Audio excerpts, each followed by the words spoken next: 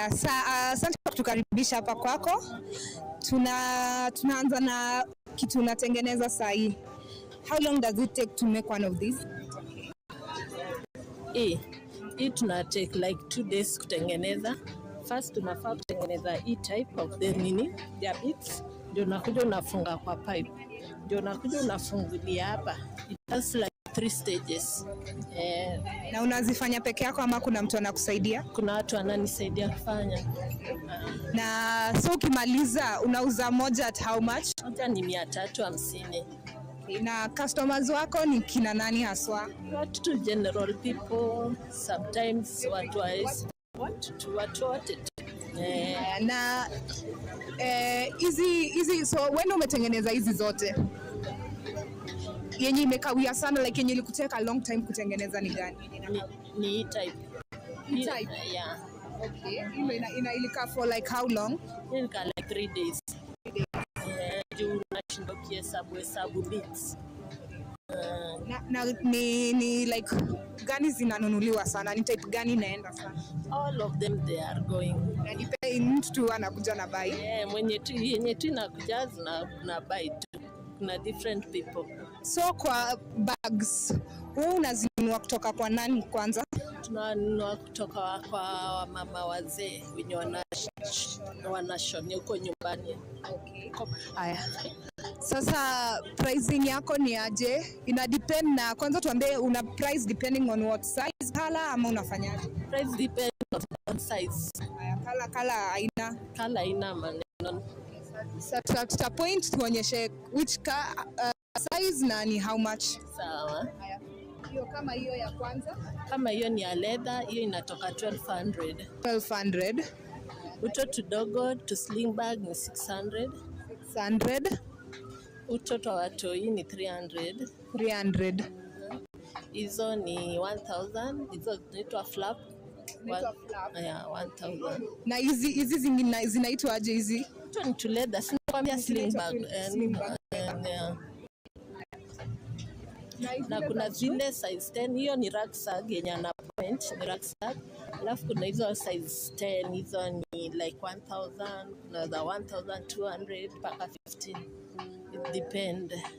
Sasa naona hauna zile kubwa kabisa. Sina hizo kubwa, inalingana na size.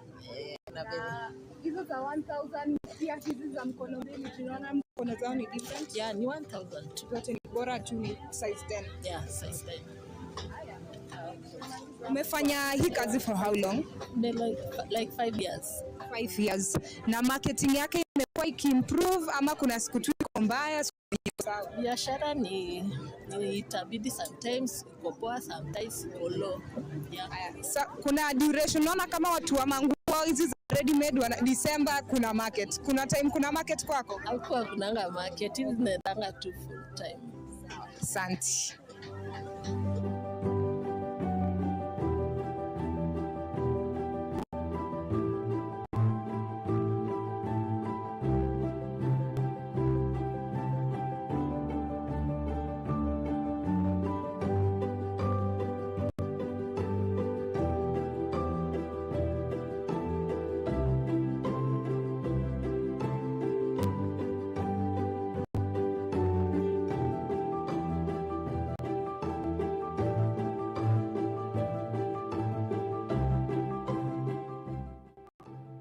Aya, tunauliza hizi sisal mnazinunua kutoka wapi? Si kununua, inakuanga ya kwetu. Alafu sasa kuna zenye zinakuja zikiwa zishawekwa kala ama ni nyinyi mnaweka wenyewe? Ati kwa kala? Hizi kala, unaona hii rangi tofauti na hii ingine zinawekewa kala huku ama ni nyinyi mnaweka wenyewe? Sisi tunaweka ni miti. Okay. Aya, asante. Well, as our journey concludes, let these threads of artistry linger in your imagination, connecting us all through the universal language of creativity. This is Karioko, where tradition meets innovation and every piece carries the soul of its maker.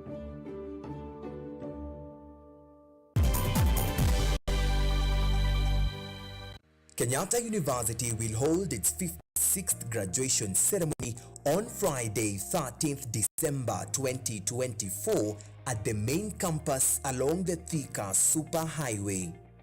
KUTV will provide live coverage of the graduation ceremony from 8 a.m. The ceremony will also be streamed live on KUTV and KU website, Lola app, and all KU social media platforms. For more information, please contact the Office of the Registrar Academic on 020-870-3092 or 0786-335111 or visit the KU website on www.ku.ac.ke. The theme for the 56th graduation ceremony is Research and Quality Education in Transforming Lives. Are you an aspiring media practitioner, a graduate, or you just want to advance your skills in television production? Then welcome to Kenyatta University, where education meets innovation. KUTV, the premier university television station in Kenya, is now offering short courses in TV studio, field technical operations, and video editing. Through these courses, you will acquire hands-on skills on camera operations, media production, lighting techniques, audiovisual editing, and sound and visual control, and how to operate key equipment in modern TV control room. Enroll today at KUTV and discover your full potential in cutting-edge TV broadcasting. Graduates of these courses will receive professional certificates. For more information, visit our offices at KUTV Studios or call us on 020-870-4252 or 020-870-4255 or SMS us on 0739-110-544. KUTV, a new experience.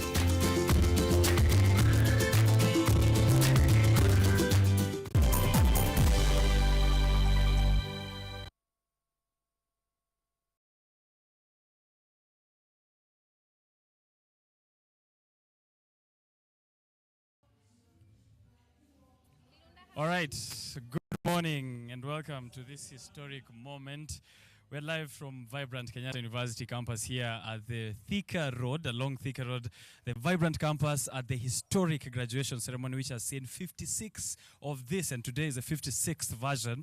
The graduation, where 5,615 graduates are expected to be conferred with degrees and be awarded diplomas and certificates. So we are here alongside my co-hosts. My name is Richard Okenye, to broadcast to you live on KUTV Kenya the happenings, second by second, minute by minute, to bring you the excitement, the color, the celebrations that are happening here at the graduation ceremony. So if you're trying to get a good time today, this is the place to be. Make sure you're making your way to the graduation. Let me hear from my co-host as well, so that we get into this program as well. Yes, indeed, it's a beautiful day. It's a beautiful morning. Another day where we get to now finally celebrate. There is the theme for this year: research and quality education in transforming lives. And as you can see on set, we have another life transformed. My name is Yvonne Kemuma. We'll be here all through to 1 p.m. Now, you are catching us live on KUTV. It's streaming live, and you can catch us on Lola app. So kweli kabisa, nasikia nikiwa proud tena zaidi that tumesimama na wewe hapo hivyo, and you're still graduating today. Popote pale ulipo, Afrika Mashariki, Afrika ya Kati na Kenya, jina langu Joang mtoto wa Mariam, tunasema asanteni. Thika Road iko busy sana, wanashangaa watapitia wapi. Iwapo hautapata nafasi ya kuingia katika Kenyatta University, you can watch us kupitia Kenyatta University TV, KUTV Kenya pale YouTube. Tuko live on Facebook, KUTV station, na vile vile unaweza endelea kukongratulate watu pale upande wa X au Twitter at KUTV_Kenya. Mimi unanipata at Joang Mariam. Na mimi pia unaweza kunipata at Richard Okenye _. Tulisema underscore tumesongeza pale mbele kwa sababu tunaweka mbele mambo mengi. Na Kenyatta University imeweka mbele quality education, imeweka mbele mambo ya research. Tukiangazia quality education, tunaweza kuongea about Yvonne Kemuma hapa, ambaye ni our fellow co-host, product of Kenyatta University, product of KUTV. So we're going to have a look at what ways groundbreaking research has been done here at the main campus and the various campuses across the country in the bid to ensure that quality education is getting to as many people as possible. So today is just a celebration of the thousands of hours that these graduates have been able to put into their academic journey, but also to celebrate a new chapter which they are unlocking right after this, being given the powers to read beyond the campus of Kenyatta University. Indeed, _Monari. Na maswali ni mengi najua, but it's been a long journey, and I'm grateful to be here. I'm grateful to have been with KUTV. I'm grateful to have chosen Kenyatta University as my university of choice, because I'm graduating with 2 years of experience. No kidding. I started with KU Radio, nikakuwa mwanahabari pale, nikakuwa radio presenter, nikaja KUTV, nikakuwa reporter pale, nikafanya Kiswahili, nikafanya Kiingereza. In as much as I was better in English, Kiswahili pia nimejua kukimanya, bilingual journalist. Now pia sasa, also you can catch me every Wednesday pale 9 p.m. on KUTV Primetime News. So of course it is of impact. Right. KUTV Primetime News anka kona sisi hapa ujua mara. Kweli, Yvonne Kemoma. Na furaha tena zaidi. Na ni kwa mara ya kwanza Kenya nzima inapata kupata the premier university, top university in the country, Kenyatta University, siku moja tu baada ya sherehe za Jamhuri. Bado tunawaambia happy Jamhuri na asanteni sana. Karibuni sana muweze kufurahia. Watu over 5,615 watakuwa kigraduate siku ya leo. Niangalie tena zaidi kwa sababu after hapa hivi nitakuwa natafuta hawa graduates with special stories, na mtu wa kwanza ambao tutakuwa tukifanya interview ni professor, na ako hapa hivi. Okezi ako tayari. Wewe kama ni mwanafunzi pale hivyo, na wewe kama uko pale nyumbani, wewe kama ni graduate siku ya leo pale hivyo kwa comments tuambie your congratulation message, alafu na sisi tutakuwa tukikwambia hongera. Nitawatafuta pia mahali mmeketi mkituona. Unajua kikosi cha KUTV, Kenyatta University Premier TV television station, wako around na tuko gangari na tuko tayari. Right. Na wameweza kututazama pale katika Graduation Square. There are screens there broadcasting this very broadcast which is going online, but also on the ground where the students and the family and the faculty are watching us. The excitement. So we want you to give a shout out to whoever you think is graduating today. Leave their name in the comments there. We'll be able to read out your messages to them. Heartwarming, heartfelt congratulations. And of course, as Ojwang Mariam has said, this is the year which Kenyatta University has been ranked as the top university in the Republic by World Ranking. So this means that this is the premier institution for quality education and also research for transforming lives. Who else to speak to us about how that journey looks like, about what kind of resources there are, about what exactly the university is doing in ensuring that there's quality research and quality education rather than the faculty themselves. So we have Professor Judith N. Waudo, who is the director at the Center for Gender Equity and Empowerment at Kenyatta University. She's also at the Kenyatta University Women's Economic Empowerment Hub. She is a leader right there at the KUE Hub, which is a very big resource within the university to ensure there's inclusivity in research and also development of various issues which are regards to women. The ladies within Kenyatta University have been benefiting greatly from what the professor has been doing at the Center for Gender Equity and Empowerment and also at Kenyatta University WeHub. So let me allow her to introduce herself and do her justice. How many years she's been at Kenyatta University. We are just chatting here on the sidelines about how she did this way before I was born even. So I'm grateful that I was born and you are patient enough to wait for me to get to Kenyatta University and have this conversation with you. First of all, Professor, welcome. Congratulations. Of course, whenever Kenyatta University is holding the graduation, it's not just for the students, but also to congratulate the works that you have done. So welcome on KUTV Kenya. Thank you very much, Richard. As you have heard, my name is Professor Judith Waudo. My area of specialization is nutrition, but currently I am heading the Center for Gender Equity and Empowerment and the Kenyatta University Women Economic Empowerment Hub. I have been here for a long time. I've been here for 39 years in various directorates. First of all, I started in the Department of Foods and Nutrition as a lecturer. Moved on as the Director for Catering and Accommodation, Kenyatta University. Then moved on to International Linkages Programs. And then I was asked to start a school of a Department of Hospitality and Tourism. I started that. And later on, I was told to move the graduate board, which was just a board to graduate school. So I was instrumental in starting the graduate school at Kenyatta University. Wow, 39 years, couple of schools as well, been in various departments, which means your experience across the university's mission and vision for research and quality education is something that is right there within your fingertips. But maybe if we can narrow down to a center which you're head of, the Center for Gender Equity and Empowerment, how would you describe is the mission and the vision? What is it that you're trying to achieve there? And that's where we have the KU Hub, and maybe you can hear about how it comes also plays a part in that mission. Right. Richard, before I go to that question, may I take this opportunity to congratulate the 56th graduates of Kenyatta University. I know they are putting in a lot of work, so I just want to say congratulations. As a lecturer, as a parent, you deserve this ceremony. Thank you very much. All right. Now, going back to your question, the main mission of the Center for Gender Equity and Empowerment is to mainstream gender within the university systems and structures. And we do that by looking at admission. When students are being admitted, especially those one in STEM, there is a lowering of 1 point to encourage young girls to enroll. When the students get within the university, we try to provide some opportunities, including bursaries to children from vulnerable groups. And then, of course, we follow up on them so that there is a high completion rate. On a regular basis, mainly a quarterly basis, we take statistics of the participation of male and female, and we report these statistics to the Ministry of Gender, the Government Ministry of Gender, to see how the university is performing in terms of student participation.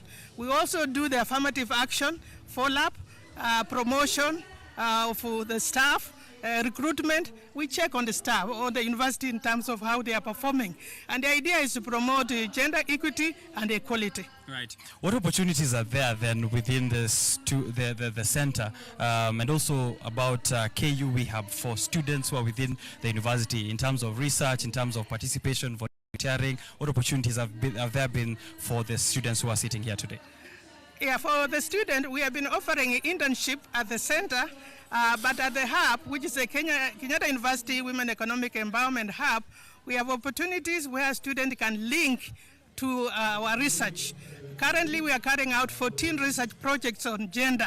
And gender, we mean men and women, boys and girls. So students can have an opportunity, and currently we have nine master students and 2 PhD enrolled on this program. But we have also had students from the Department of Sociology, Gender and Developmental Studies come for internship at our hub. All right. Yeah. All right. Are the findings from Kenyatta University's Center for Gender Equity and Empowerment and from Kenyatta University We Hub, are these things that we can also follow through? If I'm someone out there who's excited about, what the works that you are doing are, where can I go and find it and have a look and maybe contribute? So people, especially coming at a time where, we have been speaking of, ending GBV. It's been 16 days of activism up to the early of December. We had a march of end femicide. So women's issues have become at the forefront lately. Is this something that someone who's out there can come and directly contribute, can come and directly look at the findings and also possibly be a part of? Yes, Richard. We have done a lot of dissemination. First of all, our key mandate at the KU we have is research, generation of gender disaggregated data. From this data, we develop briefs, and from these briefs, we upscale it to relevant government and county government ministries or policy makers for uptake. So our data is very much available. We have a website, a very active website. We disseminate this work at many counties, even the Council of Governors. We have disseminated so far in about 15 counties, and we have been very visible. And that's one of the success stories that the KU is now visible, is able to sit on the table in the agenda arena. So we are there, and that's what we wanted to do. And I think also that can make it make university become very visible. So I think we have played a role in that. Right. Just recently, as we had mentioned in our introduction, I'm sure you heard Kenyatta University was ranked as the top university in the country, something that we have been speaking of every single day. And I'm sure even at your own department, there's possibly a running joke that, that Center for Equity for Women and Gender Equity is also the top in Kenya as a result, which is an exciting time. You've been here for 39 years.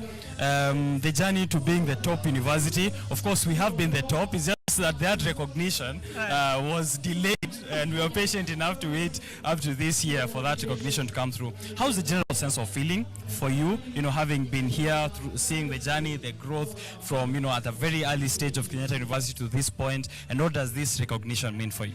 I think for me, I feel very proud because I've been part of that journey. As I mentioned to you, I joined here in 1985 and I have moved along. And without the research component, you can't move. So in terms of publication, the hub has actually produced about 18 publications, and it has been instrumental for people who have been getting recent promotion. It's because of the hub's work. So we have done a lot of publication. Another strength we have been able to do, that's why I'm saying visibility is what we have given Kenyatta this ranking. We have done a lot of advocacy, and not advocacy only in publication. We have reached out at TV station, radio station, vernacular station, and reaching Wanjiko on the ground. Yeah, so that's the difference that I've seen in this, and that's what is giving visibility. Right. Research is meant to solve a societal problem. Yeah, so unless you go and reach the people on the ground, you are talking to yourself. All right. Are there maybe few challenges? I'm hoping not. I'm always hoping that when I ask about challenges, there have been none, but it's human nature. There are challenges here and there. Are there challenges that you've been facing in this agenda at the center itself and also at the WeHub? And just a call out to people out there. I know you currently have partners who are very strong in supporting the initiatives, but in case you need more partnerships and collaborations, this is the chance to call out for those. Right. There have been challenges, of course. First of all, the KU we had to start it from the very beginning. So putting structures in place, that was a challenge, but we have overcome. The issue of resources, of course, the resources are not enough. We had funding from the Bill and Melinda Gates Foundation. We have funding from San Diego University in the USA. We have gotten a little funding for Johns Hopkins University. And we are reaching out also to other donors, UN Women. Yeah, so basically we have done research, completed about 11 projects, and we want now to upscale, because it's working. And I'll give an example. Currently we are doing a research called Randomized Controlled Trial in Tharaka Nithi on child intervention in Nepal to enable women engage in economic activities. And we have done 1 year, and the impact there is tremendous. Yeah, in fact, the governor would like us to upscale. Wow. So we have done something that actually is improving. Yes, we have proof of concept. Yes, we did a research on gender-responsive budgeting in consultation with the Institute for Economic Affairs. And we had a discussion with the Treasury, and the 2023 budget, we actually pushed the idea to increase funding for social protection, and that was done, especially for the disabled persons, the what you call it, the elderly, and these other vulnerable groups. Right. So our results are very visible, and we are glad we have played this role. Right. Congratulations to you, Professor. There's a lot that we could speak of. The more we are discussing, the more excited I'm becoming, more questions, but I'll just leave the rest for the viewers to have curiosity, for someone who wants to join Kenyatta University to have curiosity, so that they come and experience this as a student, as a participant, as a partner, as a collaborator, many ways in which you can plug into the premier university to find some of these works and also to contribute. So some of those key findings, including the areas of youth unemployment and economic sustainability, have been done through Professor's Center here at Kenyatta University. We'll be speaking to more people later on to let us in of what they have been doing in the research, more from the faculty, of course. Make sure that you're waiting in on that. Before I let you go, Professor, just one last one for these young people who are sitting here at the graduation. 5,615 of them. They are very excited to go and embrace the world. They are probably also a bit anxious on, what to expect, what is happening out there. Will I survive? How do I do? Nitarudi nyumbani, ocha. Kuna hizo maswali ambazo young people wako nazo akilini. Just a word of encouragement also so that when they are going out, they are still feeling as empowered as they were when they were students. Yeah, to the graduates, all I would like to say to you that Kenyatta University has prepared you well for the world. When you go out there, reach out and do your best. God has given you the brain. Use this brain. Don't wait for things to come your way. Reach out, network, and try something. Even if it doesn't work, try it again and again and again.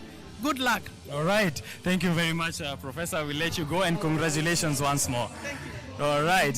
Thank you for keeping it here at Kenyatta University. I'm left with 2 microphones, and I'm waiting for my co-host Ojwang Mariam and Yvonne Kumuma to join me here. But that right there was Professor Judith Waudo, the director at the Center for Gender Equity, the Center for Gender Equity and Empowerment at Kenyatta University, but also a leader at the Kenyatta University Women's Economic Empowerment Hub. And I'm here with a fellow woman who has probably definitely benefited from the programs at the Center for Gender Equity and Empowerment.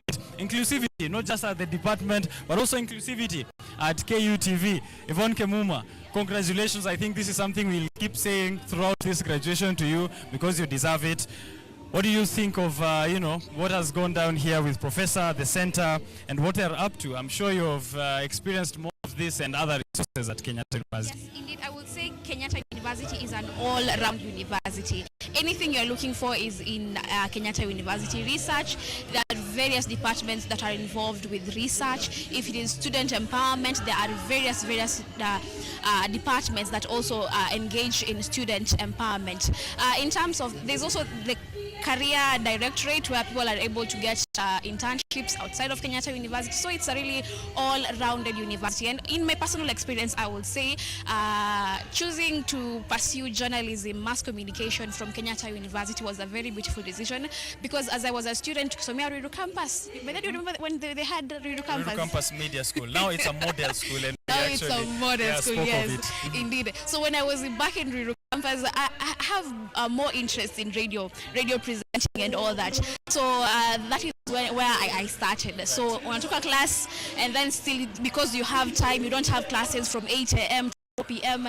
I get time, I go to radio. There are very friendly people there. There is Livingstone uko, tukafanya show, tukapiga met people, networked, and then nikaona radio kidogo. Let me now branch out. Kwenye screen wakuone. Umejificha nyuma sana. Yes. Tukaenda on screen, and then with that pia tukafanya reporting, tukafanya news anchoring, tumefanya hadi shows production by the way. If you KUTV, I also host the Tech Innovation Show. Ni pale ambapo pia we highlight the upcoming innovators and we look out at some of the people who are already established in the industry. So it's an all-rounded university, I will say, and many thanks for the journey that has been Kenyatta University. Right, that sounds like a lot of empowerment on very little fee. Itabidi umelipa Kenyatta University zaidi kwa sababu hiyo ambayo umefanya hiyo si ya mambo ya miaka 4. Umesikia mambo ambayo ameelezea hapa, amesaidika kutoka KU. Na muuliza alilipa fee inatoshana aje kwa sababu amebenefit sana kuliko ile amelipa. Amefanya kazi mpaka shule. Hadi wamemlipa school fees ambayo alitumia.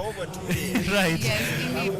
Ojwang Mariam, welcome back. Upande wa kwangu nimetoka kutafuta baadhi ya watu ambao wana graduate pamoja na Kumuma siku ya Very nice. Niko na mmoja hapa hivi ambaye yako na special story. All right. Wakati tunasema professor amekaa for over 39. Wakati professor anasema over 39 years. Yes. Amekuwa akisukuma. Kuna mwingine ambaye ameng'ang'ana. Ameingia shule 2010. Kutoka hiyo 2010 imekuwa ngumu tena zaidi kwake. 3 years down the line amepoteza macho. 2010 ameingia, 2013 amepoteza macho. Amehave kutoka Kenyatta University aende afanye training. Amefanya training.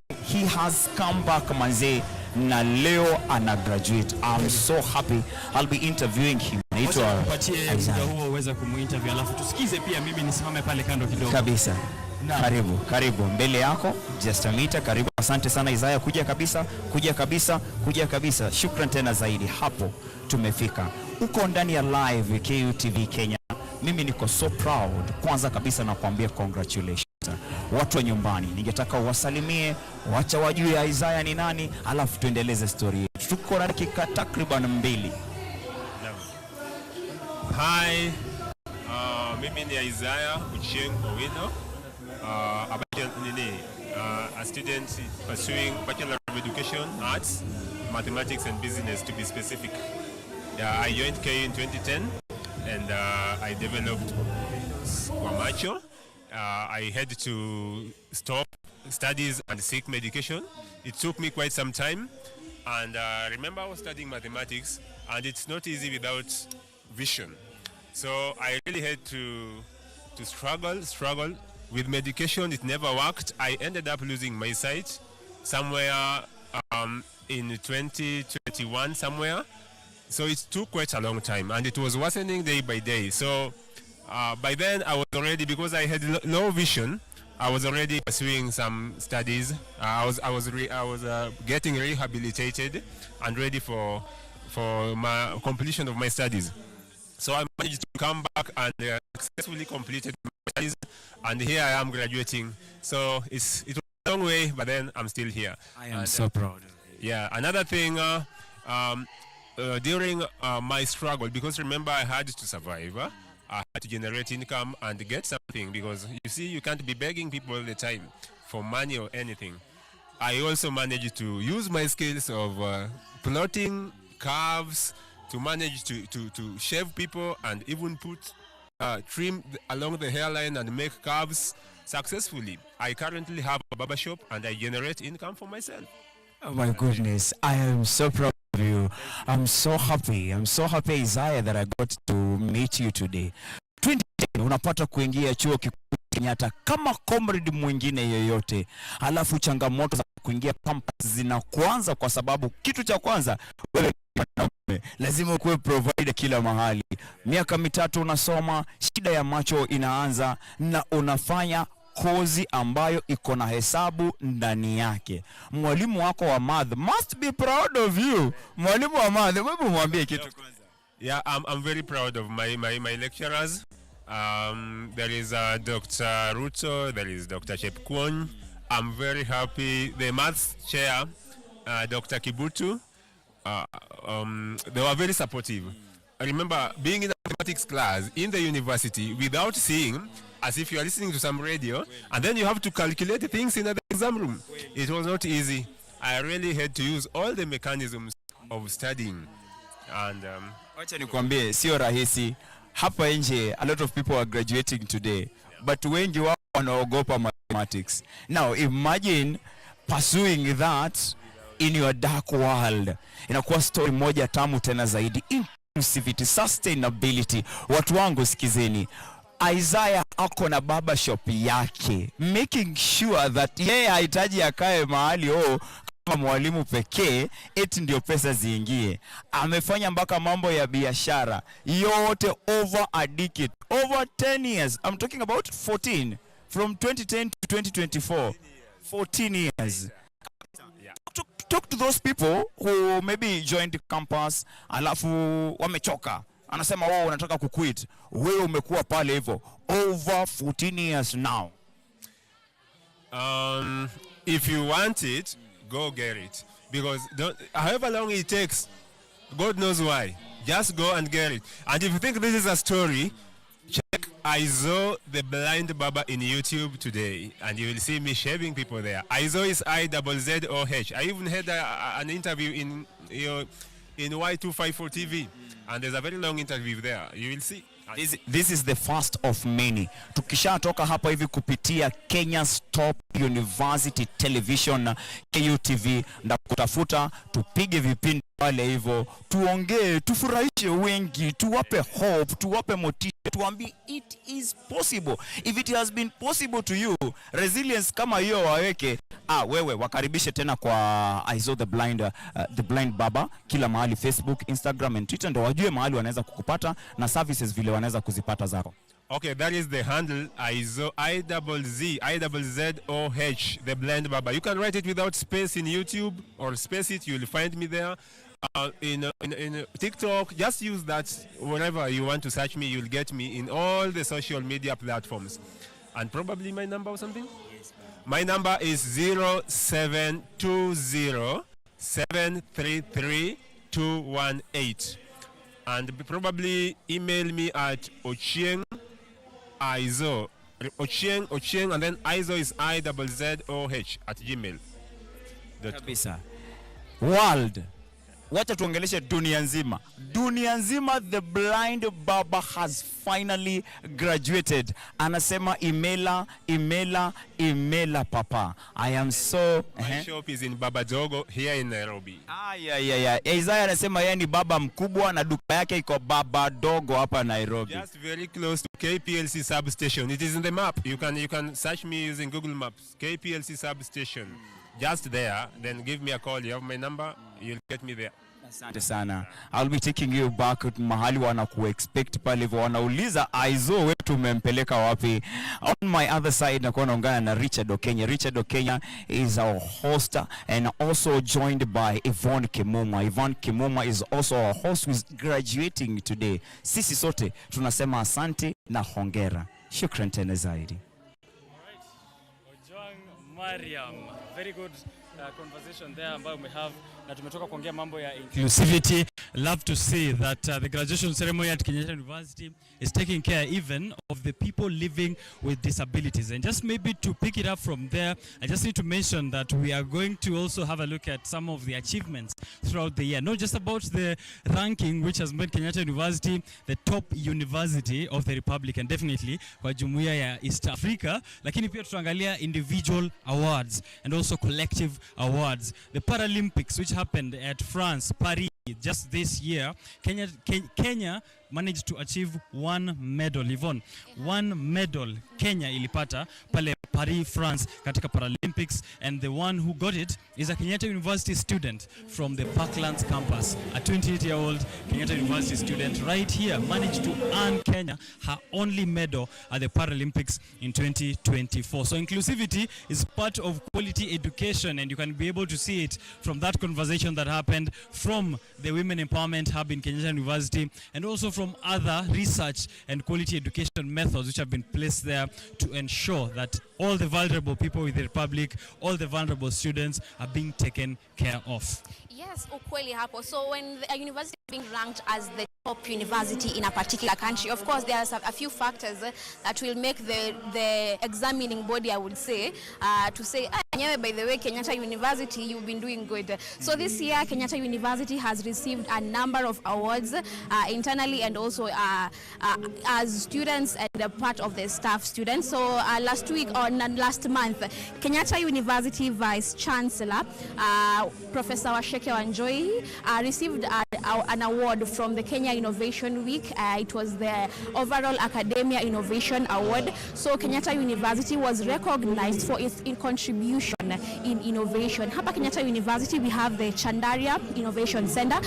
where young business people, young innovators are given a space, an opportunity to show, to be incubated. Like you have an idea, funding is kind of a problem, you lack space, you need a little support, you just present your idea to the Business Innovation and Incubation Center and you get a chance to get an office. Unajua siku hizi, by the way, in as much as we operate online, sometimes mtu ukimwambia I'm just basically online, I don't have a physical shop, it can be hard. Yeah. Yes. But now when you tell them, when you're incubated at Chandaria, unapewa ofisi pale, unapewa a little funding, unapewa support. There are people who've done things you want to do. You don't have to start reinventing the wheel. Right. Anything that has been done, unaambiwa, this is how to best go about it to further your progress. That is inclusivity pia. Enable everyone, even the young ones when hawawezi kujisimamia wenyewe. Yeah, and I remember in 2020 when we were facing the COVID-19 pandemic, that is where some of those students got in together, researched, innovated, and came up with the very first incubators that are being used across the country in healthcare centers to ensure that those who are suffering from breathing complications are able to persevere and also to survive the pandemic that we had for a period that lasted over 2 years, which means, yes, innovation. Here at Kenyatta University, you're a student, a second-year student, you have an office, you have an innovation, you're given an office at the Chandari Innovation Hub, you're given support, you're given a chance to find funding, and therefore that proves the point which informs the theme today, which is research and quality education in transforming lives. So today we'll be highlighting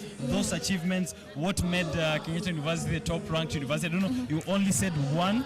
Yes. Results are more? Yes, there are indeed more. Next to us, up Kando, later on in the university, the actual ceremony, you will find the KU choir. Now, KU choir for the longest time have been national champions. This year was not different. Okay. It wasn't different. They also won the best choir in the country during the music festival. That's the 15th year in a row. Yeah, 15 years in a row. Like 15 is a lot. It's a long time. That's a dictatorship in the world of music. And a child was born. A child grew past their childhood. A child is a teenager. Right. A child is looking forward to joining Kenyatta University, and we are still winning as the top university when it comes to music at the festival. Yes, indeed. Yeah. Also, the Kenyatta University has the North Coast Beach Hotel. Now that hotel, in as much as you find most people hawajuangi from KU, but it was awarded the 2024 People's Choice Award. Do you eat Superloaf? Yes. You know there's a logo that inakuanga hapo. Inaandikwa aje? Sijaona, mimi uangalia mkate tu. People's Choice Award. People's Choice Award. Yes, it is a brand that watu wanaitumia kwa wingi na wanapenda sasa. That is the People's Choice Award. Kwa hivyo watu wametumia our North Coast Hotel sana. Hadi wanasema hiyo you're the best. Yes, that is Kenyatta University for you. Apart from that, pia kuna students wamekuwa awarded hapa na pale. Kumekuwa na staff, researchers wamekuwa awarded, and so many more. That is why Kenyatta University is ranked as the best university in the country so far. All right, as we are tuned into this momentous occasion, we're going to be treated to inspiring speeches from inspiring guests, from parents, from faculty, and accomplished alumni as well, to let us know what they have been able to achieve outside of the borders or outside of the walls of Kenyatta University. We also witnessed very emotional moments here when thousands of graduates, 5,615 of them, will be receiving their well-deserved degrees, diplomas, and certificates as well. So this ceremony is not just an achievement of academic. It's not an academic achievement ceremony. It's also a celebration of the human potential that is there here within Kenyatta University, and also the power of education to transform lives, as the theme is saying there, research and quality education for transformation of lives. I see on our end that there's Ojwang Mariam. Yes. I think I will let you introduce Ojwang Mariam and we'll know what he has for us. With Ojwang Mariam, we have a very familiar face to Kenyatta University television station, another product of Kenyatta University. Walikuwa wanafanya mizizi ya habari, tulikuwa tunawaita maswahiba. Yes, anaitwa Israel Omwai, na atakueleza zaidi kuhusu wakati wake akifanya mizizi ya habari hapa chuo kikuu cha Kenyatta na ni nini anafanya kufikia sasa. Nimeongea Kiswahili mingi. Umeongea Kiswahili mingi. Congratulate me again. Hiyo ni kazi ya KUTV. Congratulations. Hongera tena. Kiswahili hujani hapo. Kiswahili kimeiva. Acha nikuambie. Ameoja si maswahiba ama mmesemaje? Maswahiba. Maswahiba. Nimetoka pale ndani kwa parade ya watu wakigraduate. Huo msafara nimekuletea swahiba wako. Yes. Kaka Israel Omwai, all the way from Kenyatta University. Nisaidia microphone nyingine. Huyu anashikaga yake. Mambo vipi bro? Nashukuru sana. I am so happy. I'm so proud. Thank you bro. Kaka. Nimehongera ndugu yangu. Finally. All the way kutoka kule kwa kina Commander Brian research kule hivyo. Kwaje? Lugare. Kakamega. Kenyatta University. Naam. PA student. Naam. Umeingia, umepiga shughuli mpaka ukaingia ndani ya KUTV Kenya. Kabisa. Wasalimie watazamaji ndani ya Kenya yote. Hujambo mtazamaji popote ulipo. Mimi naitwa Israel Omwai. Asante sana ndugu yangu Ojwang. Wajua si kawaida kunipa fursa kama hii nijitambulishe tena. Tuko tunasukuma. Nawaambia nimekuiba kwa parade. Nimekuiba kwa parade. Ambayo wanaona saizi ikiendelea ya session. Hapo ndio nimekutoa. Wewe ni mtu ambaye umeweza kulelewa Kenyatta University. Naam. Ukasomea. Ukaundiwa pale Kenyatta University Television, Kenyatta University Radio 99.9 FM ambayo imetoka kushinda Community Radio of the Year. Nikakuona ukiwa reporter kabisa. Mimi nashukuru sana. Nashukuru sana. Ukafika hapo hivyo, ukatoka hapo hivyo, ukaanza kama reporter. Pale hivyo kama reporter, nakumbuka siku ya kwanza chini ya mikono yake Laban Shaban, bado another product kutoka Kenyatta University ambayo saa hizi inasaidia the whole nation pale NTV, na ni kazi safi tena zaidi ambayo inaendelea pale. Wewe ukakuwa reporter, ukatoka kuwa reporter, ukakuwa anchor, ukakuwa editor. Tell us about your experience ndani ya KU na KU TV na KU Radio bro. Tutasema kwamba safari yangu katika KU TV, KU Radio na KU kwa ujumla kwa kweli ilikuwa ya kufana. Siwezi sema ndiyo changamoto zipo, lakini kwa kweli ilikuwa safari ambayo nilijifunza mengi, nikatangamana na wengi, nikajenga madaraja badala ya kuta. Wajua tunasema madaraja yanatuunganisha lakini kuta zinatutenganisha. Kwa hivyo katika safari yangu ya miaka mitatu KU TV, KU Radio, naweza kusema kwamba nilijenga madaraja na ninajivunia kwa sababu nilivyoenda pale sivyo nilivyotoka hata kidogo. Naam. Israel Omoi amefanya Bachelor of Arts, lakini gwiji ikifika ni katika utangazaji wa habari na wa vipindi. Hivi sasa sisi kama Kenyatta University TV tunakuachilia kabla sasa Profesa Washeke wakuambie ya kwamba we have given you power to read and write. Sisi kama KU TV, the premier Kenyatta University TV, tunakuambia hongera. Tunakupatia power to read and write. Sasa wewe tunataka kuona news pale hivyo zimeandikwa na wewe. Tukuone kwa vyombo vyote vya habari. Vile vyote ungependa kuenda kupaa kakangu. Waambie mawili matatu watu wa kule Lugari. Kule Lugari. Ninamshukuru sana mamangu na familia yangu na marafiki zangu. Nawashukuru sana na jamii ya Lugari kwa ujumla kwa sababu wananijua kuanzia kwa kina Liseche. Mambo ya ground tutatengeneza sasa. Mambo iko sawa. Sasa ni graduate. Yes. Atatengeneza mambo ya ground. Tutatengeneza ground kabisa. Naam. Kikubwa kile ambacho ungetaka kuwaachia wale ambao wamebaki nyuma, third years, second years, ukimaliza. Kile nitasema kwamba maisha yanahitaji bidii na wakati maisha yanahitaji bidii lazima uwe na msukumo fulani ya kwamba kama mimi unajua, kama mimi Israel, mimi ninakifuata kitu hiki, ninakipigania kitu hiki, lakini wakati unakifuata na kukipigania kitu hicho, ongeza sana heshima. Heshima ni kitu ya maana sana. Kwa hivyo kwa sababu unaweza kuwa ndio una kipawa, una kila kitu, lakini ukikosa heshima huwezi kutoboa. Alafu wajua sasa dunia ya leo hatujui kesho itakuwaje, lakini tuko na imani na aliyebeba kesho. Naam. Ndio ufuzu tena zaidi. Tunakuambia heshima na bidii.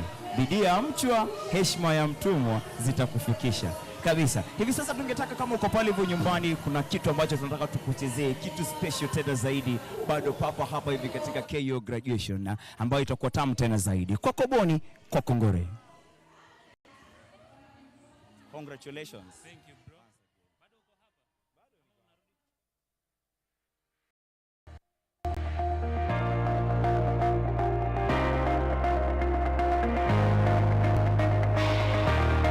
It's been a gruesome but very interesting, rewarding 7 years, including COVID, which I think was one of the hardest because we felt like we were being left behind. However, we came out victorious, and I think it has been one of the most rewarding or fulfilling ventures because it represents everything I've always wanted to do.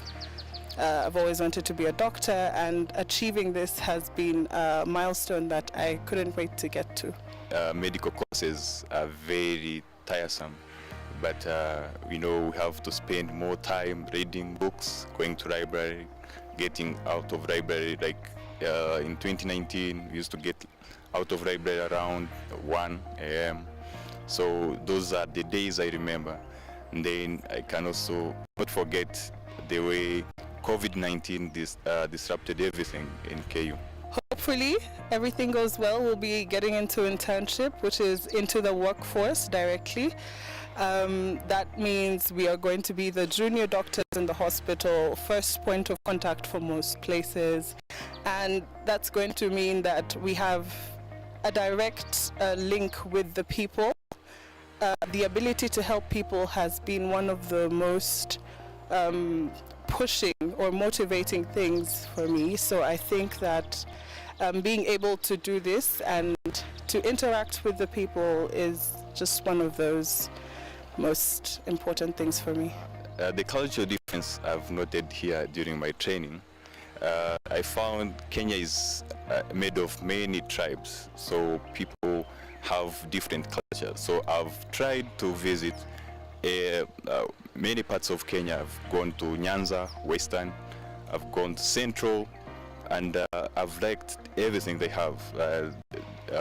People in Kenya here are loving, good people, and they are welcoming. Kenyatta University is a very exemplary institution because it has provided an extreme amount of academic support from the lecturers, the classes, and even the practical sessions have been very, very active and very interactive, which means that we have an engagement that allows us to be able to practice what we have learned theoretically and practically, which I think puts us a step ahead of a lot of other universities and institutions.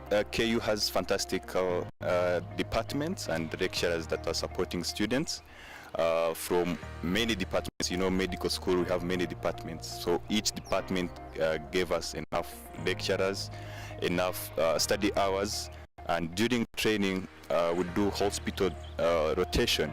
Our lecturers are always there, and they administer exams on time. We never have a missing mark. So I feel Kenyatta University, the fraternity itself, has been supporting in our journey. There's been a certain level of education that you receive here that has interacted directly with the culture in terms of the fact that life is very fast here. Everything has to be done immediately. There's no level of procrastination because, life moves really fast compared to Uganda, where things may be slow, good as well, but a bit slower, and that has been a very big difference. Yes. Education in KU, it's more of producing the candidates that are oriented towards the work. So we do a lot of practical things. So whenever we go outside there, I can practice in any other country in the world, because the standard of teaching is the same in the US, it is the same in Europe. So I'm confident that I can work in those Western countries and also in the middle income countries. Kenyatta University represents a leader in the East African education systems. It has been a gigantic milestone because the university itself is representative of what a good university should be in East Africa. I think also that Kenyatta University has a very world-class system of teaching with the university hospitals and the direct interaction with patients. It provides that much-needed practicality of education that you eventually need as you go ahead. KU is the best university, and I'm proud that it has been ranked #1 in Kenya. So as alumni, I want to actually congratulate the university. As a champion for global education, I feel like Kenyatta University has provided an adequate environment for that growth in terms of the international community. We have a very wide variety of students, and as I have also been a representative of the Ugandan students in Kenyatta University to the International Students Council, so the ability to interact with such diverse people has created this outlook on life that the world is your global village. So it's just about you to learn and interact with the diversity. I love chapatis so much. Back home, I never used to get more chapatis. And when I came here, I found chapatis the common food on the street. So I love chapati and nyama. Waru is everything, as the Kenyan says. So mokimo is currently my favorite. Of course, na nyama. I picked Kiswahili and also Kikuyu, some. And Kiswahili, I'm fluent. I know Sheng. Being around the community, Kenya has become my home. So, as I said, global village, now everywhere is my home. After graduating, I want to look for internship here in Kenya. The mandatory medical internship that will allow me to get a license. So I would want to give back to the society here in Kenya by working here for just 1 year. And once I'm done with compulsory internship, I will look for other opportunities, whether to work here or to pursue my studies further here at KU, if the postgraduate will be there. It's a big step, but hopefully internship as a medical, junior medical doctor will be very interesting. And hopefully, again, a postgraduate in pediatric surgery will be a super milestone I hope to achieve with the motivation of a lot of doctors who have mentored me, and I think, yes, those are my main goals to target. I'm very excited. You know, people back home, they say I'm studying abroad, so there's that fulfilling feeling when you know someone has started a journey that is not short. I've been 7 years, but now this is the end of the journey. I'm so excited to graduate. 7 years is a long time, but it has been so worth it. The interactions I've made, the networks I've made have been everything that I hoped it would be and more. So hopefully, first of all, to the class of 2024 MBCHB, thank you so much for being the perfect support system, being friends, and also being colleagues. To the doctors who have taught us, who have mentored us, and yes, in general, the experience has been wonderful, and I couldn't take it back or ask for more. Thank you to Kenyatta University for enabling us to pursue our dream courses in this big institution. And I want also to thank our Center for International Programs and Collaboration. They have been facilitating us in our going back to airport, and also in our stay in KU, providing accommodation. Class of 2024, we wish you success in all your endeavors, and Merry Christmas and Happy New Year to you all. Congratulations. Congratulations.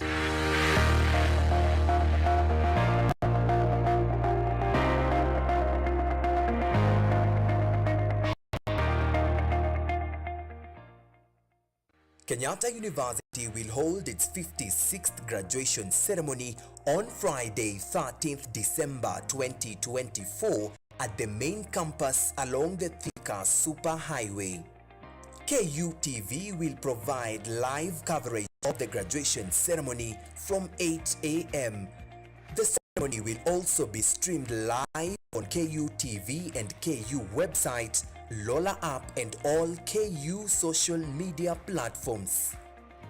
For more information, please contact the Office of the Registrar Academic on 020-870-3092 or 0786-335111 or visit the KU website on www.ku.ac.ke. The theme for the 56th graduation ceremony is Research and Quality Education in Transforming Lives.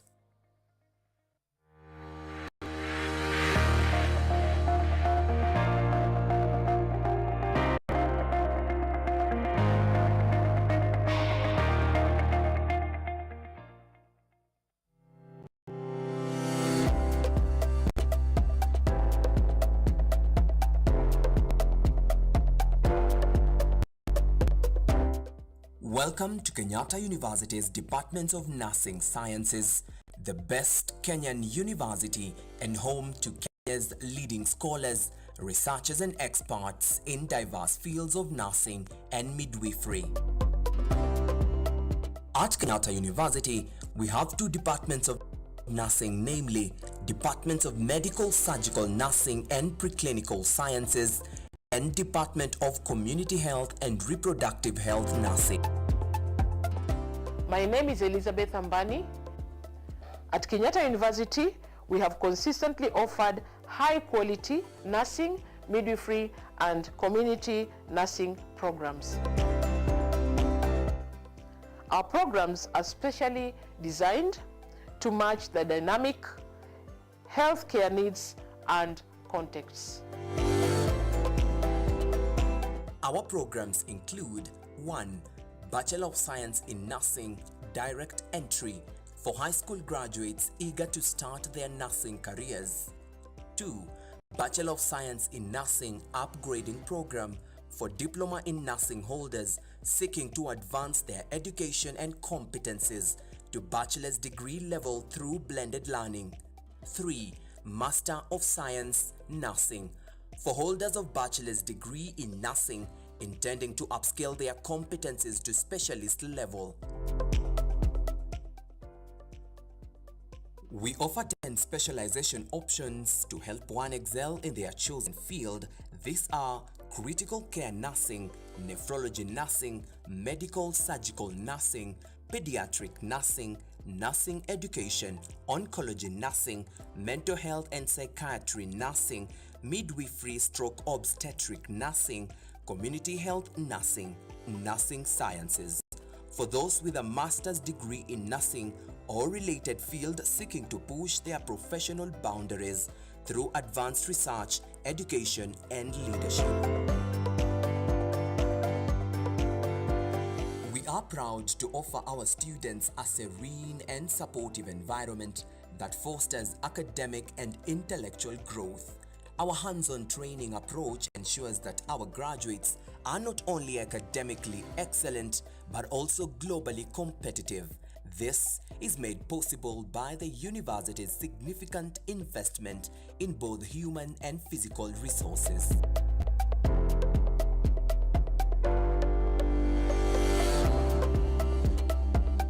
Hello, my name is Anthony Mukwei and I'm an alumnus of Kenyatta University where I earned my bachelor's degree in nursing and public health in 2010.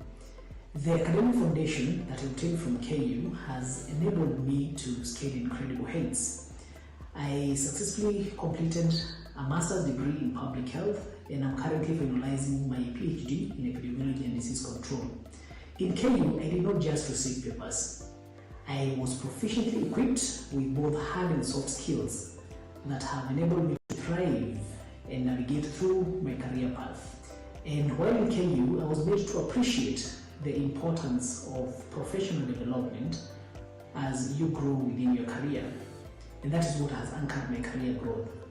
So to the comrades in KU, the path to joining an organization like mine begins right where you are. So start using every learning experience provided by KU because these experiences transform you to be an asset that every employer wants to acquire. And probably most of my classmates are holding premier jobs across the globe. And if I was to start again, I would still choose KU nursing programs, and therefore I recommend these programs to any individual who is looking for an opportunity to start or further their nursing career.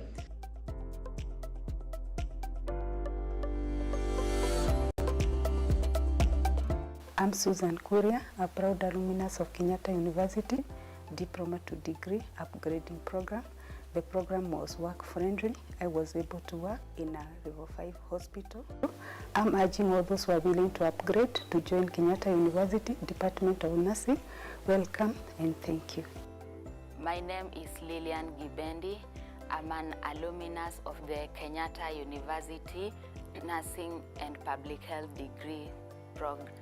I currently work as a nurse educator in one of the leading mid-level colleges in Kenya. I'm getting ready to go to class. I need a laptop because I'll be doing a PowerPoint projection. I need a projector because today I've got a lot of video to show the students during the lesson.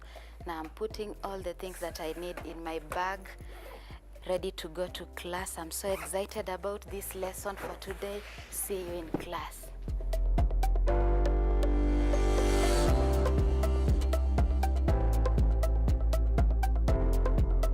Hi, my name is Dennis Corey. I did my bachelor's in nursing and public health at Kenyatta University. I was part of the pioneer class that graduated in 2009. I currently live and work in the United States, working in one of the largest healthcare system out in the state of Oklahoma. I would encourage anyone who's interested in pursuing a medical course to consider Kenyatta University. I'm also currently in the last semester of becoming a nurse practitioner as part of my graduate school. I'm Doris Mombi, an alumna of Kenyatta University, the program of Masters of Science, Reproductive and Obstetric Nursing. I do facilitate lectures in a public university. At Kenyatta University, we offer a strong and efficient student support system, providing services tailored even to international students. Whether they are here for a full-term program or a short-term exchange program, we ensure a smooth and rewarding experience. Hi everyone, my name is Regina Shaga from Botswana. I'm pursuing Masters of Science degree in nephrology nursing. In my class, there are 10 international students. The learning and extracurricular experiences in KU have been very exciting and impactful. Thank you. So together, let's turn our passion into action and create a healthier future for our communities. Our students also participate in diverse extracurricular activities that build character and leadership while promoting moral values. Kenyatta University's Departments of Nursing Sciences is committed to providing sustainable health solutions through research, service, innovation, and creativity. We seek to engage with individuals, organizations, and partners dedicated to advancing healthcare and community well-being. We invite you to connect with us through any of our communication channels.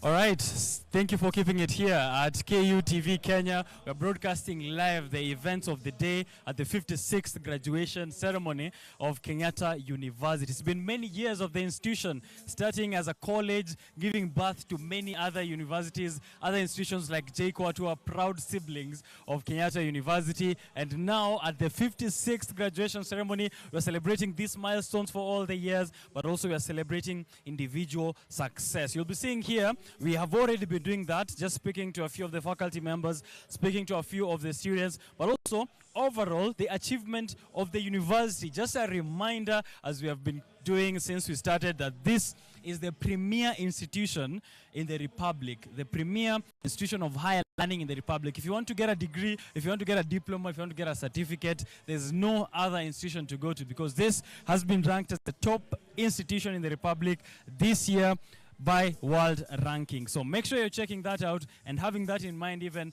as you prepare. If you're a student who just finished your Form 4 and you're wondering, where do I go and get the best academic journey? Kenyatta University is the place to be.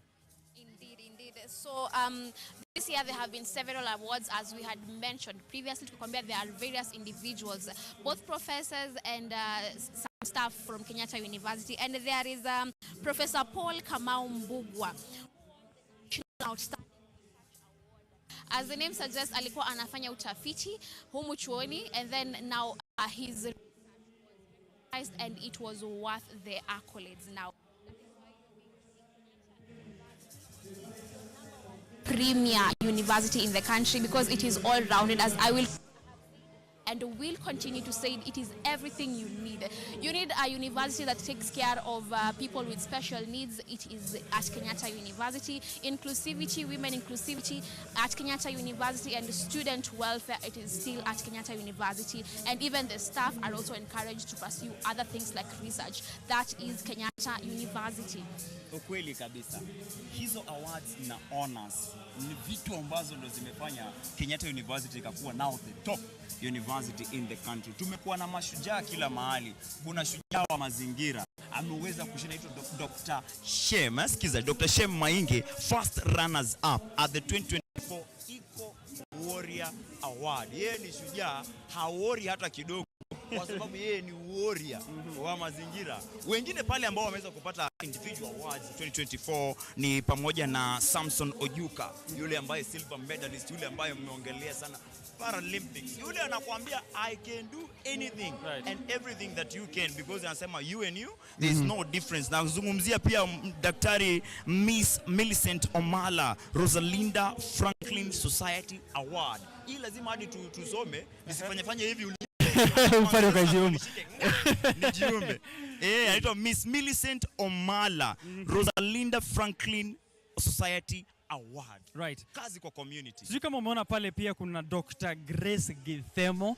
Dr. Grace Githemo ameweza kushinda National Nurse Midwife of the Year Award. Yani ni kumaanisha kwamba katika Kenyatta University, I remember earlier on Ojwang tukiongelea kwamba kuna hospitali mbili yani. Kuna hospitali ya kusaidia wanafunzi ambayo ni Kenyatta University Health Center. Ni kubwa. Ukisema health center mtu anadhani ni kona ya room mbili.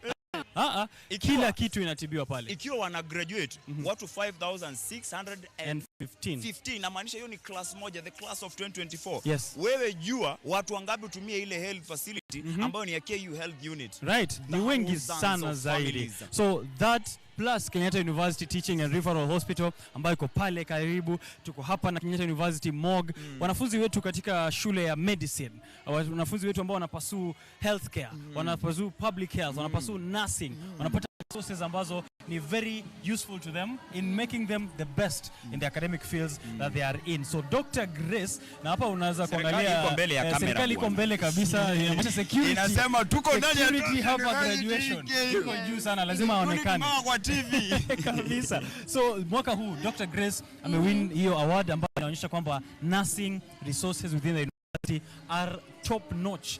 Ameweza yeye ashinde, amezalisha wanafunzi na leaders wengi zaidi. How many lives ameona bado akiwa anaendeleza kazi yake in KU. So congratulations. Anapewa a global award ambayo hapa unajua Kenya ni kubwa sana hii Afrika.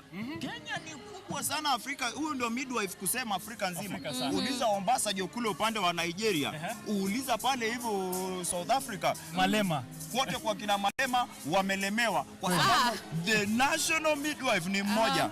Dr. Grace Githemo, congratulations. And later on we'll also be showcasing, we have actually already showcased this, which is a documentary on the resources and the facilities which are there within Kenyatta University. So someone who wants to pursue nursing and wants to come out as one of the graduates in the next graduation ceremonies. Hapa ndani leo kuna wale ambao wanakuwa conferred BSc in nursing, wamepitia katika mikono ya Dr. Grace Githemo, na tumeonyesha facilities ambazo wako nazo, na hizi pamoja zikijumuishwa ndizo zinasaidia mambo ya research katika mambo ya healthcare in KU. Yes, and as we conclude, in a moment we have mentioned everything on this list. Usisahau jina moja tafadhali ya pishi, culinary arts.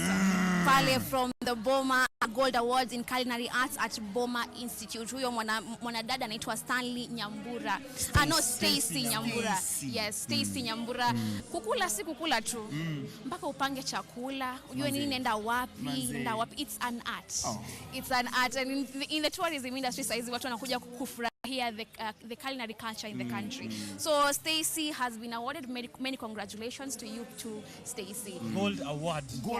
Utapata Kenyatta University as a premier university, top university in Kenya, inasaidiaga hadi shule zingine in the country katika research yao. Angalia Stacy Nyambura ameweza kushinda Gold Award in culinary category at Boma Institute. Juzi tu KUTV, the premier university television hapa nchini Kenya, tulikuwa na wanafunzi wote finalist wa Utalii College. Bado wakielezea haya mapishi tunaviunda alafu vinaelea vyote. Wanasema let them cook. We are the chefs. We have been cooking here at Kenyatta University. Tumemention hizo individual awards na ningependa kumention moja ambayo university iliweza kushinda. Unajua hapa wanajua already that this is the top university, but kuonyesha kwamba hata tukionekana mahali hivi Kenyatta University award mnapewa ya kwanza. Kulikuwa na Nairobi International Trade Fair.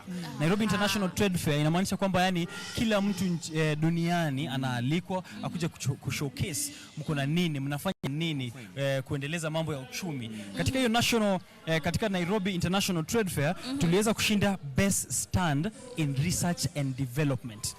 Best stand in research, utafiti and development na maendeleo, ambayo ndio theme ya mwaka huu bado, ambayo ni research, quality education into transforming lives. Yani kuonyesha kwamba hata tukitokea mahali tunaonyesha kazi ndogo ambayo tunaifanya pale, tunashinda best stand. Yani tukisimama mahali kando, best stand. Tukikaa chini, best seat.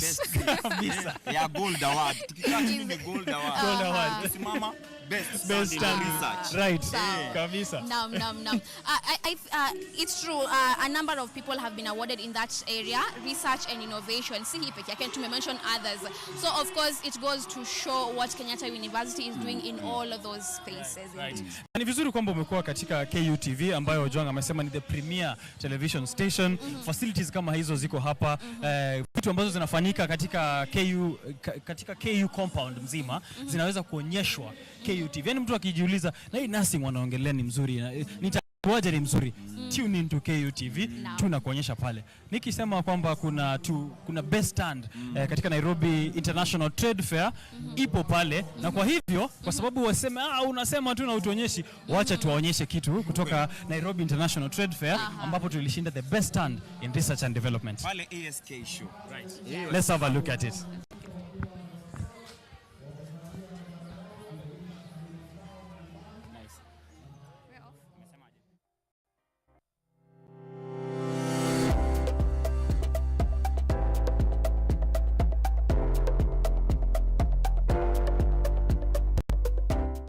Welcome to Kenyatta.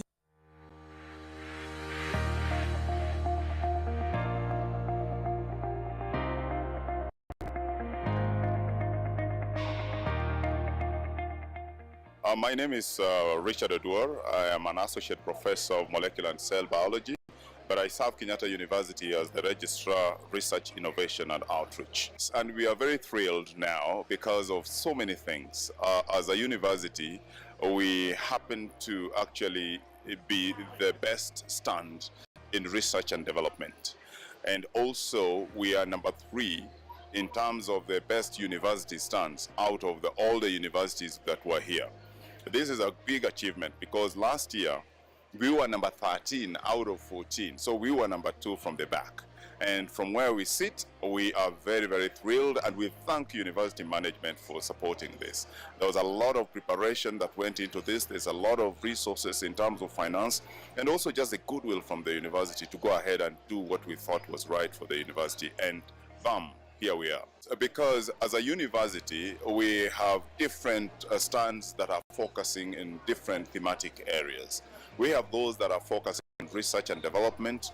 We have those stands that are focusing on health. We have those stands that are focusing on sports. We are actually focusing on automobility. We have others that are innovation and innovation and inventions. Actually, we even have ICT desks around. We have hospitality, where our North Coast is, and sports as well, I've said that, and more in agriculture. So as a university, we have actually come out very well. We gave it our all. And more importantly, the team that organized this and even the exhibitors themselves were very, very much thrilled, and we are very happy about this. Kenyatta University tumebobea kwa mambo mengi sana. Kuna ukulima, kuna teknolojia anuai, that is biotechnology, na vile vile health and many other things. Sisi bana kama university, we are very, very happy ya kwamba tuko na diversity ambayo inatakikana pale nje. We are going to be big because now we know the drill. We know that the kind of time that is expected and required to be put in it. We know the right team that we need to assemble for purposes of getting the best outcome. We also know the timeline in terms of preparations and what to do where and how to sensitize our staff members so that when they get here as exhibitors, they are way too good and they are able to connect what they are doing in their stands and also to the theme of the show. That is very important actually for them to be able to explain how their stand is relevant to the bigger theme of the show. And this is something that we are very proud of. As a university, have become very big in climate change, and we are looking at it through different aspects.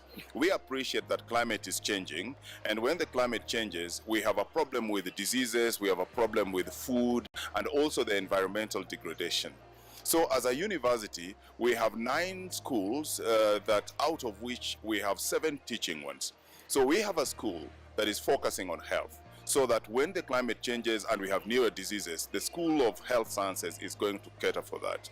Now, when it comes that we have problems with food and security of food, then we have a whole school called the School of Agriculture and Environmental Sciences. At the same time, we have the School of Pure and Applied Sciences. And within those 3 schools, and of course, we also have one in School of Engineering and Architecture.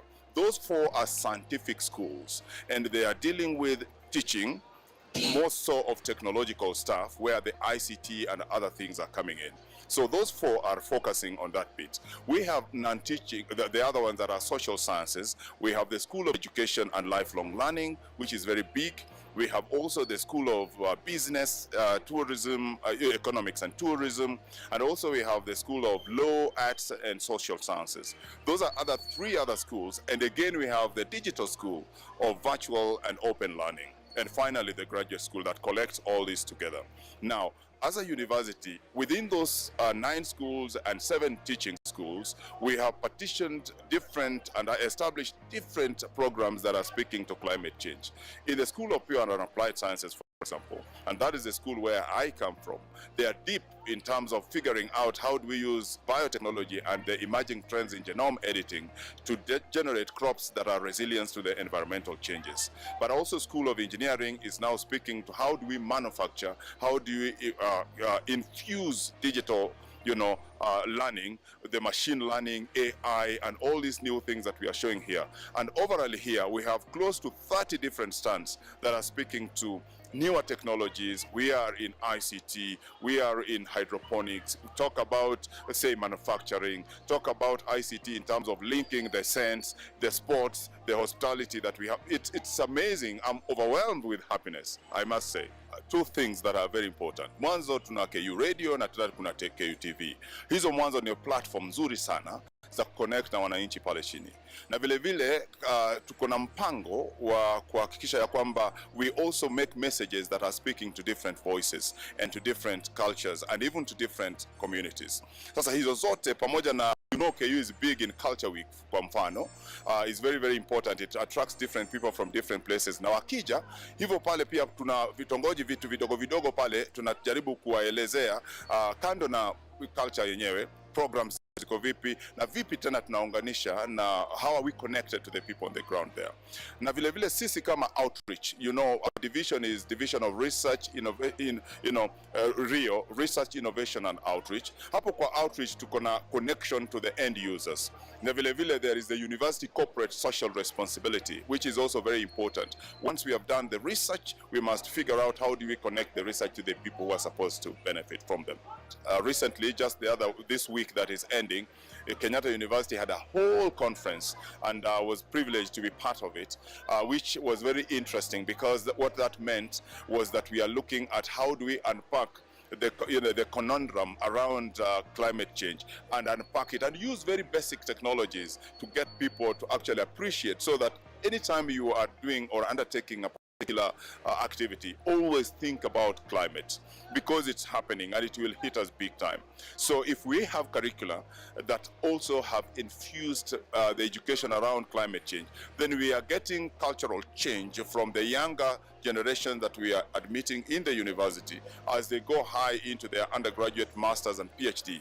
Then they have a culture change, and that is good for driving change in the grassroots. I want to take this very important opportunity to thank the committee that organized this. There are many of them. I may not want to mention them by name, because if I forget about one, they will feel some type away.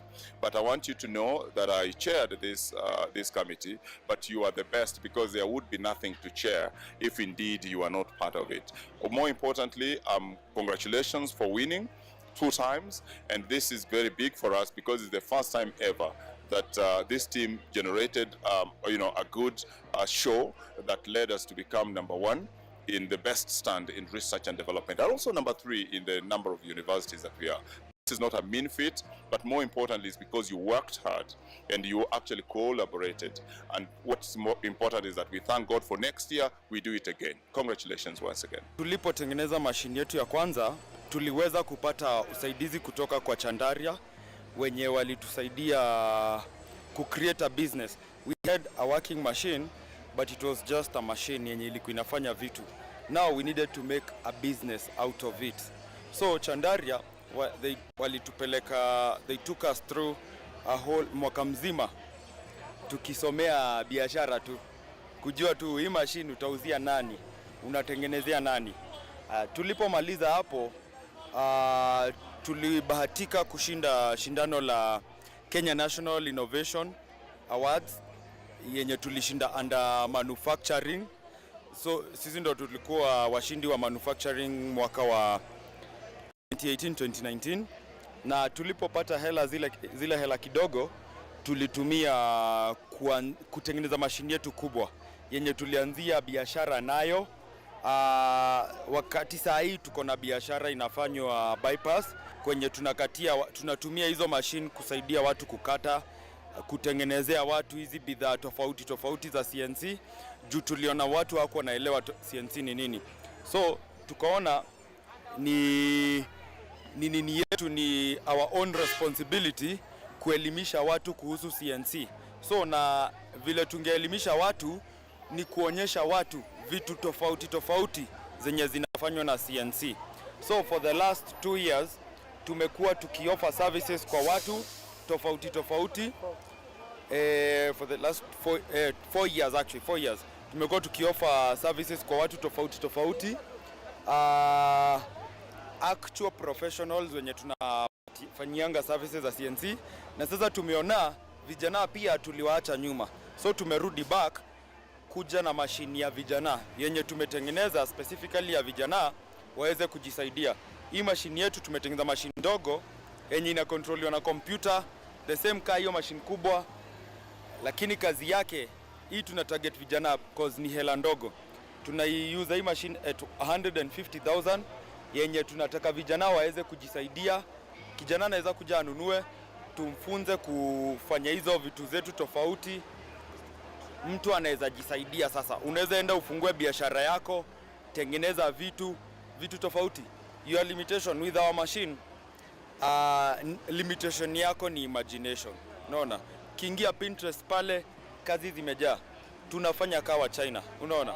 Tunataka kuleta Uchina hapa. Corporate Services Commission for University Education. Mr. Peter Ikiara, Chairperson, KUA Interim Board. Ms. Rebecca Seketi, Deputy Director, Field Administration Services. Dr. James Jogu, Secretary General.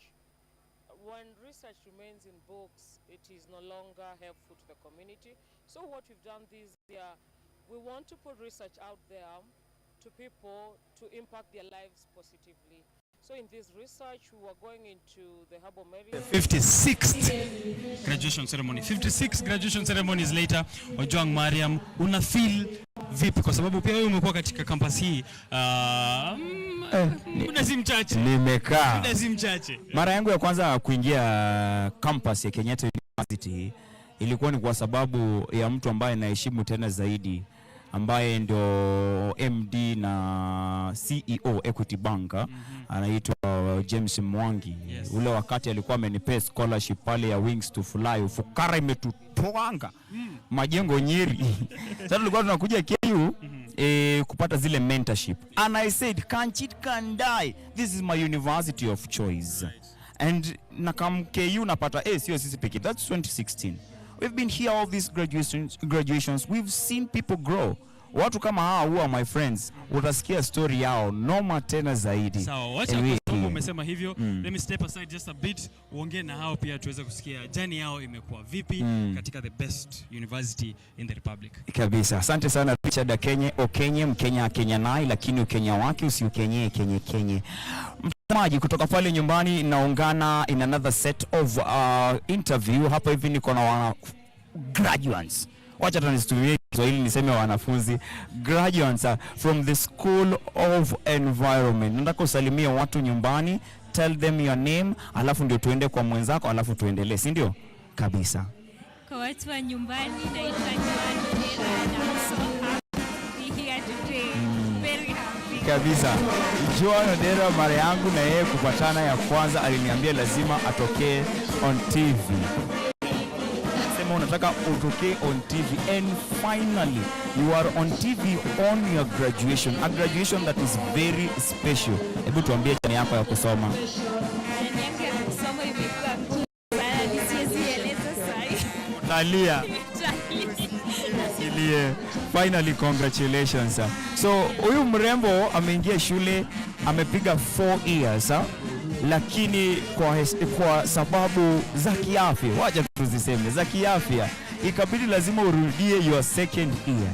Same case to your friend and brother. Kuja upande huu mwingine, nikae katikati, ndio wakiangalia upande huu wanaona wa graduate, wakiangalia hizo nyingine wa congratulations, si ndio?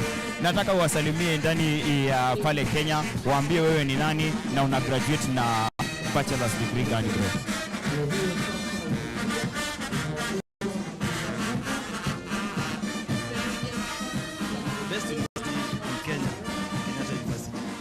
Graduating from the best university in Kenya. Watu wa Kisumu, hebu waambie jina tena. Watu wa Kisumu naitwa Nixon Omondi.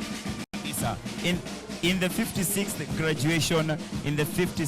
graduation hapa Kenyatta University, the first time KU inakuwa top university in Kenya, mume graduate. How are you feeling? Unajua huyu anaweza lia. Tell us about nyinyi kuingia shule 4 years, alafu mnakosa ko graduate murudi ingine. So tuliingia shule 2019. It has been tough for us. Mambo na kiafya. Second year was very hard to us. Ilibidi to call off the semester. We did it now and we are here. Congratulations. Wale ambao wamebaki nyuma, waambie kitu, wasichoke na resilience and power. Wale wako nyuma msigive up, mtafika tu. Degree ni harambe. Munashikana mkono, munasonga. ChatGPT.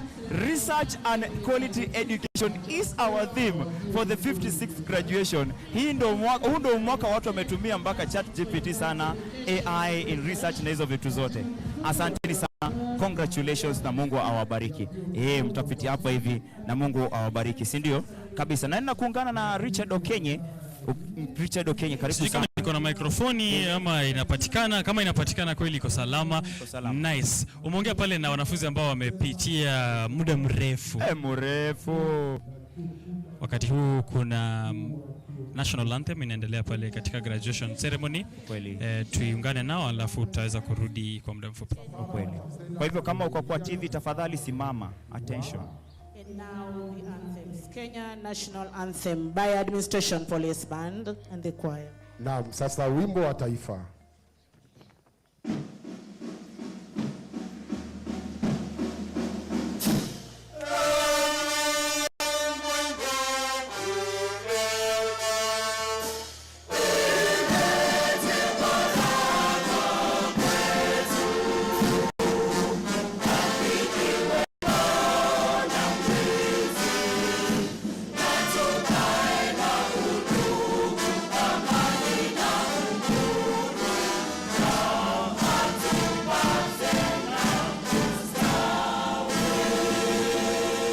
East African Anthem.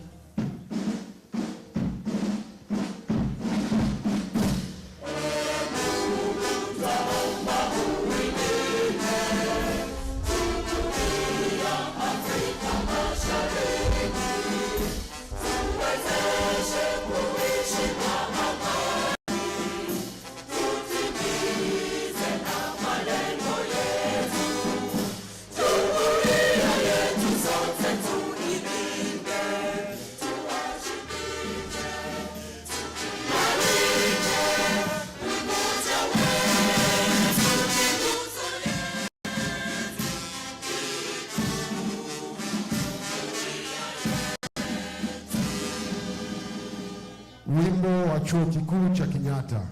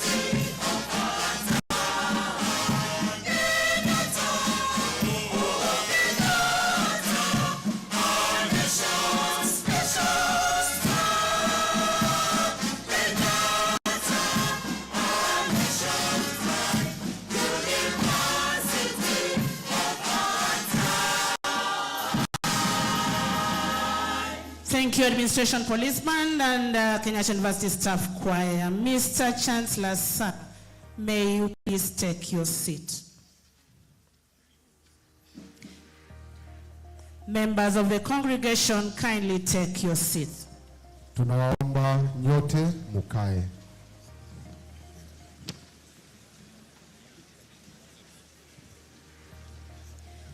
The Administration Police Band is taking position, and in a short while, we will...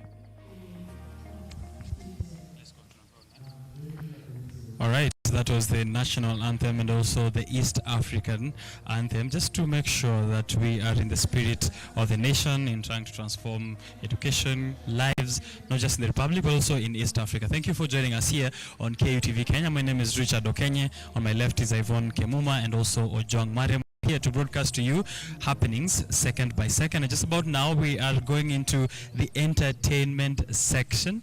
Let's hear from the VC before we continue.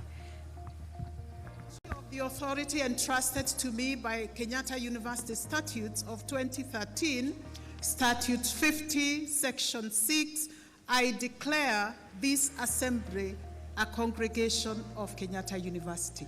We are officially constituted. Make an applause, please. The 56th. Sasa ni kikao rasmi cha Began, then it is time for us to begin the proceedings of the day. We're expecting a lot of inspiring speeches. We're expecting to hear from the faculty, from the Vice Chancellor, from the Chancellor, and also the ghost of one of the days. So Yvonne, let us in.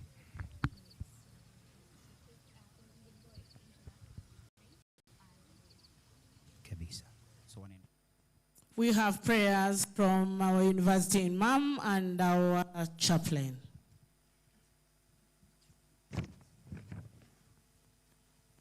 Bismillahir Rahmanir Rahim. In the name of Allah, the most merciful, the most gracious, Ya Allah, praise be to Him, our Lord, the Lord of the universe, the sustainer of the world, the master of the day. Ya Allah, this crop dedicate their graduation to the light of their path and their asset and their dear Lord.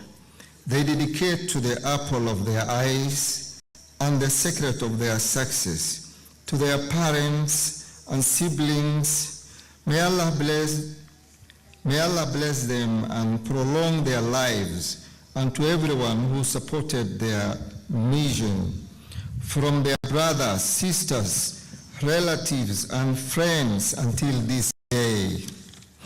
Ya Rab, you who contain your creation with your great kindness, grant us the best of destinies and the beauty of fate. Ya Hakim, put your hope in our hearts and do not put our hopes in anyone but you. The Almighty Allah subhanahu wa ta'ala says, and above everyone who has knowledge, there is the one who is all-knowing. Subhanahu wa ta'ala, help us use our knowledge to spread goodness for our people and all of humanity. Ya man yakfi min kulli shay, wa la yukfa minhu shay. Ikfina ma ahammana mimma nahnu fi.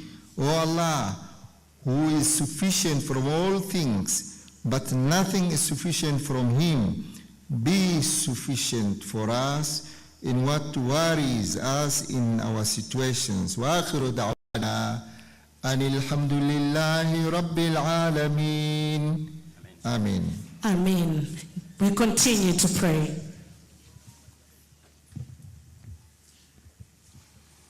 From the letter of St. Paul to the Thessalonians, the first letter of the Thessalonians, chapter 5, verse 18.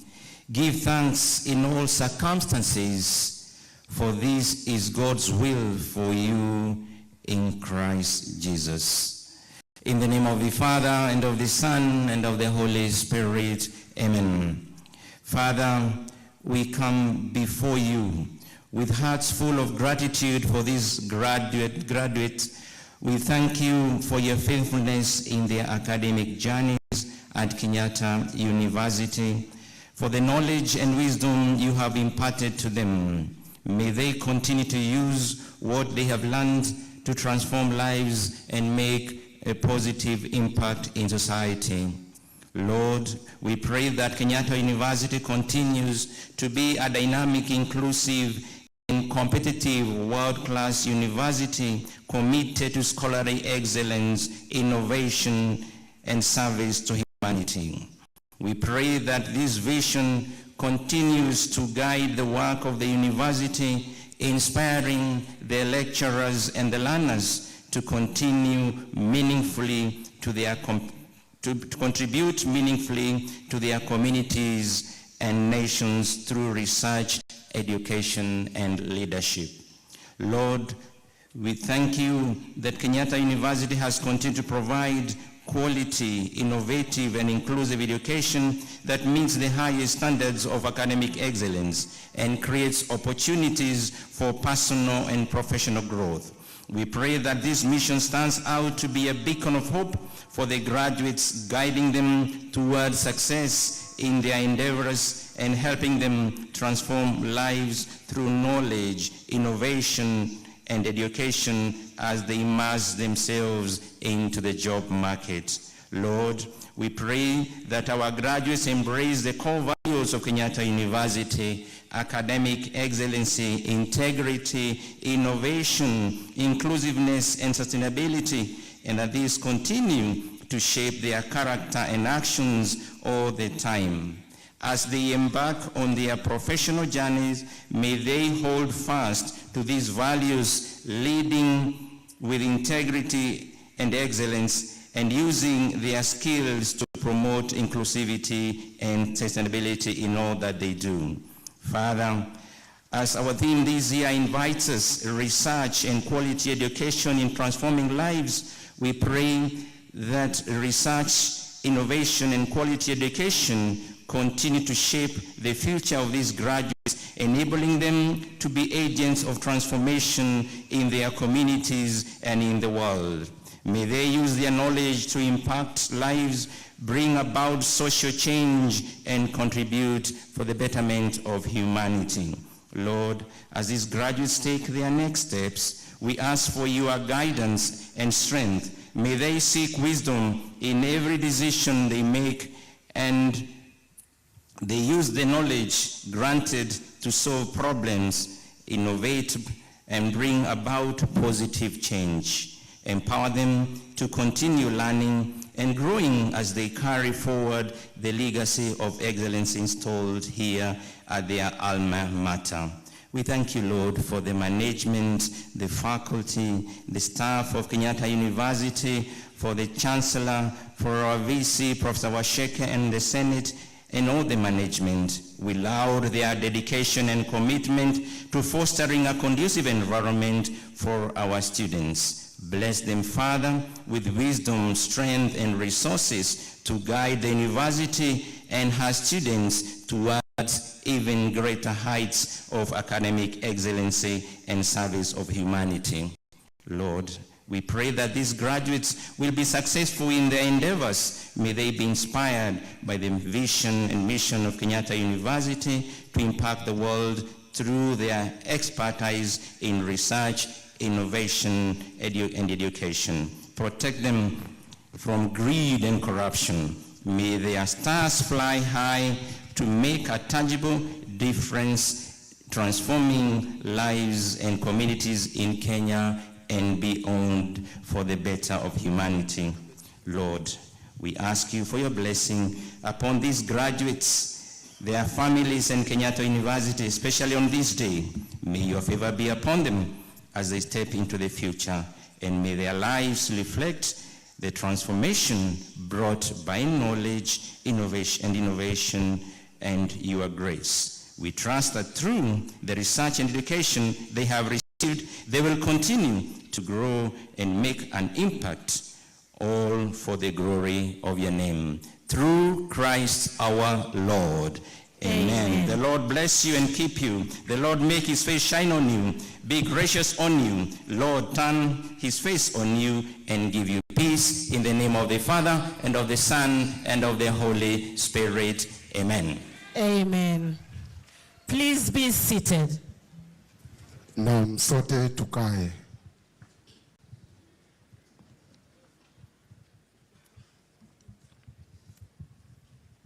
Yes, sir. All right, that was a prayer session here at the Kenyatta University graduation ceremony. A lot of excitement, and we are now going into the main program where we just step aside, let you at home to enjoy what is happening at the graduation square. Just to mention one of those conferments which are very important, which is the nomination for the conferment of Doctor of Humane Letters, which is going to be awarded to Mr. William Franklin Austin, an American businessman, philanthropist, and founder and CEO of Starkey Hearing Technologies. So he's been recognized for his work contribution towards efforts in hearing aids and hearing care. That is among the 5,615 graduates here who are going to be conferred with degrees and awarded diplomas and certificates, and are hoping that you follow through, enjoy, and send in your congratulations. My name is Richard Okenye. I'll be with you here all the way to the end. Ceremony, we will have the Education Cabinet Secretary, Mr. Julius Ogamba, with us. We'll also have the Kenyatta University Vice Chancellor, Professor Washeke Wanjohi, and the Chancellor himself, Ambassador Dr. Francis Mudhaura. Ukweli kabisa, kama vile ambavyo mmeweza kusikia ya kwamba hawa wote watakuwa na graduate leo na kupewa conferment of honors. Ni wengi ambao wamefanya kazi kubwa KU, ikiwemo huyu ambaye anapewa the honoris causa of Kenyatta University kwa sababu ya kuwa doctor, ameandika zile letters of humane. Huyo jamaa ambaye unamsikia tukimtaja hivyo, jina lake William Austin, pale Marekani, yeye anaendelea kusaidia watu mambo ya inclusivity, sustainability na empowerment. Anaunda hearing aids kutumia kampuni yake ya Starkey Hearing technologies. Among hao wengine 5,000 pia mimi niko pale hivyo, nasikia vizuri sana kuwa hapa hivi katika graduation 56 graduation katika msimu ambao ama mwaka ambao nimeweza kushinda commentator of the year SAP Awards na nimeweza kuwa national chief of Staffs Jamhuri Kenya Youth Initiative. Nasema asante sana kwa Kenyatta University, nasema asante sana kwa KUTV kwa sababu ya kutoka hapa hivi na mama ambayo tunaendelea kufanya. Jina langu Joang, mtoto wa Mariam, Senior Warrant Officer 1 ama Luteni Kanali. Nasema asante, shukrani tena zaidi. Tujibambe. All the way to the end. Thank you very much. Kenyatta kwa kuwa nambari 1 nchini. Mr. Chancellor, sir, it's now my pleasure to invite you for a moment of entertainment. The entertainment has been coordinated and organized by Dr. Isaiah Oyugi, our University Entertainment Coordinator. Please enjoy Dr. Oyugi. On stage is our Kenyatta University Staff Choir performing Matunda ya Jasho Lenyua, a composition by Shujaa Sylvester Otieno, expressing the joy of all our stakeholders in today's graduation ceremony, including our parents, guardians, students, lecturers, and sponsors, as they reap from what they have invested over a number of years in the education of their kin. The staff choir is made up of staff from various departments in Kenyatta University.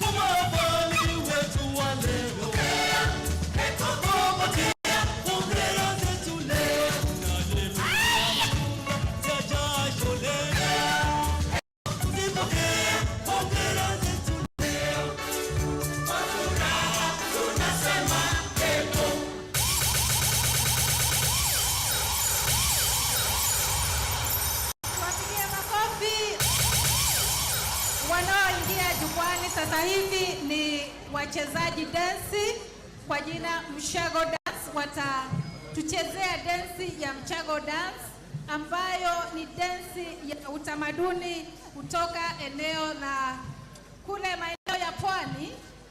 Wapo sambamba kabisa na mavazi ya kitamaduni kutoka sehemu ya pwani.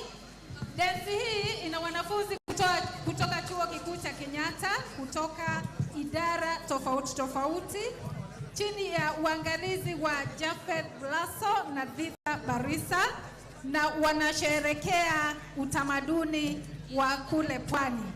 Watakaofuata ni wanafunzi wa KU, wanafunzi kutoka chuo kikuu cha Kenyatta. Kwaya yao itatuwasilishia wimbo Pongezi Mahafali ambao umetungwa na Victor Magana ambaye ni mwanafunzi wa chuo kikuu cha Kenyatta kutoka idara ya muziki na densi. Na wimbo huu ni kuwapongeza wale ambao wanahitimu siku ya leo kwa sababu ya kazi yao ambayo wameweza kufanya mpaka wakafikia siku hii na wataweza kuhitimu. Karibuni sana. Namalaho, namala.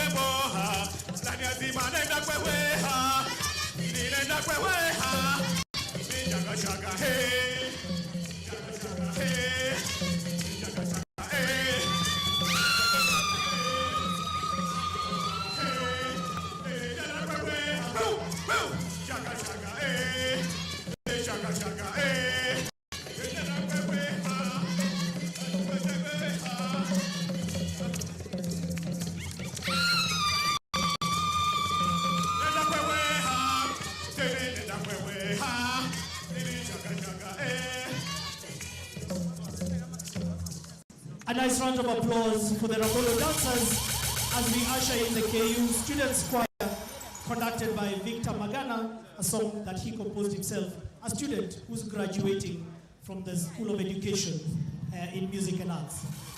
KU Students Choir, the #1 choir in the country. Karibu sana.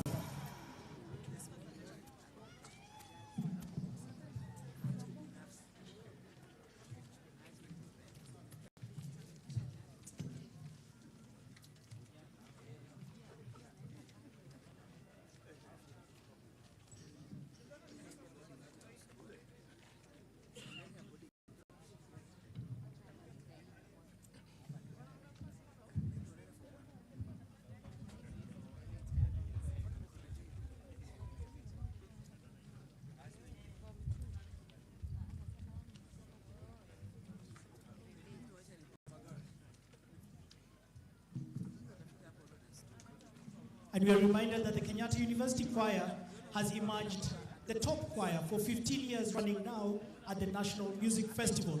And so let's give them another round of applause for the top choir at the top university in Kenya.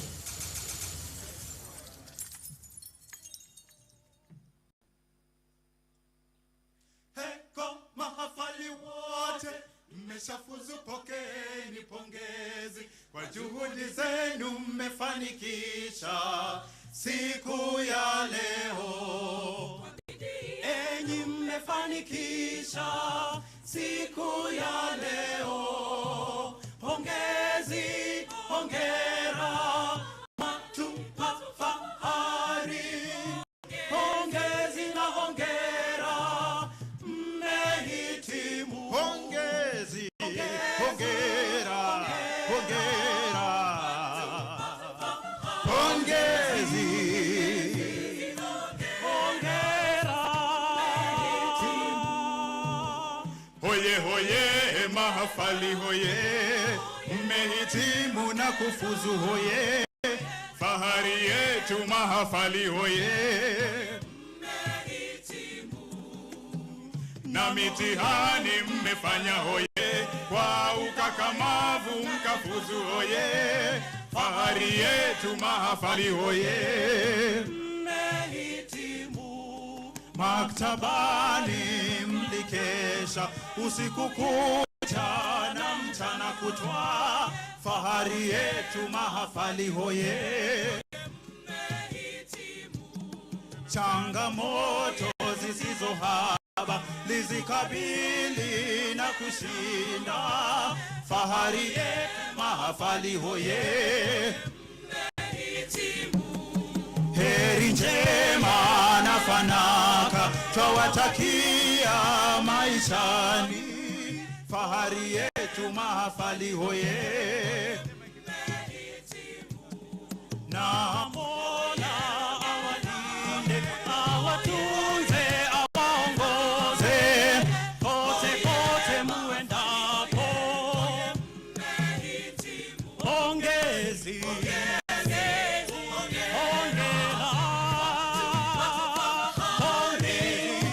pongezi na hongera. Pongezi, pongezi, hongera.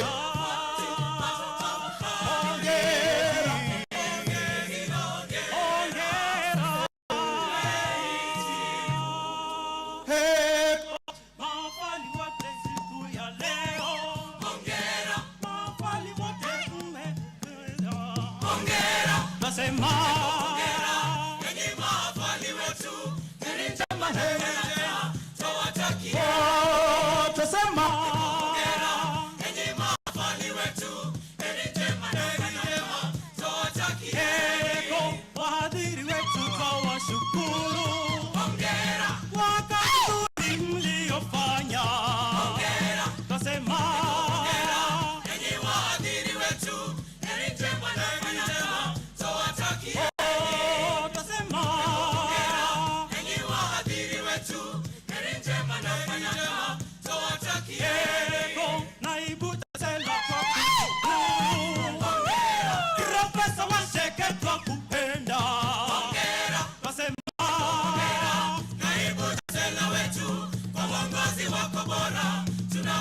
Oh, tasema naibu chancellor wetu kwa uongozi wako bora tunakushukuru. Mahafali wote siku ya leo hongera tunawatakia.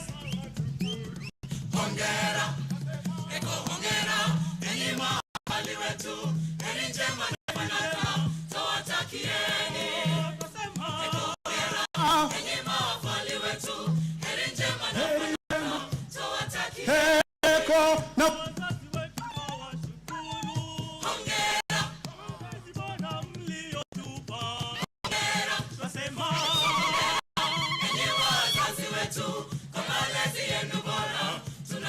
oh, tusema enyi wazazi yenu bora tunawashukuru. Eko mahafali wetu siku ya leo tunawatakia maisha mema.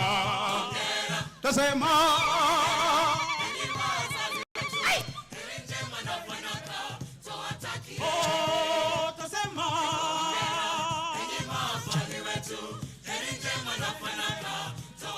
Oye, oye. Oye, oye, oye. Twasema oye, oye. Oye, oye, oye. Oye, oye. Twasema oye, oye.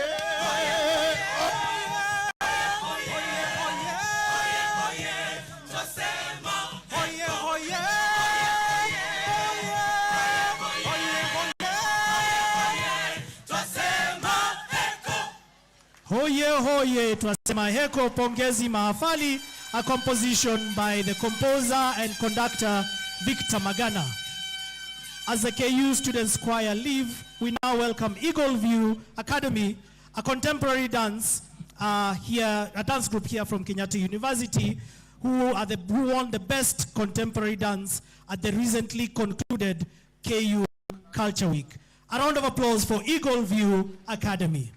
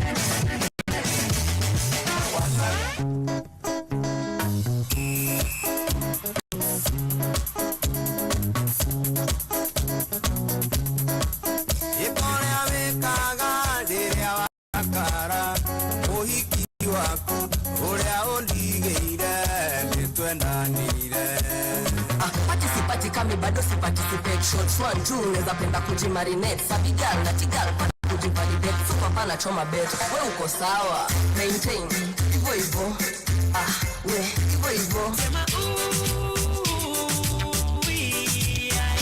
leo tunavunja kitanda udonjo kudunda na yeye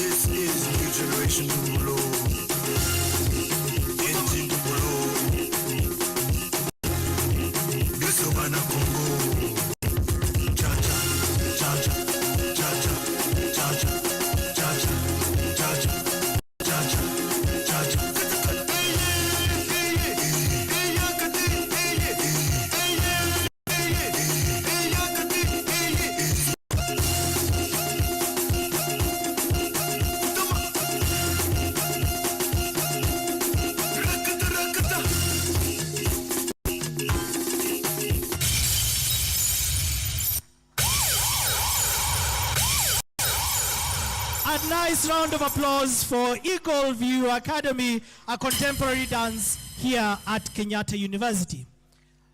Our Chancellor, sir, to wind up our entertainment this morning, we have a guest artist who's a Congolese singer and a songwriter based here in Kenya, a firstborn in his family. He got his name from 3 reverends, Mlebu, Kulu, Bwalinde. And if you remove the 3 the reverends from the name, you get the name of the artist. Here by popular demand, to perform a medley of his popular gospel artists, let's put our hands together for Solomon Mkubwa.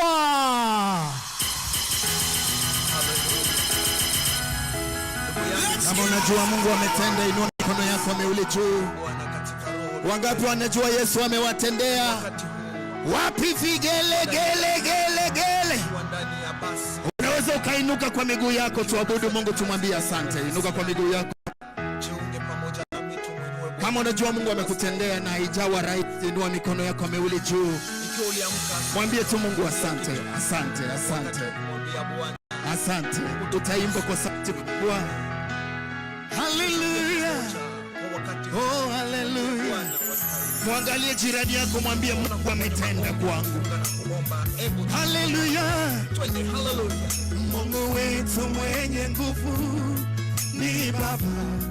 Kama ni mwenye nguvu mwambie. Mungu wetu mwenye nguvu Baba. Ni mwenye nguvu. Ebeneza Baba wa milele. Mungu wetu mwenye nguvu. Uwanipa mema. Kama amekupa mema, inua mikono, mwambie asante. Baba, nguvu zako za shangaza dunia, uliumba mbingu pasipo. Kama umeumba mbingu, Baba wa milele yote.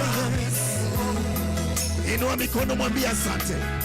Kama una mikono miwili juu, weka juu, sema asante.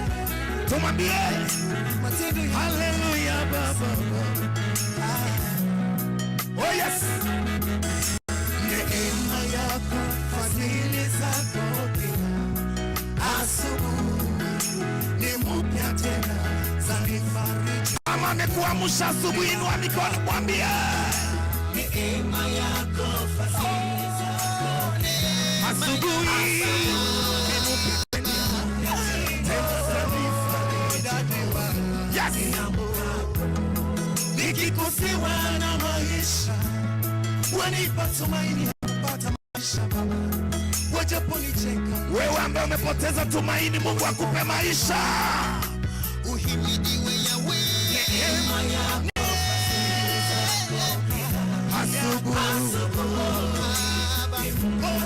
Oh yes, wanipa sijawaiona mwenye haki ameachwa. Angalia jirani, sitaomba mikate. Oh yes, oh yes, oh yes. Nikasema ilikuwa kijana, sasa ni mzee. Sijasikia.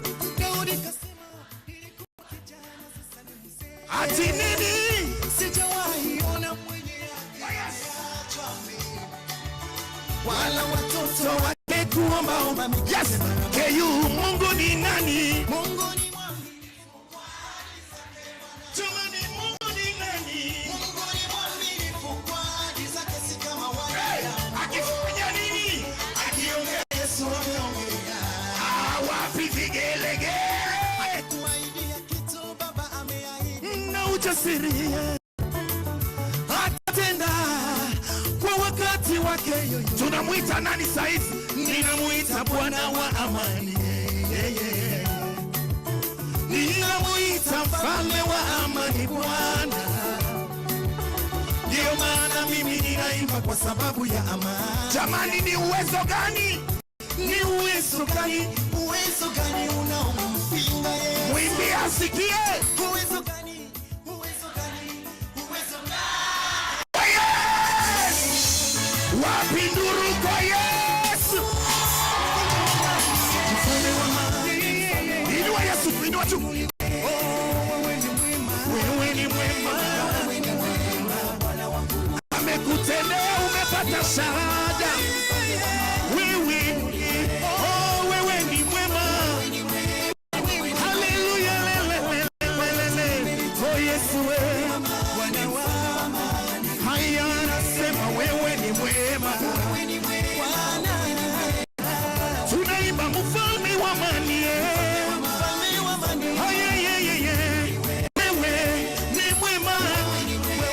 Wewe ni mwema. Wapi nduru kwa Bwana Yesu? Wapi nduru kwa Yesu? Mwangalie jirani, mwambie usilie, usilie, Bwana anakujua. Usilie, usilie, usilie wewe. Usilie, Bwana anakujua ndugu yangu. Amesikia kilio chako wewe mama. Unalia nini mama na Mungu wangu? Wanadamu hawatakusaidia na kitu. Wanadamu hawatakuwezesha kwa kitu chochote wewe. Tunaye mmoja anayepanguza machozi. Amepanguza, hajapanguza. Ni yule mfalme wa amani. Mungu akubariki. Mungu akubariki. Uende mbele sana kwa maminista au kwa minista katika jina la Yesu. Anajua shida yako mama yangu. Anajua magumu yako baba yangu. Ukiwa na shida usiende kwa waganga wa Nairobi. Ukiwa na magumu usiende kwa wafu. Jamani, Kenya tutamuita nani? Muite mfalme wa amani. Anajibu maombi. Muite mfalme wa amani. Anajibu maombi. Uwezo gani? Ni uwezo gani unaompinga Baba? Uwezo gani? Uwezo gani? Uwezo gani? Kama unampenda Yesu, kama unampenda Yesu, toa kofia yako, celebrate tu. Yes, anapenda hivyo. Oh yes. Wewe ni mwema. Celebrate.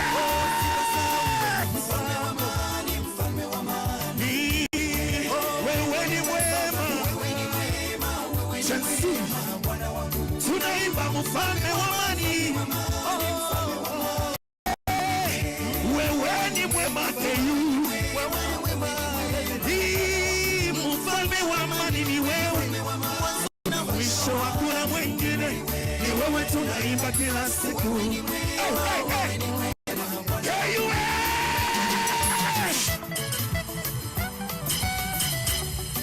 hiyo kofia juu kabisa. Inua juu. Inua. Hata shetani ashangae, inua juu kabisa. Inua juu kabisa. Wenye walifikiria umeshindwa wanashangaa. Walifikiria hutaweza wanashangaa. Mfalme wa amani, uinuliweke yuleo. Yale unayotenda Kenya itashangaza dunia nzima. Wanaotaka harusi fanyeni harusi, harusi, harusi.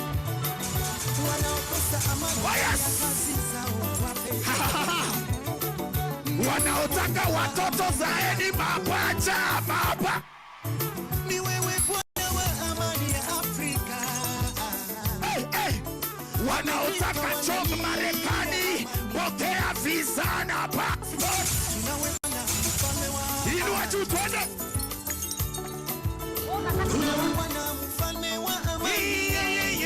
Are you ready?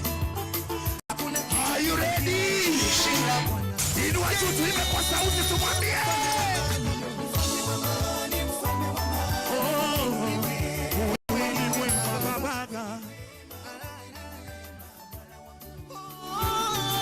Mfalme wa amani. Hey, hey, hey, hey. Wewe ni wema. Mungu akubariki. Songa mbele mpaka shetani ashangae. Utakapokuwa kwa ofisi usitusahau. Pigia Yesu kelele.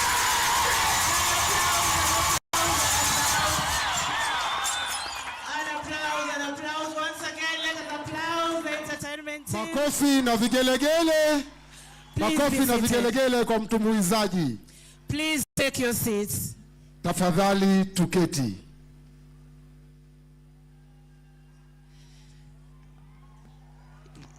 All right. Our dear graduates, we want to remind you to please have your tassels on the left after the entertainment. Tassels on the left, please. Thank you. Mr. Chancellor, sir, that was entertainment organized by Dr. Isaiah Oyugi, our university entertainment coordinator. Let us give him another hearty clap, please. Ya, tumpigie makofi Daktari Oyugi na timu yake. Mr. Chancellor, sir, it's now my pleasure to invite the Registrar Academic to cite the statute on the conferment of honorary degree. Chancellor mpendwa, sasa tungependa kumkaribisha msajili wa masuala ya kiakademia ili asome kifungu cha matini cha tuzo ya shahada ya hadhi. Thank you. Mr. Chancellor, sir, in accordance with the Kenyatta University Statutes 49, Part 59, Section 1, the university may confer an honorary degree upon a person who has rendered distinguished service in the advancement of any branch of learning or who has otherwise rendered himself worthy of such an award. Mr. Chancellor, sir, it is now my pleasure to welcome the Vice Chancellor to read the citation of Mr. William Franklin Austin.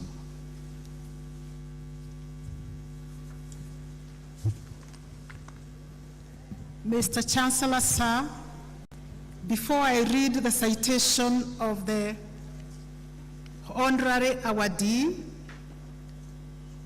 I would like to say that this is the first time in the history of this university where a honorary awardee was actually nominated by two schools. This has never happened. And so it speaks into the person that I will be presenting to you this morning. Citation for William Franklin Austin. Family background. William Franklin Austin, or Bill Austin as most people know him, was born in southern Missouri on February 25, 1942. His father, J.E. Austin, and mother Zora worked away helping the war effort. Bill was left with his grandparents and was taught at a young age the importance of hard work. To supplement the family's income, he would walk the highways to collect bottles for recycling. Bill also took on a host of other part-time jobs throughout his childhood. As a young man, he dreamt of becoming a missionary doctor and going overseas to support underserved communities, providing developing nations with the necessary yet unavailable medical care to prevent deaths from treatable diseases. Behind his career aspiration was a burning desire to touch as many lives as possible with care and respect. Bill is married to Tani Austin, who has accompanied him today. He is the father of Alex Austin, Greg Austin, and the stepfather of Stephen Sawarish and Braddon Sawarish. He has 6 grandchildren. His educational background. Bill Austin finished his high school RA, and after 2 years at the University of Oregon in 1961, at the age of 19, he went to Minnesota intending to get a medical degree at the University of Minnesota. To pay for college, he began working in the hearing industry, making earpieces. Bill Austin's role quickly expanded and he began designing hearing aids as well. His college career was cut short after one particular customer changed his life. As Bill tells it, an elderly gentleman bemoaned that the feedback from his hearing aid was so loud that it could actually worsen his hearing, and that no one had been able to solve the problem. Bill fashioned a new earpiece and helped the man hear again. The joy in the man's face when he could finally better hear made Bill's life mission clear: to help the world hear better. He therefore quit university to dedicate his time and energy into hearing devices. According to him, and I quote, "As a doctor, I could only help maybe 20 or probably 25 people a day. I felt that if I concentrated on hearing aids, I would be able to impact more people," end of quote. His life would have greater impact than by working alone as a missionary doctor. This epiphany would later define his life's work and legacy. Career, creativity, and innovation. In the 1960s, Bill Austin and his team started a hearing aid repairs business, which serviced and repaired more hearing aids from all manufacturers than anyone else in the world, as well as design, manufacture, and sell in the ear hearing aids. In 1970, Bill Austin purchased a 3-employee company for USD 13,000 called Stuckey's Laboratories, which went on to become a global hearing aid manufacturer and the largest in the United States. Owing to his dedicated commitment to innovate and provide high-quality service, Stuckey offered the market's first custom in the ear hearing aid, which is the product for which the company is still best known today. In September 1983, the company's reputation soared after one of the world's best-known figures, former US President Ronald Reagan, was photographed wearing Stuckey hearing aids. Later, Stuckey became the first hearing device manufacturer to utilize both the nano and digital technology. In order to promote first-rate care, He also insisted on implementing a 90-day trial period, the first ever in the hearing aid industry, that allowed customers a window to return their products if they failed. Nearly 60 years later, Stuckey is the only American-owned hearing aid manufacturer. Bill Austin built Stuckey into a global company with over 5,000 talented and caring people united by a single purpose, and that is building products that connect people through better hearing. He has been a trailblazer in the hearing industry, relentlessly focusing on the patient. He also introduced the first hearing aid with artificial intelligence and integrated sensors, the device that was named one of the Time magazine's best inventions of 2019. His distinguished service to society. Bill Austin's generosity and steadfast belief that the gift of hearing can change the world led him to found Stuckey Hearing Foundation. With his wife Tani leading a dedicated team, this foundation provides free hearing aids and healthcare services along with education to those in need around the world. Together, they have been active in building sustainable, community-based systems of hearing healthcare to empower local communities and to ensure the people helped are able to achieve their full potential in life. Alongside audiologists, hearing professionals, and other volunteers, Bill Austin has helped people in need in more than 100 countries and on every continent to date, providing nearly 3 million hearing aids. In 2016, the foundation opened Stuckey Hearing Institute in Zambia to help meet the growing need for more hearing healthcare professionals in Africa, including Kenya, where it has offices. Nationally and internationally, Bill Austin has been a part of helping more people achieve better hearing with hearing aids than anyone else in the history of the industry. In addition to the young children in the third world countries, Mr. Austin has personally assisted 5 American presidents, 2 popes, Mother Teresa, and Nelson Mandela with Stuckey hearing aids, to name just a few. However, no matter a person's reputation or financial means, he treats every person with the same respect and kindness. Providing the gift of hearing is bigger than him. It is a lifelong commitment to change the world through caring.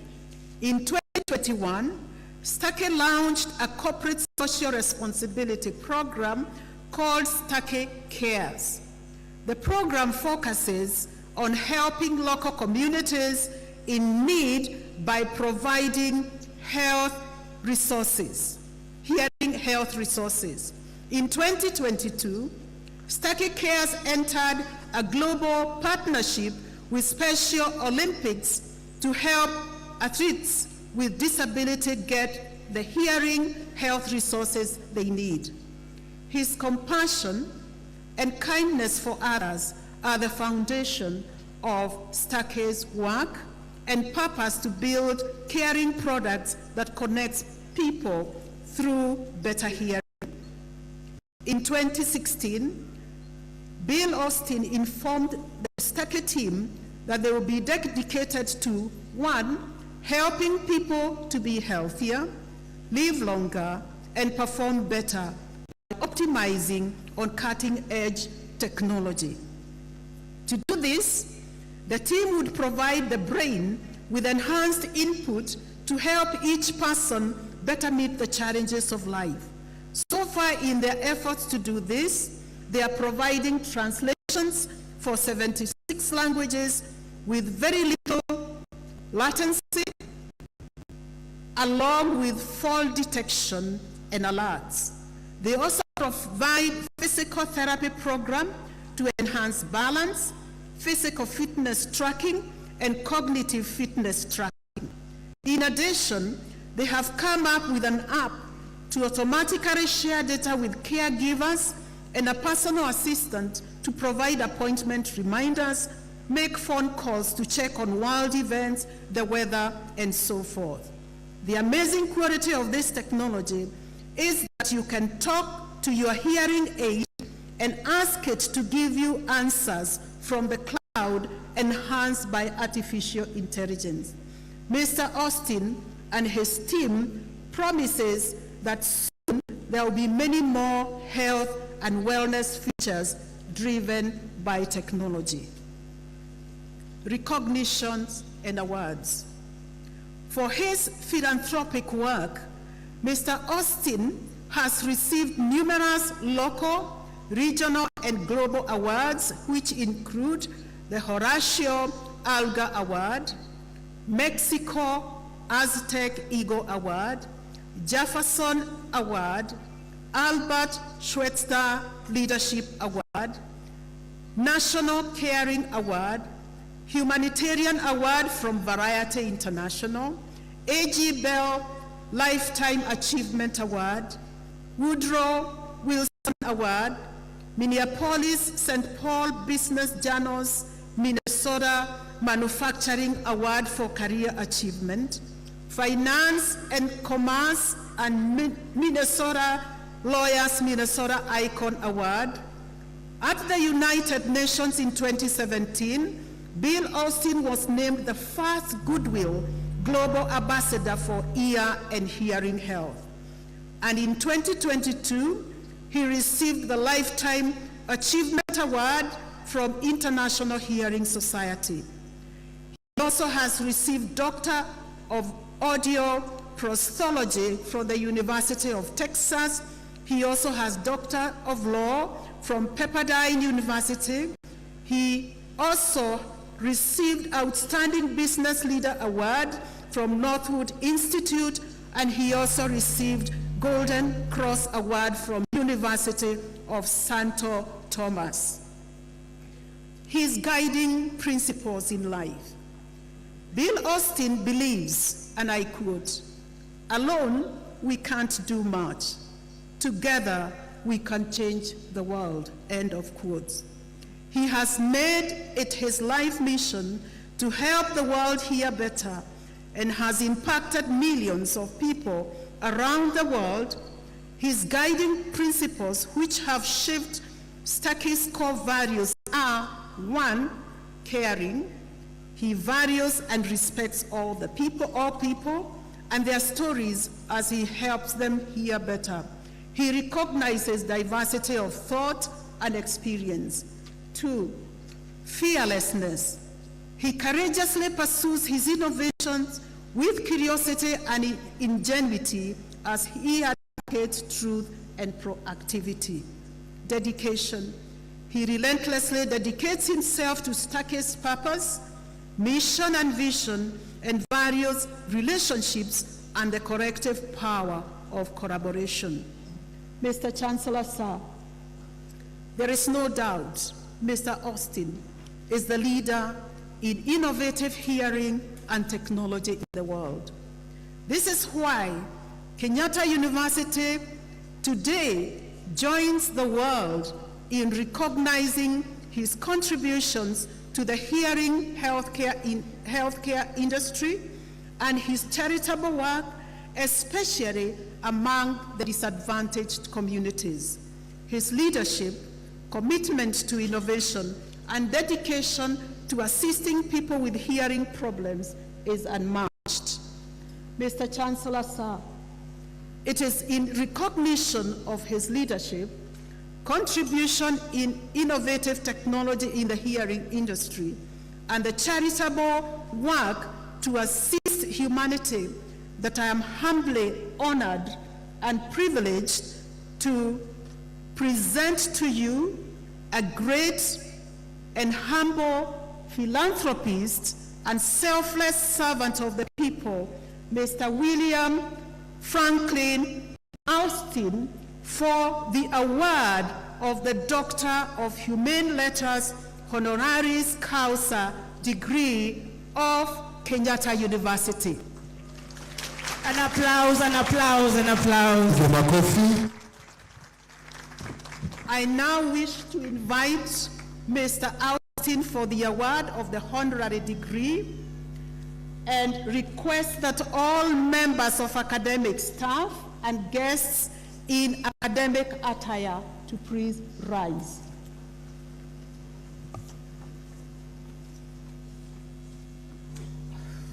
Where are the citations? I now also want to invite our Chancellor to come and present and award the honorary degree.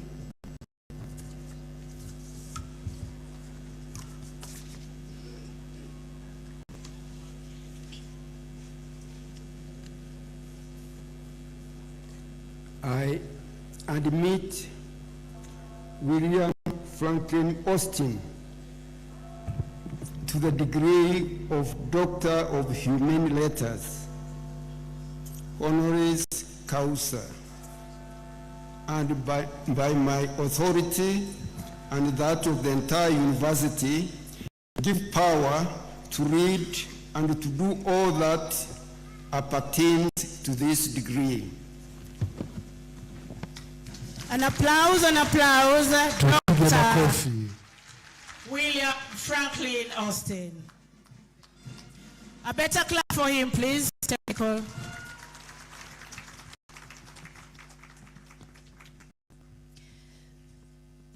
Mr. William Franklin Austin, now Dr. William Franklin Austin, awarded a Doctor of Humane Letters honoris causa of Kenyatta University. Naam, sasa Daktari William Franklin Austin anapewa shahada ya hadhi ambayo inaitwa Doctor of Human Letters ambayo ni ya chuo kikuu cha Kenyatta. Mr. Chancellor, sir, I now humbly invite you, the Executive Dean, School of Health Sciences, for the lobbying of Mr. William Franklin Austin, and I will also request and invite the representative of the Cabinet Secretary in charge of Education to join us to witness the ceremony together with the Chairman of the Kenyatta University Council, Dr. Benson Chumo.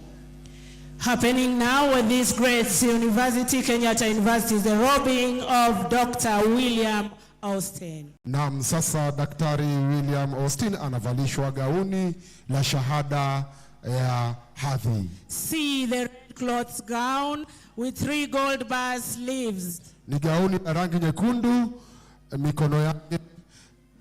Technical. The sleeves have 3 gold bars on them. Mikono yake ina maumbo la kengele lenye miraba mitatu ya dhahabu. And the front is embroidered Kenyatta belt. Imeshonolewa na ukanda wa Kenyatta kwa upande wa mbele. And it has a zip. Na mbele pia ina zipu. The belt is 7 centimeters wide. Ukanda wa Kenyatta uko sentimita 7 kwa upana. And the belt has gold and red triangles. Na pia una pembe 3 za rangi ya dhahabu na nyekundu. Looking very, very beautiful there, gown in red. Gauni hilo linapendeza sana, ni maridadi sana. Now being hooded. Sasa anavalishwa hoodie. The hood has a full shape red cloth. Hoodie yake ni ya rangi nyekundu na ina umbo kamili. It is lined with 2 centimeter cowl and a ina ukosi wa sentimita 2.5 yenye kifuko chekundu. And it has a red color of the School of Health Sciences. Na pia ni ya rangi nyekundu ambayo inawakilisha kitivo cha sayansi ya afya na matibabu. Now the Chancellor just about to place the bonnet on Dr. Austin. Sasa anavalishwa kofia ya shahada hiyo ya hadhi. See the round bonnet. Kofia hiyo ni rangi nyeusi yenye umbo duara. With a red lining on the rim. Na ina ukosi wa rangi nyekundu. And a golden tassel. Na taseli ya rangi ya dhahabu. We need to turn Dr. William's tassel to the right. Naam, taseli yake sasa itawekwa upande wa kulia. As he takes position for the photo. Sasa anasimama wakati wa kupiga picha. Once again, Administration Police Band, we're requesting for the fanfare. Naam, tafadhali bendi ya polisi wa utawala, tupatieni muziki wa sherehe. Administration Police Band. All right, the congregation, please let us applaud Dr. William Austin again. Tafadhali tumpigie makofi Daktari Austin William. Now posing for a photo, Dr. our Chairman of Council and the representative of the Cabinet Secretary and our Vice Chancellor.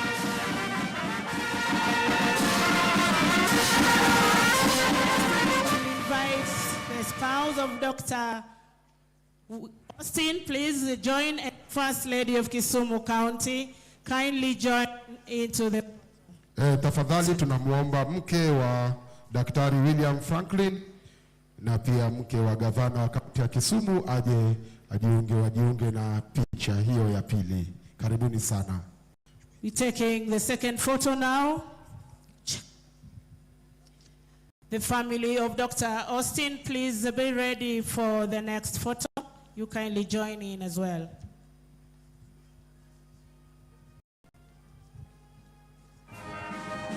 Family, please.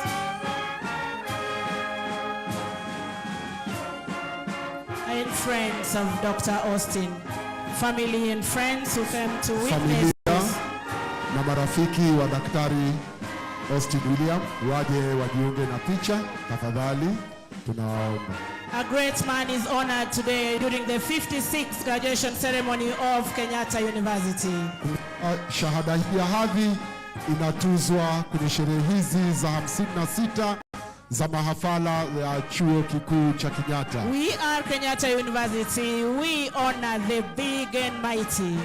Na chuo kikuu cha Kenyatta acho ni chuo kikuu cha nambari cha kwanza nchini Kenya, kinatuza wa hadhi, kinatuza na kutoa hadhi kwa waheshimiwa. Kenyatta University, thank you very much. We may now take our seats. Naam, asanteni sana na tunaweza kuketi. Tuwapigie makofi. Tupige makofi wakati Daktari William Austin akienda kuketi.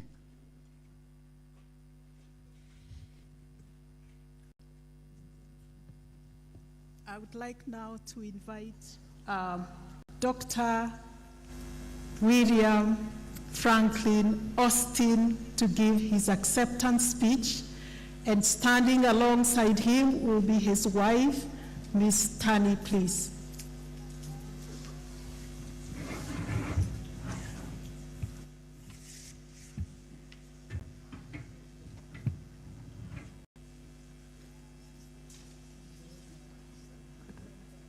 This is a beautiful day.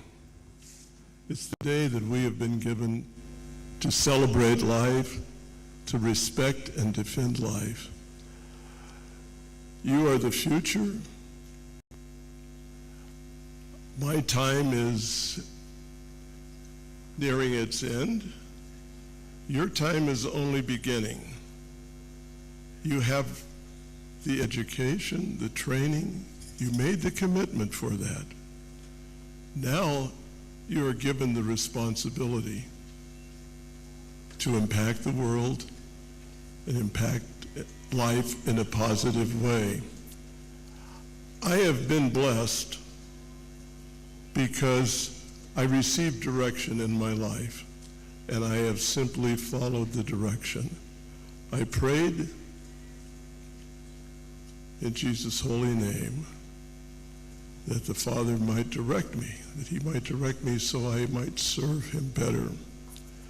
I am simply following the direction.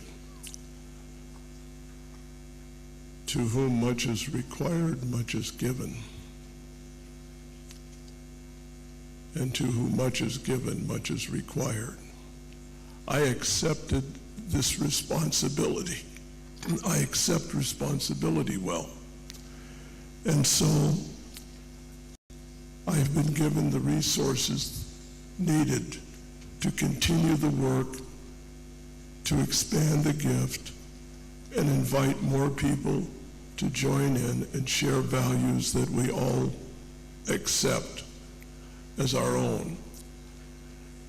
The values that we share are common with those of Kenyatta University. So I am blessed to be part of such a good institution, and I've always felt a part of Africa for many years. We are one human family. I feel like the people here are my brothers and sisters. So I am glad to be receiving this honor at this place, at this time. It's a time of example that I can share. That's about all I can do. But I will tell you, I have never spent a day of my life worrying about what I was going to get. I spend my life worrying about how I can give more and serve better. You will find that to those who serve well, that humble servants are rewarded. You will find the greatest reward in the reflection of his love that you receive from those you care about. Your spiritual energy will be increased, and so will the recipients of your care. You will find the path you can serve. Your mission is to serve well, and that is your responsibility. And if we do that, we will all live in a better world. There is no better place than Kenya. You might think that the grass is greener somewhere else, perhaps in the United States or Europe or somewhere. This is not true. Mrs. Austin and I have been all over the world. We can tell you we have been in all the places, and there is no better place, because this is the place where people respect life.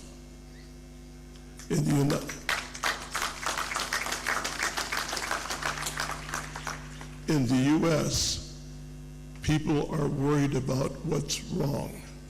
There's something wrong with everyone. You're not black enough, you're not gay enough, you're not this, you're not that, and everybody is complaining about the other person and finding fault. And here you are finding joy in life. Don't ever look over the fence for greener grass. You have it every day. By your own ability, you can make this day a beautiful day, and tomorrow and every tomorrow to come. Thank you so much. Thank you so much, Dr. Austin. An applause, please. Dr. Austin has made his acceptance speech. Mr. Chancellor, sir, it's now my pleasure to invite the DVC academic to invite her graduate to address the congregation, and the DVC will move the program from this point. Thank you. Mr. Chancellor, sir, I now wish to introduce to the congregation the top two female and male graduates in the graduating class of July 2024. They are Mr. Milango Kariuki Francis in the School of Education and Lifelong Learning. He was taking Bachelor of Education Science, and he had a cumulative mean score of 80.38.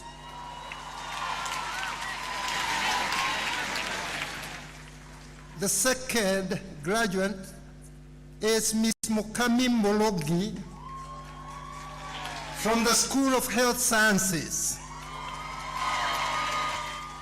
She was taking a Bachelor of Science, Nursing and Public Health. And she had a cumulative mean score of 80.13. Mr. Chancellor, sir, allow me now to invite Mr. Milango Francis to read his speech on behalf of all the graduates, flanked by Ms. Mukami Mologi.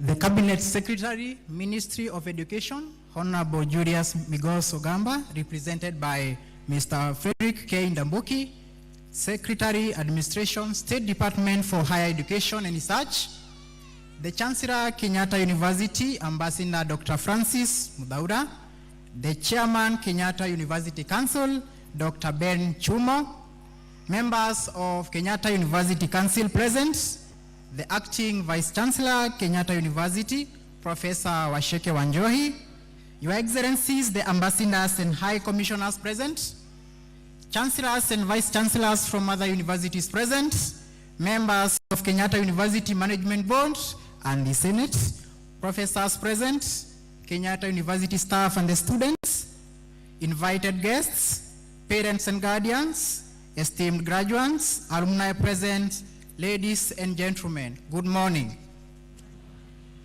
It is an extraordinary honor to stand before you today as the valedictorian of the class of December 2024.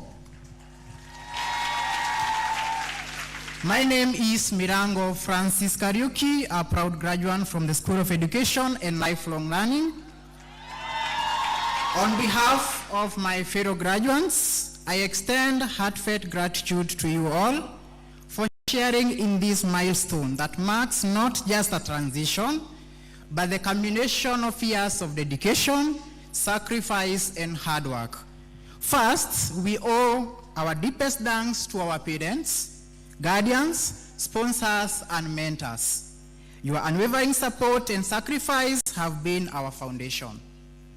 You stood by us during unprecedented times when the world paused and learning as we knew it transformed. Today, we celebrate not just success, but the resilience you instill in us. Nelson Mandela's words ring true: it always seems impossible until it is done. Indeed, the pandemic tested our resolve, yet also ignited our creativity. At Kenyatta University, we embraced technology, grew in knowledge, and emerged stronger. We leave this institution not only with academic achievements, but as thinkers, innovators, and dreamers ready to shape the future. As we reflect on our journey, let us celebrate the friendships forged, the lessons learned, and the values nurtured. These moments will remain with us as we step into the world. Fellow graduates, today we stand united as ambassadors of a premier institution that has prepared us to meet the challenges of an ever-changing global landscape. Looking ahead, the world demands not just knowledge, but adaptability, creativity, and courage. Let us rise to the occasion, turning every challenge into an opportunity to make a difference. Let us tell our own stories, lead with purpose, and remain connected to the values of excellence and integrity we learned here. And to the Kenyatta University community, we are deeply grateful for the nurturing environment that shaped us. And to my fellow graduates, may we carry forward the pride and privilege of being alumni of this great university. Let us remain faithful to the alma mater and strive to create a legacy that inspires generations to come. Congratulations to the remarkable class of December 2024. The future is ours. Let us transform it together. Thank you, and may God bless Kenyatta University, our beloved country, Kenya, and each one of you. Merry Christmas and a prosperous New Year 2025. Thank you.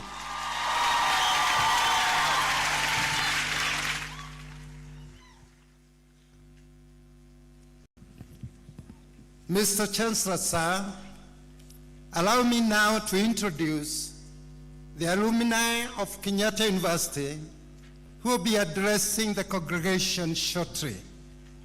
Our alumni speaker is Mr. Elijah Oluba Omwega, HCS OGW, and he is the Regional Director, Teacher Service Commission in Central Region.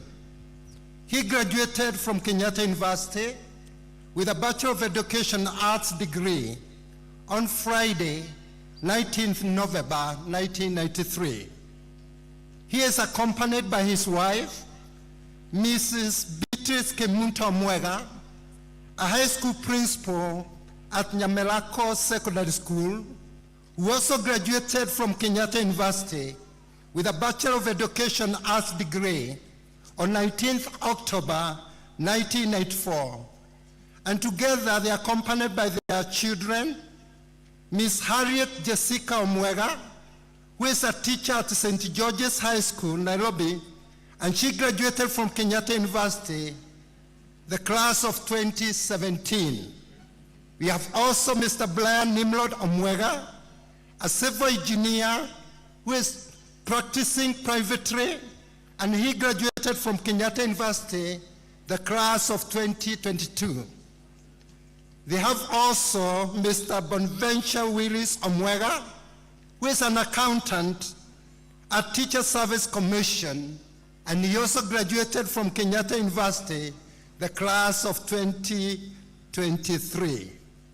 Mr. Chancellor, sir, allow me now to invite Mr. Elijah Omwega to address the congregation.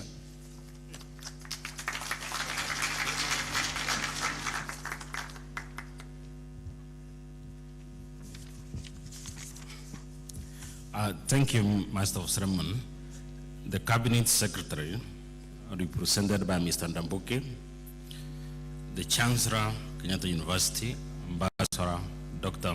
Francis Mutaura, the Chairman, Kenyatta University Council, Dr. Ben Jumo, members of the Kenyatta University Council present, the Acting Vice Chancellor, Professor Washeke Wanjoy, Excellencies, Ambassadors and High Commissioners present, Chancellors of other universities present, Vice Chancellors of other universities present, members of Kenyatta University Management Board and the Senate, professors present, Kenyatta University staff, students present, invited guests, parents, guardians, esteemed graduates, alumni present, ladies and gentlemen. Good morning. It's a privilege to share this momentous occasion as we recognize the accomplishment of the graduating class of December 24. And on behalf of Kenyatta University alumni, I take this opportunity to congratulate one of you on this outstanding achievement. Congratulations.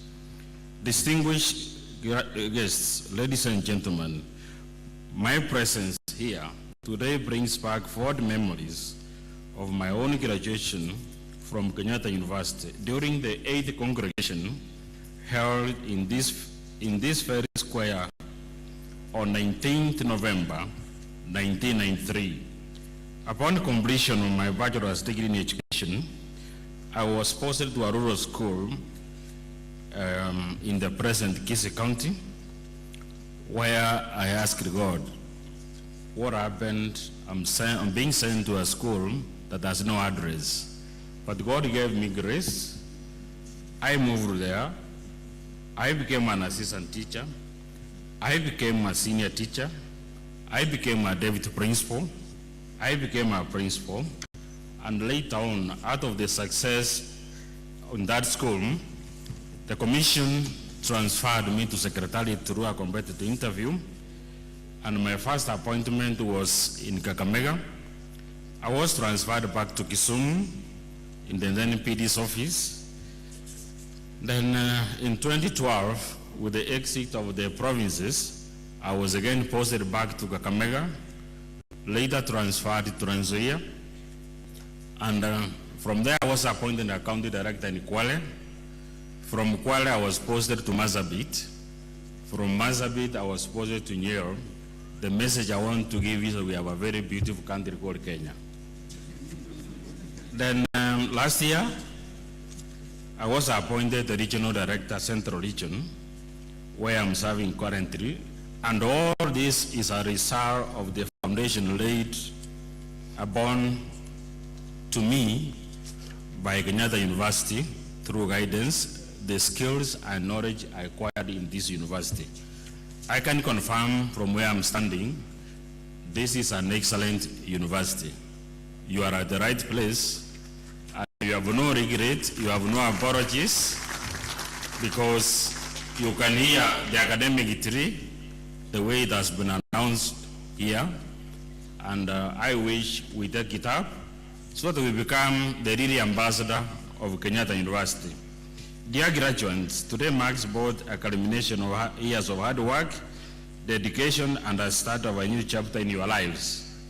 You have acquired knowledge, skills that empower you to make a positive impact in society. Your academic journey has equipped you to face challenges with integrity, accountability, open mind, and adaptability. Seeing your bright faces and broad smiles, it's clear that the hard work you have invested in has earned you this great milestone. I'm confident that the resilience and the commitment that brought you to this moment will also guide you in your future professional and academic pursuits. Esteemed graduates, many people have supported you in this journey. Let us take time to recognize and appreciate all those who have contributed to your success, because without them, it wouldn't have been possible for you to graduate today. The management, the Senate, the rectors, and the non-teaching staff who fulfilled their respective roles with dedication. We also want to thank sponsors and partners for providing support for programs and infrastructure at Kenyatta University. We also greatly thank our parents and guardians and family for their unwavering support and love. Finally, we thank Allah, our God, our mighty God, who has seen us through by grace, as it was put by Solomon Mukubwa. Distinguished ladies, guests, gentlemen, as we join the graduates in celebrating their scholastic achievement, I invite you all to reflect on the vital role that research and quality play in transforming lives. Education is not just a pathway to personal success, it drives society progress. In today's rapid evolving market, the role of our graduates must continuously evolve. Success now requires that you become flexible, you adopt technology, and you have a mind of an entrepreneur. It's no longer enough to simply hold a degree. Graduates, you must think critically, commit to lifelong learning, adopt to new realities to remain relevant in a dynamic world. As we take pride in alumni remarks contribution over the years, I encourage each one of you to remain engaged with Kenyatta University. Enroll in our alumni programs, stay connected with your peers, and consider how you can support the growth of your alma mater. By doing so, you contribute to a legacy that shapes future generations and strengthens university standing.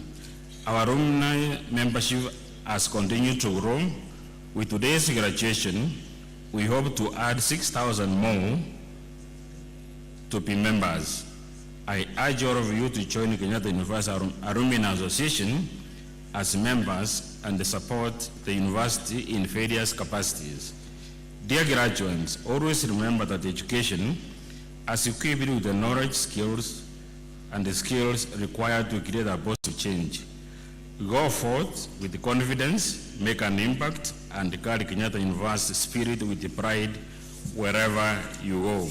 Finally, as I conclude my remarks, you have heard it said again that Kenyatta University is a premier university, and this, Mr. Chancellor, I want to confirm that this is indeed an excellent university.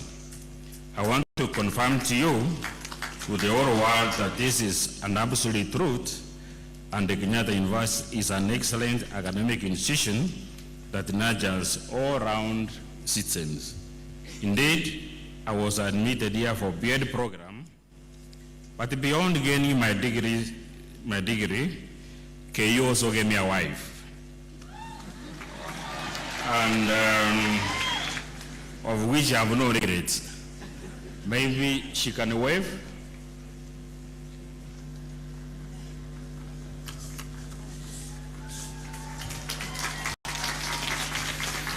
Then together God granted us 3 grades. They are also Genesis. They also accompany me. You can stand and wave. Thank you so much. I'm a proud father of 3 children who have all gone through Kenyatta University, and they're here with me today. They have graduated and are serving the nation in various capacities. Congratulations, once born to the class of 2024. We look forward to your many accomplishments in the years ahead. I wish you a Merry Christmas and a prosperous year 2025. And I want to repeat, this is an excellent institution, and you have no regrets, and you have no apologies to make to another person. You are at the right place. Thank you. God bless you.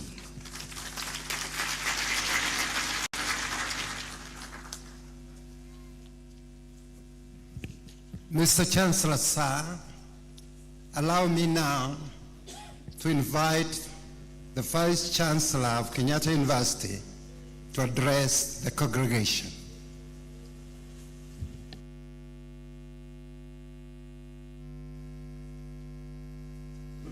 Mr. Chancellor, sir, allow me before I address the congregation to acknowledge a few categories of people who honored our invitations and joined us. And allow me to be a little selfish, to ask my husband, Mr. Luke Wanjohi, to be the first one to be acknowledged.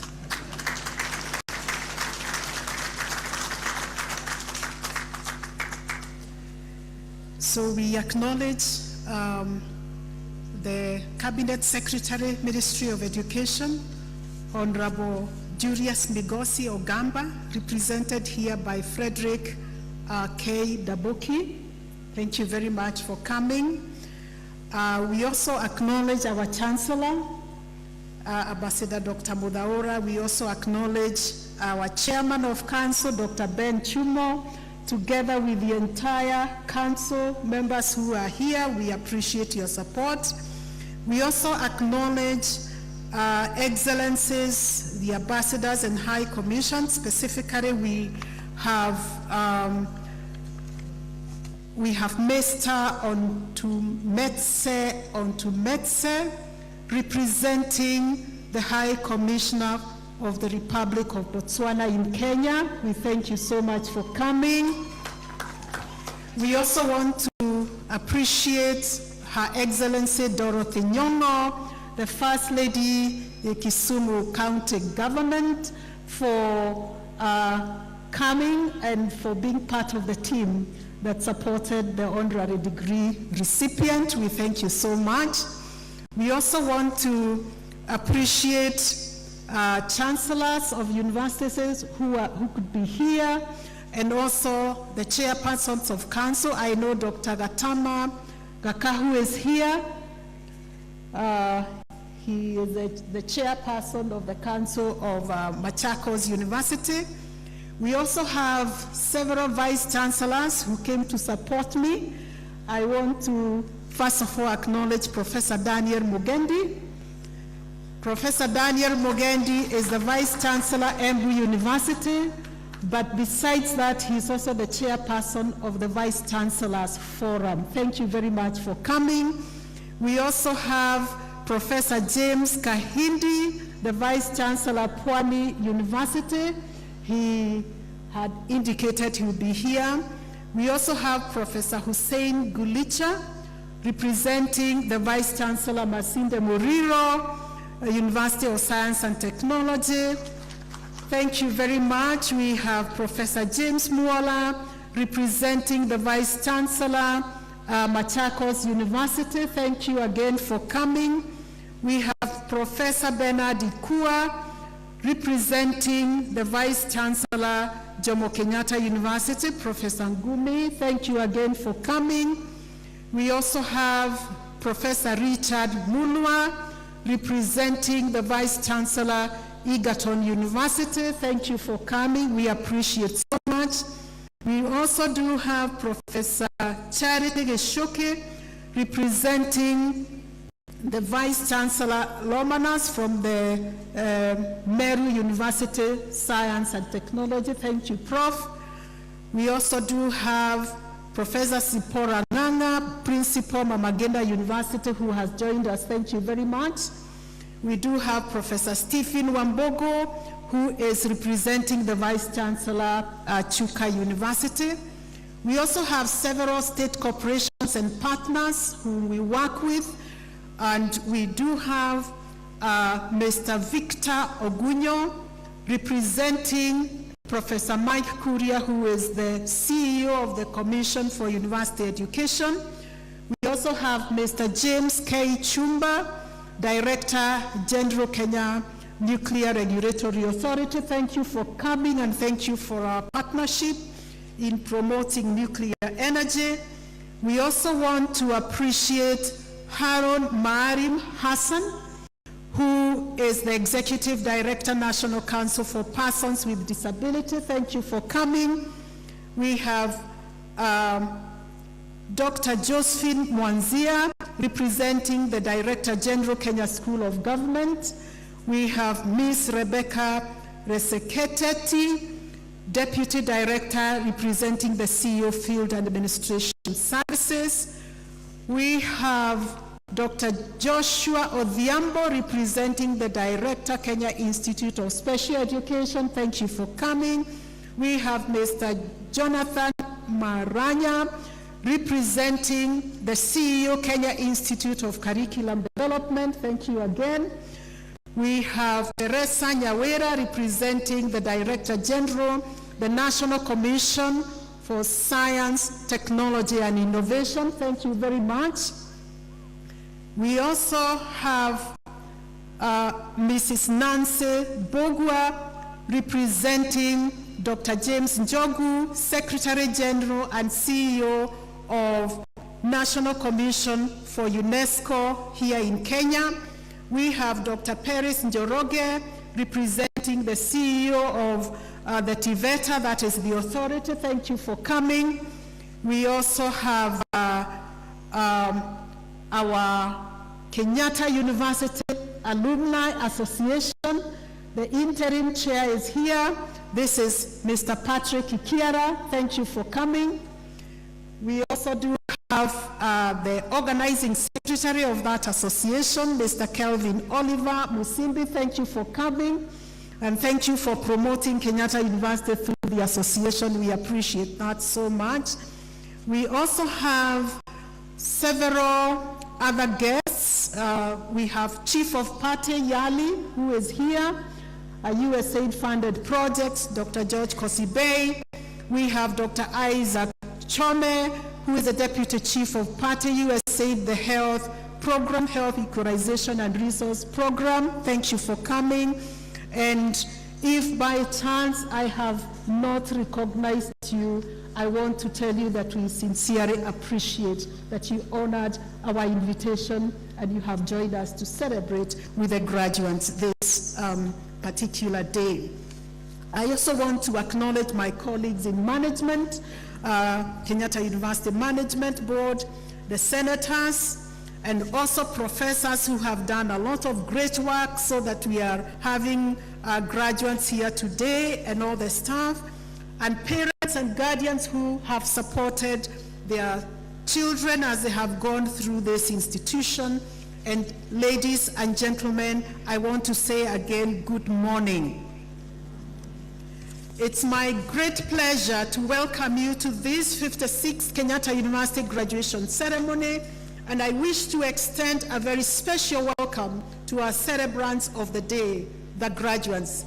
This graduation ceremony marks the culmination of your steadfast journey, and I want to take this very early opportunity to congratulate you all for making it this far. Congratulations.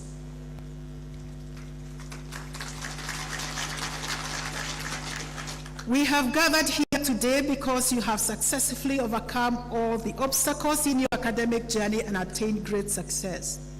You have made your parents, your guardians, your family members, friends, and faculty very proud.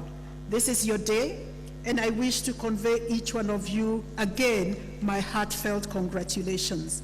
Distinguished guests, ladies and gentlemen, at Kenyatta University, we believe in recognizing and honoring great work done by others, both regionally and globally. And as we have just witnessed, the award of honorary degree to William Austin of Stake Technologies. And I take this early opportunity also on behalf of the entire Kenyatta University to congratulate Dr. William Austin for the award of this great honor by Kenyatta University. Congratulations again. Mr. Chancellor, sir, and distinguished guests, before you are 5,615 graduates who have satisfied our internal boards of examiner, external examiners, and the Senate, thus meeting the requirements for the conferment of various degrees and award of various diplomas and certificates.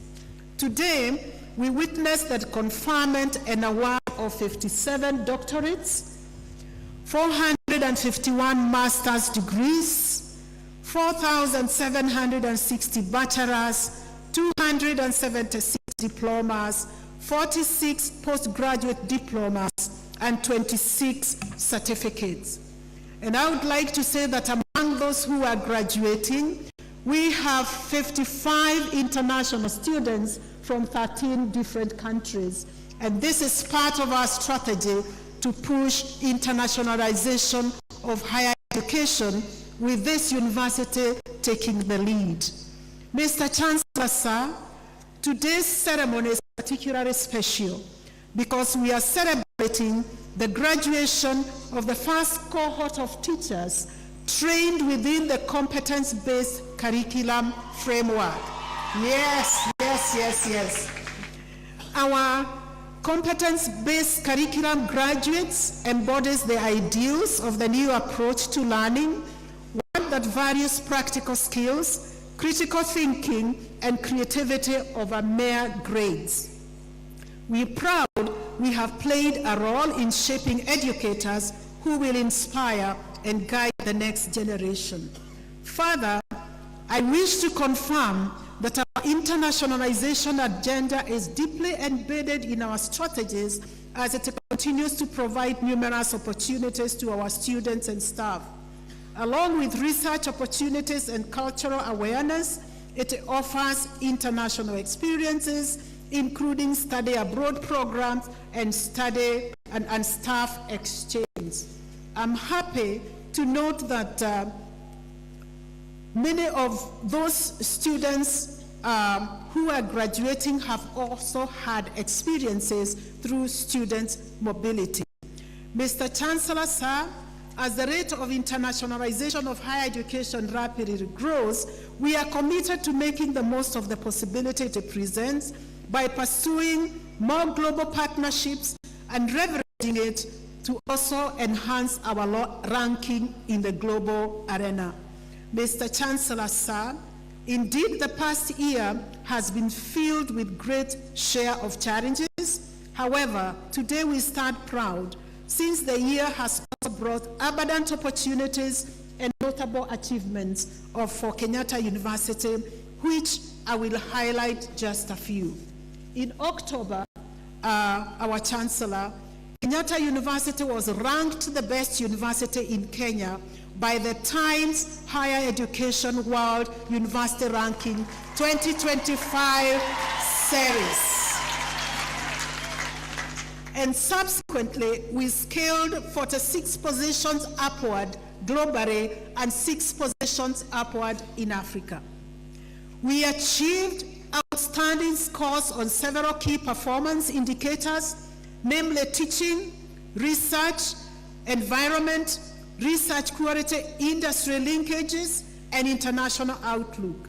This is not a mean achievement, and as Kenyatta University, we endeavor not only to remain Kenya one of the best in Kenya, but also the university of choice for Kenya and beyond.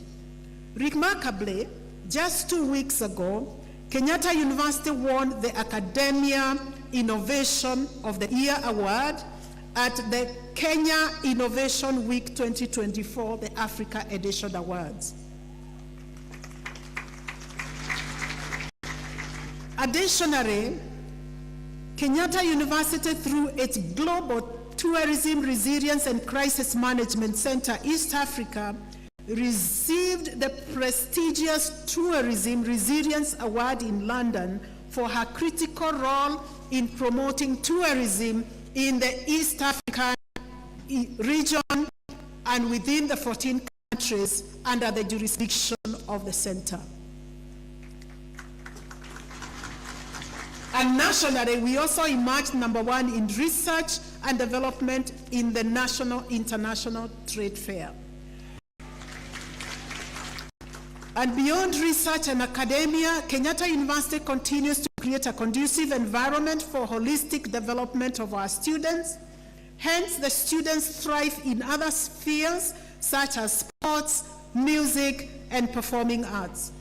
It's noteworthy that during the 2024 Music and Drama Festivals, Kenyatta University did not only emerge the best in the tertiary education level category, scooping 16 trophies, but also has maintained position 1 nationally in the music festival for the last 15 consecutive years. And our Chancellor and ladies and gentlemen, the performances that you received this morning under entertainment are all homegrown and developed from within. Further, Samson Ojuka, a law student, won a silver medal in Paris 2024 Paralympic Games, making a new Africa long jump record. This is testament that disability is not inability. Similarly, and I'm also glad that our football team represented the university in the 11th FASU Games in Nigeria. Mr. Chancellor, sir, allow me now to mention just a few Kenyatta University staff and students who garnered awards in their respective areas of expertise. We have Dr. Esther Monyere for her Global Distinguished Leadership Award by iChange National Global Organization, Professor Paul K. Mbogwa for his Lifetime Researcher Award from the National Research Fund, Dr. Grace Gethemo for her Nurse of the Year Award in Training and Teaching. I expect louds of applause to this.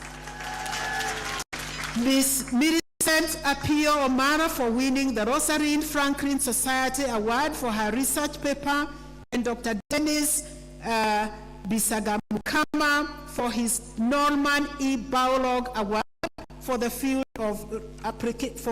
of research and application, and this was announced by the World Food Prize Foundation. These remarkable achievements and accomplishments speaks to the dedication of our staff and students and our commitment to excellency as a university.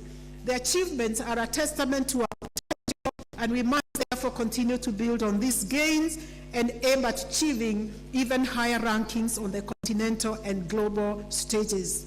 Distinguished ladies and gentlemen, generation and dissemination of knowledge is key mandate of the university. And over the past year, Kenyatta University has forged numerous successful collaborations and partnerships in research, innovation, and very, very many other areas. We are cognizant of the fact that we are not only stewards of Kenyatta University brand, but our vision is to entrench supportive and thriving ecosystem for learning, research, and innovation.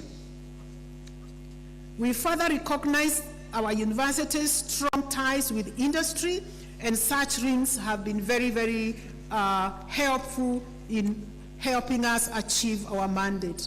Mr. Chancellor, sir, while we recognize the strides made through the year amidst recurrent financial challenges in public universities, I truly appreciate our deliberate and realistic strategic plan 2023-2024, which we launched in the year, whose implementation is currently ongoing with intensified efforts to restore institutional sustainability. With the support of our University Council, the management has analyzed the variance between the resource requirements and available resources needed to implement each key result area on an annual basis over the 5-year plan period. To this end, we have identified resource gaps that require strategic resource mobilization framework, as well as measures to ensure prudence in the management of the available resources.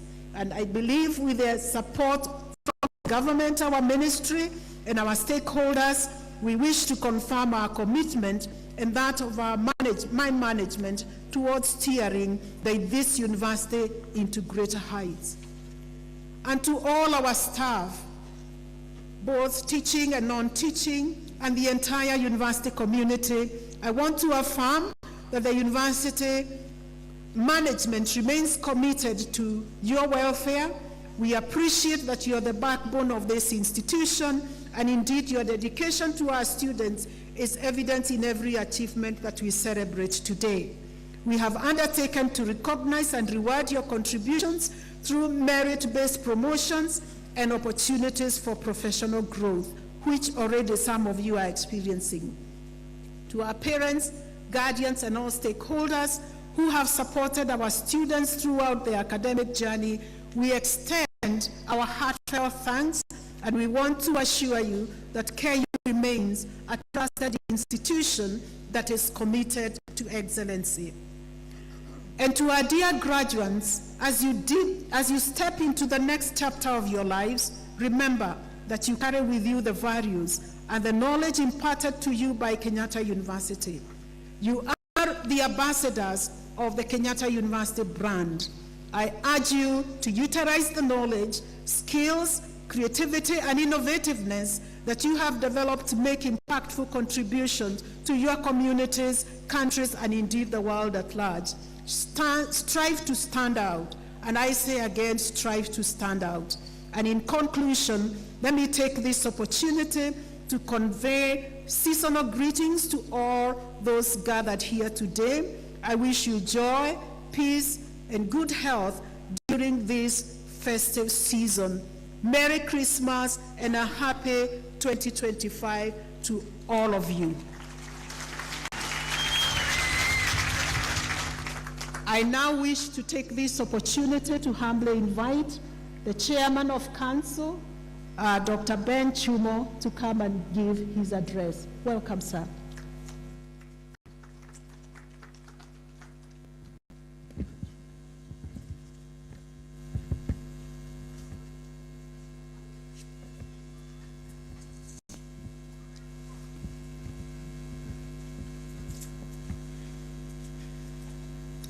Mr. Chancellor, sir, allow me to add my voice to appreciate some of the major events that have taken place in this great university that are not part of my speech. Mr. Chancellor, sir, this university now is the university.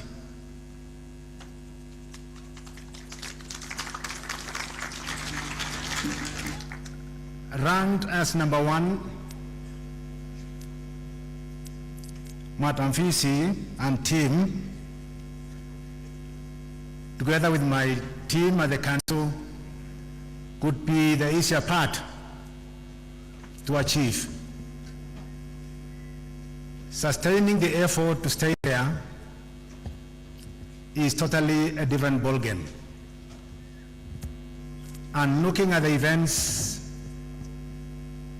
beyond that ranking, all indications are that we deserve to stay there for a reasonable period. Congratulations, Madam Fisi and your team, and the entire community of Kenyatta University. The world recognizes what you deserve. From Council, we appreciate the tranquility, the peace within the university, among the student community, and the entire staff of this community, even as we have witnessed some of the challenges affecting other universities. We have persevered and sustained and contained ourselves within this great institution. Congratulations.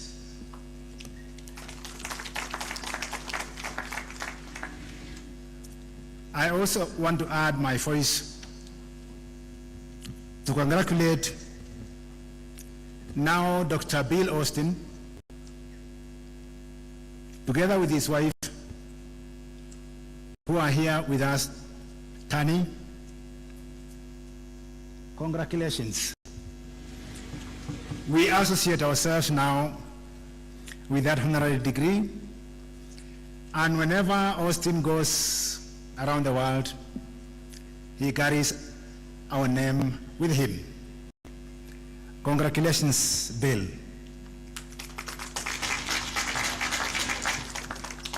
You have been honored by the #1 university in Kenya. I've also scrubbed through my speech, and I noticed that the entertainment that we have consumed, the talent that we have witnessed, the top talent that this country has witnessed has not been recognized. I want to take this early opportunity to appreciate. I saw you on TV, and I was accusing the Vice Chancellor for not having requested me to accompany him. Do that, and don't leave me behind next time. You made us feel proud when you went to State House to be honored for your achievement as the best choir in the country. You deserve a round of applause.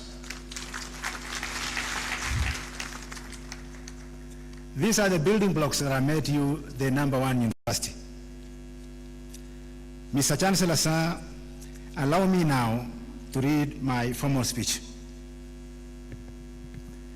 The Cabinet Secretary, Minister of Education, the Honorable Julius Migos Okamba, represented by Frederick K. Ndambuki, Secretary, Administration, State Department of Higher Education and Research, the Chancellor, Kenyatta University, Ambassador Francis Mudhaura, members of Kenyatta University Council present, the Acting Vice Chancellor, Kenyatta University, Professor Washeke Wanjohi, Your Excellencies, the ambassadors and high commissioners present, chancellors and vice chancellors of other universities present, and we have had a whole list of our guests. We appreciate you. Members of Kenyatta University Management, Board, and the Senate, professors present, and I'm told part of this ranking consider the number of professors that we have at the university. So that is very, very important, and I appreciate each one of you, our professors, Kenyatta University staff, and students present, invited guests, parents and guardians, our esteemed hosts, graduates, alumni present, ladies and gentlemen. Our graduates, it is important that you appreciate this particular sentiment, that as you sit there, as opposed to some of us sitting this side, you represent the present, part of the present, and majorly our future. You represent our future more than our present. This community sitting behind me represent a lot of the past and the present. Looking at the country, Kenya, our future is in your hands. And so we appreciate each one of you. We've had one of the most successful alumni, and at the end of this function, you'll be part of that alumni. I want to emphasize this to you, that alumni membership and recognition is not a mass movement. It is recognition of those who, upon graduation, have gone out there and became successful, so that they can be among those ones whom we continuously recognize. You can see the rep of the alumni here. Every statement he made is a statement of success, starting from his wife, whom he found here, to his several postings around the country, to his promotions, to the sons who are here with us on my right. That is what an alumni is all about.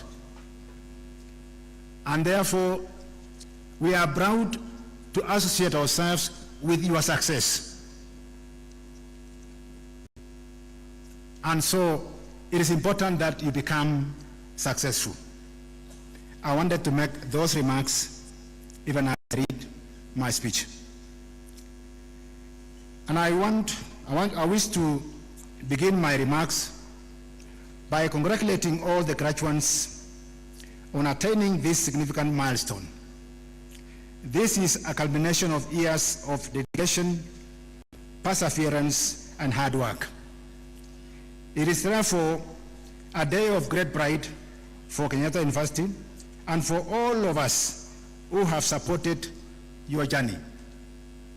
Today's ceremony is a testament of the university's commitment to nurturing talent and providing an environment where our students can excel. It is also a reflection of your resilience and determination to achieve this milestone. Mr. Chancellor, sir, as we celebrate this outstanding victory of 5,615 graduates, we cannot fail to acknowledge the contributions of my predecessor, the late Professor Shen Mikot Adola, who passed away in October 2024. Professor Mikot Adola was a visionary leader who steered the University Council during some of the most challenging times, including the COVID-19 pandemic, when most of you joined the university as freshers. His unwavering dedication left an indelible mark on this institution. Let us kindly observe a moment of silence in his great memory.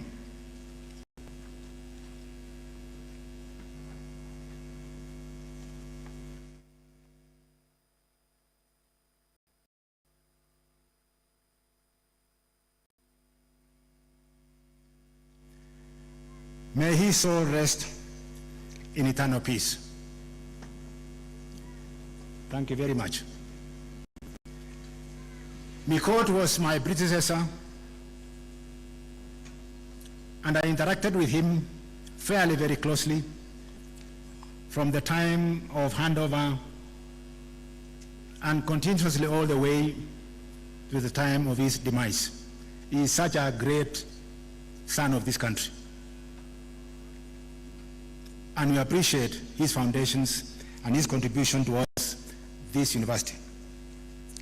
Distinguished guests, ladies and gentlemen, education is the cornerstone of development and progress.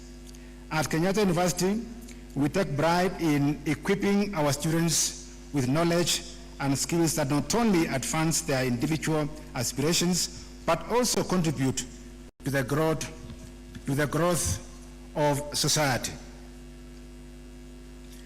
Remarkably, Kenyatta University has built a legacy of excellence. Our graduates are recognized globally for their competence and character. Today, they join the ranks of the alumni who have made significant contributions across diverse fields. I'm confident that the education and training they have received will empower them to be agents of positive change, embodying the values of integrity, innovation, and hard work. The class of 2024, as you graduate today, remember that the journey of learning is lifelong. Embrace every opportunity to grow, innovate, and create solutions that will transform our nation and the world at large. I urge you to pursue excellence relentlessly. The world is changing rapidly, and the knowledge and values you have gained here will be your compass.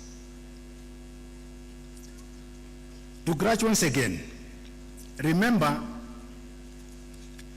the world has changed. When I left the university close to 40 years ago, all we needed to do was just to graduate. And the government, a government department called Directorate of Personnel Management, picked your names from the university and posted you. There were opportunities around the country then, and we were a handful graduates then graduating from the entire country. There were only 2 universities, the #1 university and Nairobi University. And we were only 3,000 graduates. And so the country could post us. I remember then Job Group H was such a senior positions because that was where the entry point for graduates was. And you were either a DO or someone in the economy. Graduates, the world has changed.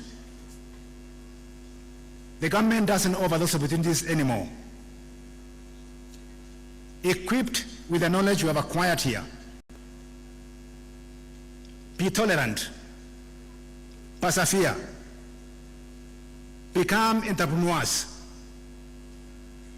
It might be difficult initially, but I have seen and compared myself with people who did not take the posting and opted to start something of their own.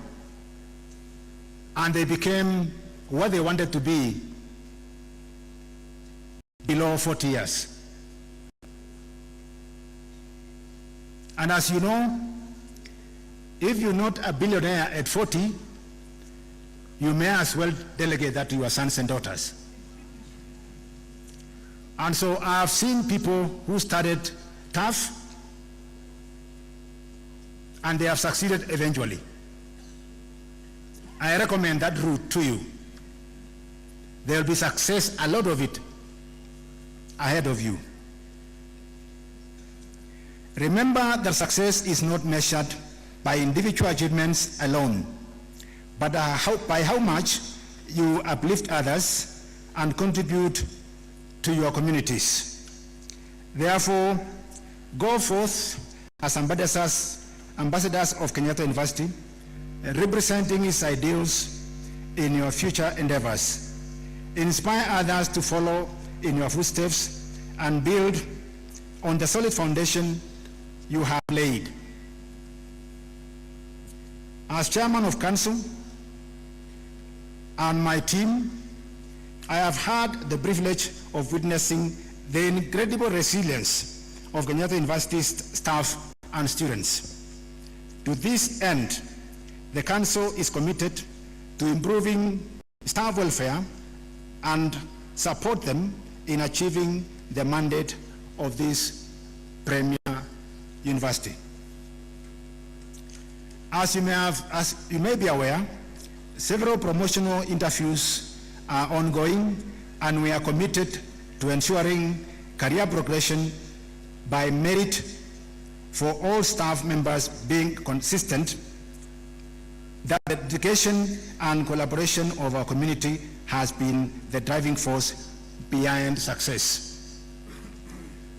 A lot of time when employees get into an organization, they want to see how their career path is.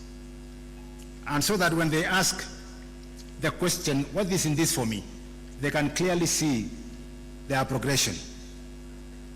We are happy as council that that is going on as we speak. And there must be some of the beneficiaries sitting behind me or either side of the aisle here that are benefiting already from those promotional interviews. And so we appreciate every contribution that each one of you makes towards making this institution what it is. I therefore wish to extend my deepest gratitude to the acting Vice Chancellor and the management team for their exemplary leadership, particularly intensifying efforts to promote staff despite the challenging times. Your unwavering commitment to excellence continues to propel this institution to being the best in the country. I want to single out Madam Fisi, Professor Shege. We notice a lot of things here, Madam Fisi. We might not be saying it.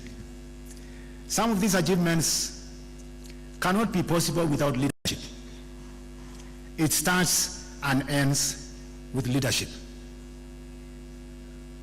We find you indoors more. We see some other students who spend their time more in the streets than spending their time indoors.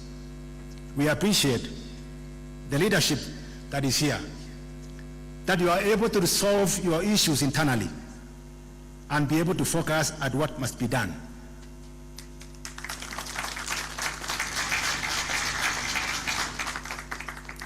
You've heard Bill Austin talk about the US and the challenges the American community are facing in recognizing what is wrong more than what is right.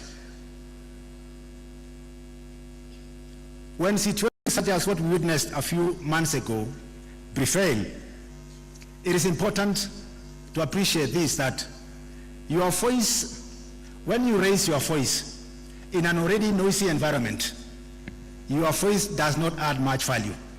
because the environment is already noisy.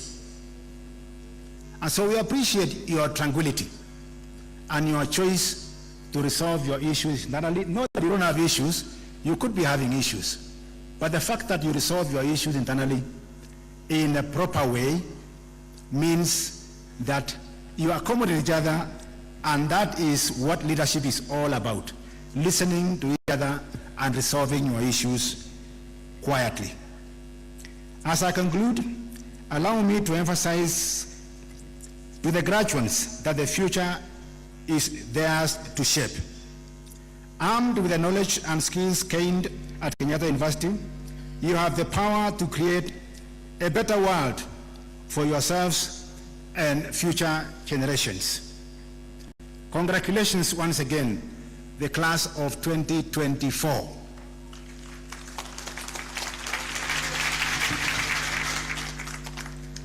You attracted the entire country to this particular space.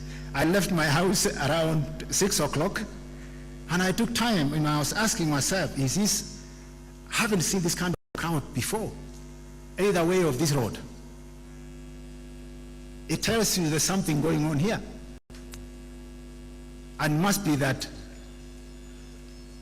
you are here for us. And you must have come with this crowd. Congratulations one more time. Congratulations. I wish you all a joyous holiday and a prosperous New Year 2025. It is now my singular honor to welcome our Cabinet Secretary, represented by Frederick Ndambuki, Secretary, Administration, State Department for Higher Education and Research, to make his remarks. Thank you very much for listening to me. Mr. Ndambuki.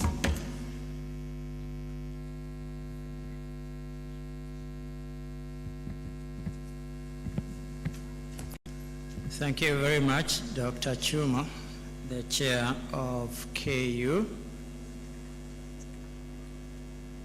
As it has been said, I stand before you on behalf of the Cabinet Secretary in charge of the Ministry of Education, Kenya, during the 56th graduation ceremony in Kenyatta University.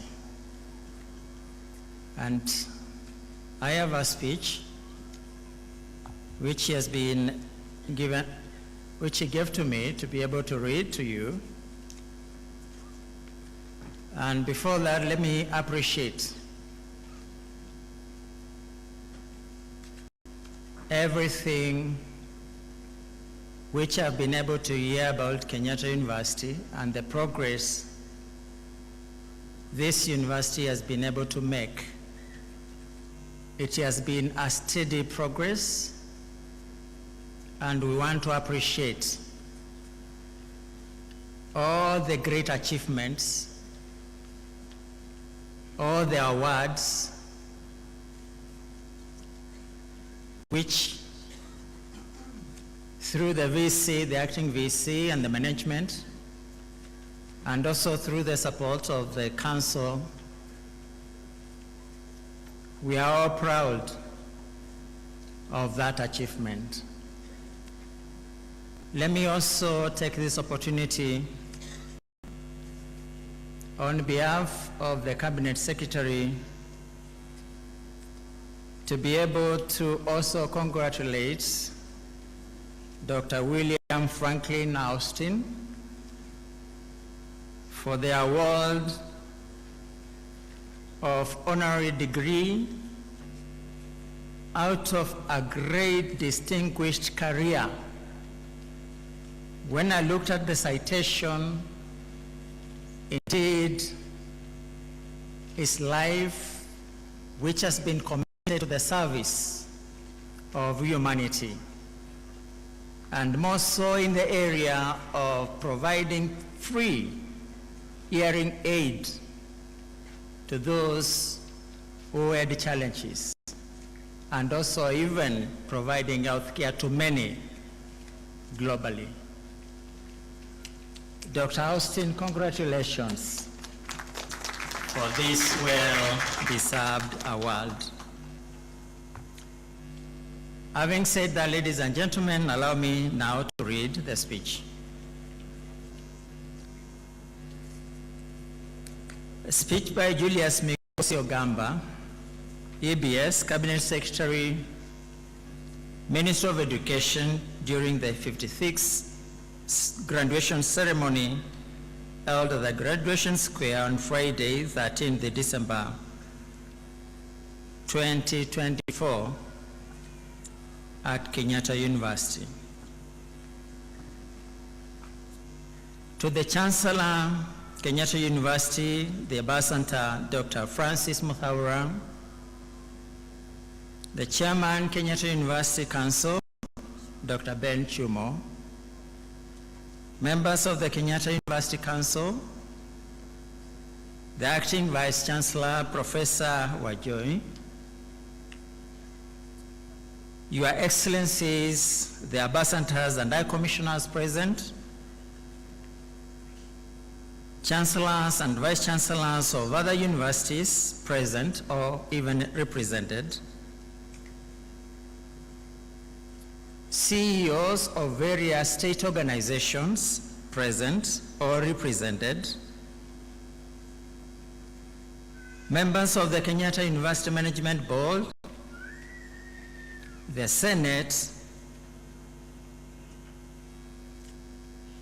invited guests, Kenyatta University staff and students, parents and guardians, the alumni present, our esteemed graduates, ladies and gentlemen, good morning.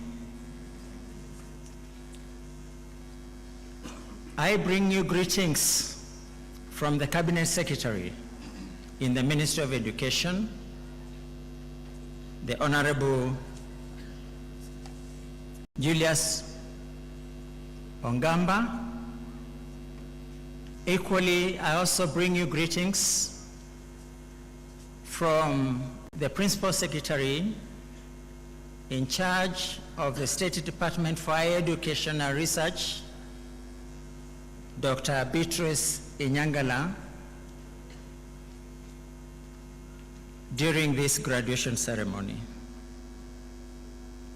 I stand before you today on this occasion of the 56th graduation ceremony of Kenyatta University, filled with immense pride and joy as we celebrate this momentous occasion. This is a day to celebrate the brilliance and the promise of the graduating class and their accomplishments, while at the same time recognizing the transformative power of education. I salute the graduating class of 2024 for their hard work, dedication, and unwavering pursuit of knowledge.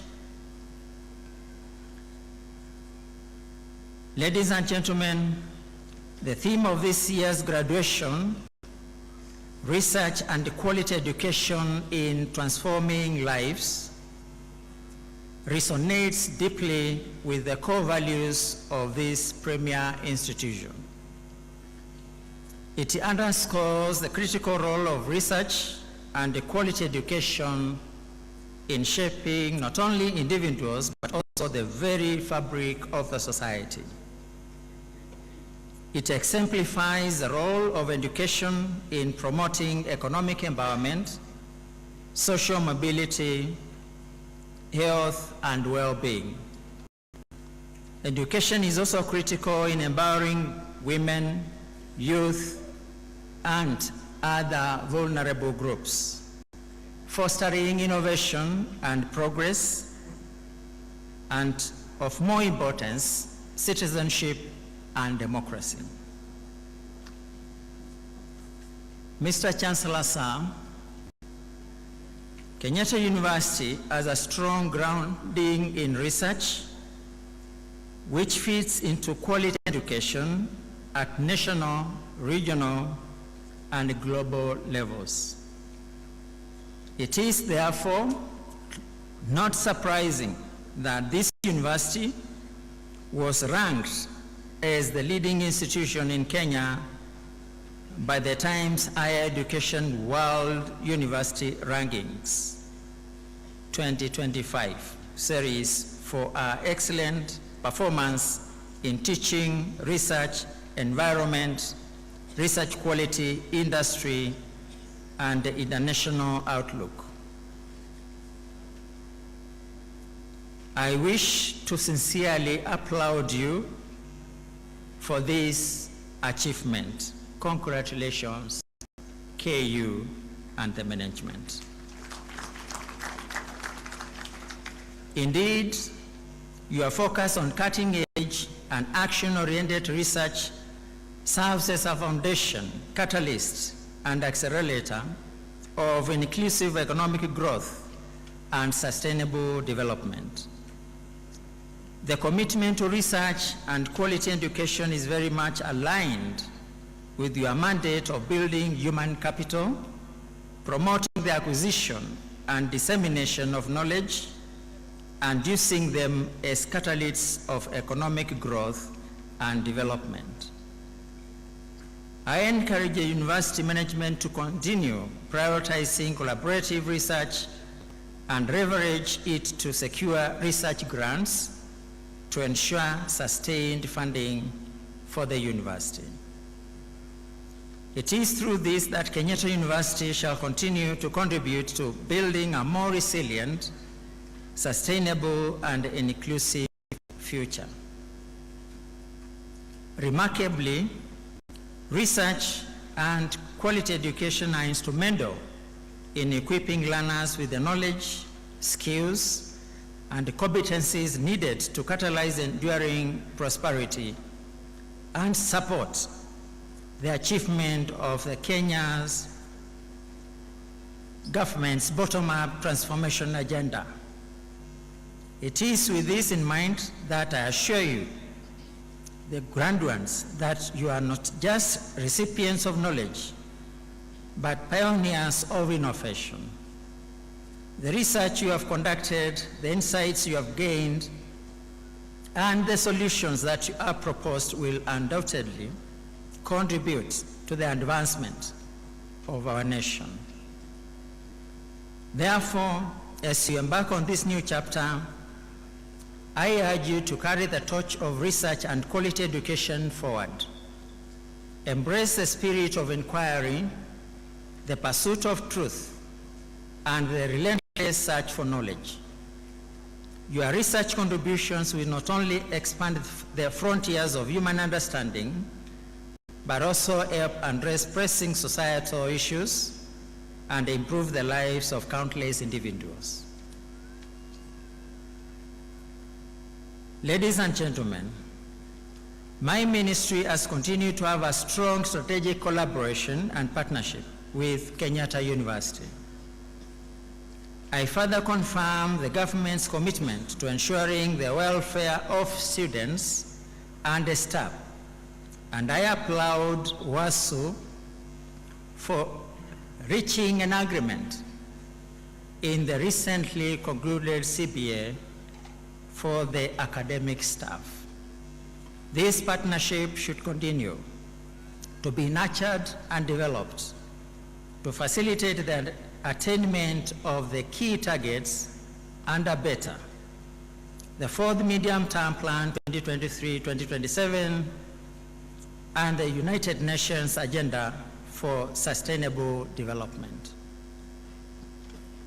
The strategic collaboration and partnership are particularly important for the achievement of the country's aspirations to ensure an inclusive and equitable quality education, promote lifelong learning, enhance action-oriented scientific research, encourage innovation, and increase commercialization of research outputs. Ladies and gentlemen, allow me to reiterate the government's commitment to ensuring that all students access quality education and that all universities operate sustainably. It is with this in mind that His Excellency, the President of the Republic of Kenya, intervened to have a team of experts relook at the new funding model. It is also with this conviction that the government is committed to effective and seamless implementation of the competency-based education system.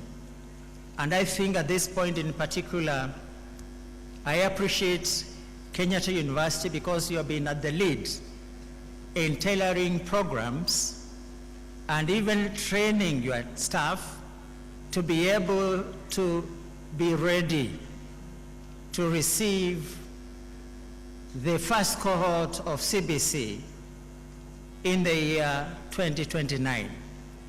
And we encourage other universities to be able to benchmark with you, Vice Chancellor, the University of KU, so that they can be also able to have programs aligned to CBC, such that when time comes for the cohort of the first CBC in 2029 to join our universities, then it shall be seamless and we'll be able to have a smooth transition in our universities.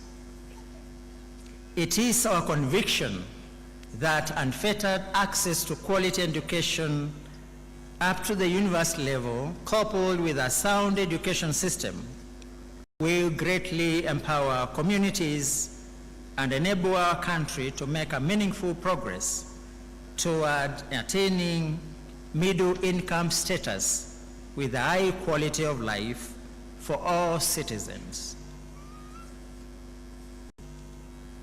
In conclusion, I wish to reiterate that my ministry remains committed to fostering an environment that supports research, innovation, and quality education by continuing to invest in our universities, by providing resources and also enabling academic excellence.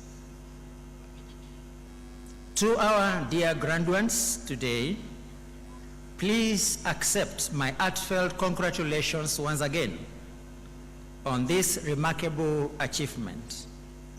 May your future be filled with success, fulfillment, and the unwavering pursuit of knowledge. Go forth with confidence and strive to make a positive impact in the world.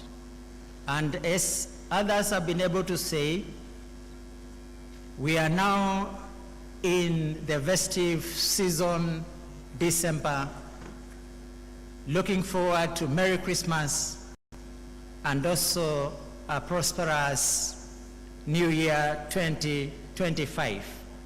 I take this opportunity to wish all of us Merry Christmas and a prosperous Happy New Year. Thank you and God bless you.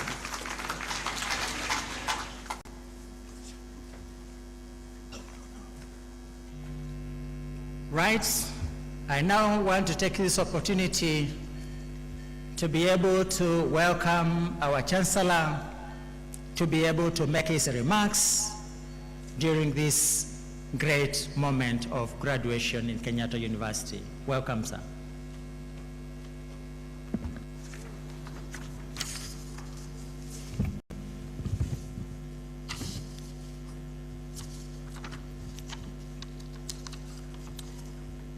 Yeah, thank you. Mr. Frederick Dambuki, Secretary, Administration, State Department for Higher Education and Research. Representing the Cabinet Secretary, Minister of Education, Honorable Ogamba. The Chairman, Kenyatta University Council, Dr. Ben Chumo, the Acting Vice Chancellor of Kenyatta University, Professor Waseke Wanjohi, members of Kenyatta University Council present, Your Excellencies, the ambassadors, high commissioners present, chancellors and vice chancellors of other universities present, members of the Kenyatta University Management Board and the Senate, professors present, Kenyatta University staff and students present, invited guests, parents, guardians, esteemed graduates, alumni present, ladies and gentlemen. Good morning. May I join the previous colleagues who have spoken to really congratulate the staff, the management, the students of Kenyatta University, and particularly the leadership of Kenyatta University for, getting the university to rank #1 in the country. #1 out of about 60 universities is not a mean achievement. It can only come when people are working with vision and determination and the energy, knowing exactly the type of results they would like to have for their university. The results of this university is the quality of graduates. So if you are ranked #1, then the quality of our graduates should be #1. I congratulate all of you for this great achievement.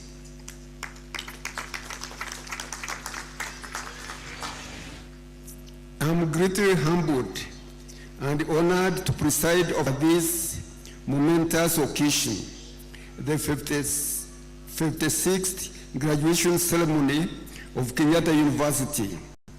Today, we gather to honor and celebrate the achievements of the graduates who have worked tirelessly for a number of years through commitment and perseverance. It's a day of great pride and joy for all of us. There is no greater investment to parents, also to government, than investing in education. So today we are really harvesting results of that very important investment. Indeed, graduation is an achievement that speaks to the hard work, sacrifice, and resilience of each individual here today. The beauty of the occasion marks not only the completion of the journey, but also the beginning of another. For some of you are going for postgraduate. Some of you are going, of course, to start jobs and also to create their own jobs. Sometimes we are over-focused as whether there are jobs or not. I think the most important thing is to focus more on all available options. Education expands the scope of your vision and also the distance of your vision. So whether there are jobs or not, through innovation, through creativity, you should be able to be yourself an employer. So never be discouraged by the competition of jobs. You know, in democratic societies like ours, and really democracy is spreading all over the world, the culture is one of competition. And those who win or who compete best are those who are best educated.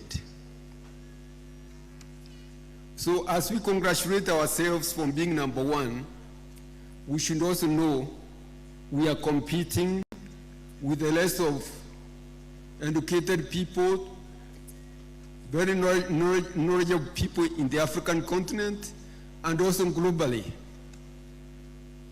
So let us look beyond Kenya.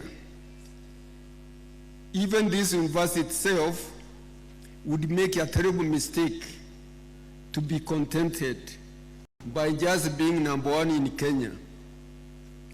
We want to be number one in the continent. We want to be one of the best universities in the world.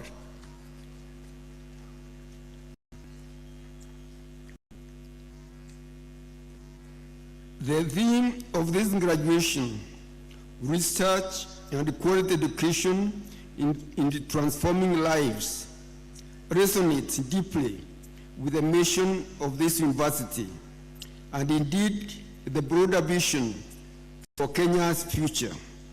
Through quality education and innovative research, we can open doors to solutions that can change lives and shape society. Kofi Annan, you know Kofi Annan is the former UN Secretary General, once said, knowledge is power, information is liberating, education is the premise of progress in every society, in every family. At Kenyatta University, we believe that quality education goes beyond importing knowledge. It empowers individuals to change lives, both their own and those around them. Distinguished guests, ladies and gentlemen, research is the engine of innovation and progress. And really this is where we have a difference between the third world, second world, and first world. If only we can invest more in research, in innovation, in creativity, we can transform this country from a middle income to a high income country within a short time. Singapore did it in 20 years. Why can't we do it? We are more people, we are more graduates. Why can't we do it? Through research, we uncover insights that pave the way for a more equitable, sustainable, and prosperous world. It is through quality education combined with the commitment to inquiry that we can address the most pressing issues of our time. Dear graduates, I urge you to approach your careers as researchers, as thinkers, as lifelong learners. Let the foundation you have built here drive you to seek answers, to challenge the status quo, and to contribute solutions to the challenges that face our society today. Leverage yourself with the words of Malala Yousafzai, the youngest ever Nobel Prize laureate, known globally for advocacy. I quote, "One child, one teacher, one book, and one pen can change the world." End of quote. And utilize the knowledge you have gained as a tool for transformation. Endeavor to use it very wisely. As you stand at the threshold of new beginnings, remember that your journey is just beginning. Let the lessons you have learned and the skills you have acquired serve as your compass in a rapidly changing world. Whether you contribute to developing new technologies, teaching future generations, pioneering health care solutions, or leading in any other field, remember that you hold the potential to impact lives, not only locally, but globally. Carry forward the legacy of this university by embodying the values of curiosity, empathy, and resilience. Let your actions reflect not only on personal ambition, but on commitment to serve others and uplift communities. Today, we have awarded Mr. Franklin Austin, William Austin, and doctorate degree in recognition of what he has done, the impact he has made globally in developing the hearing devices.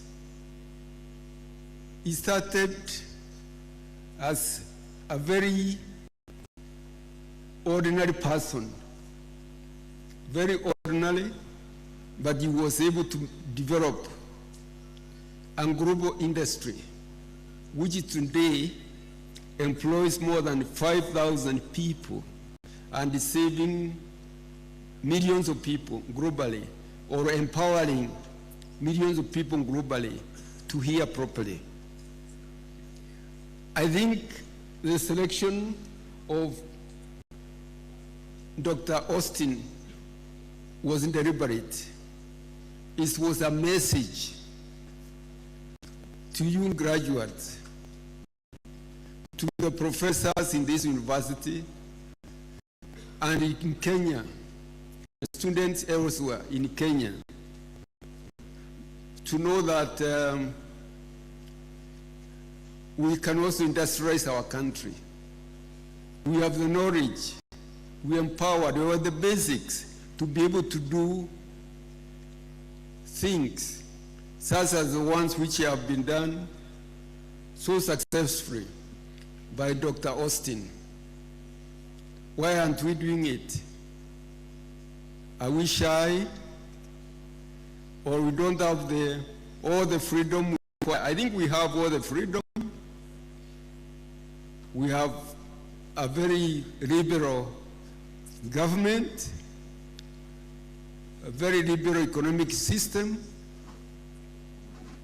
and a very education-oriented system or government. So let us pull our socks. I think it's a challenge. Let us pull up our socks, as the chairman said, because we can. Nothing should stop us from being innovative, from being creative. Distinguished guests, ladies and gentlemen, as our university, we are proud of the strides we have made in promoting research innovation with the goal of making a real difference in people's lives. Academic staff and the students continue to engage in research that addresses challenges within Kenya, East Africa, and beyond. From advancing healthcare solutions to addressing issues in technology, education, environmental sustainability, Kenyatta University remains committed to producing knowledge that transforms and uplifts society. I therefore wish to appreciate the university management and all staff for their resilience amidst hard economic times and promoting Kenyatta University pride nationally and internationally. And in conclusion, I extend my warmest wishes to you all for the festive season, Christmas, which is coming around the corner. and also to wish you a happy new year. May the Christmas season bring you peace and joy, and may 2025 be a year of new beginnings and successes for each of you. Let us carry forward the spirit of this day, the spirit of achievement, hope, and transformation. As we go out into the world, know that Kenyatta University stands behind you, proud of what you have accomplished and confident in what you contribute to society. Once again, congratulations to the class of 2024. May you continue to shine, inspire, and transform the world. Thank you very much.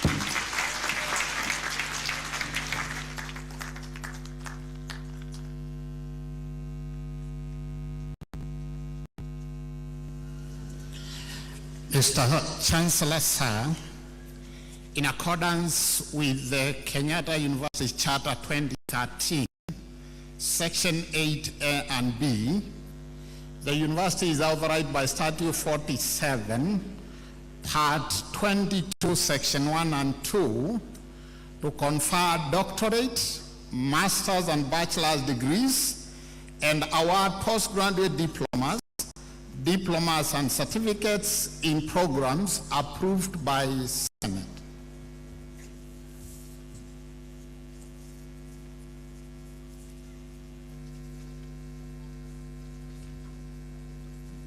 Mr. Chancellor, sir, allow me to request all the graduates to be ready for the conferment of various degrees and award of postgraduate diplomas and certificates of Kenyatta University.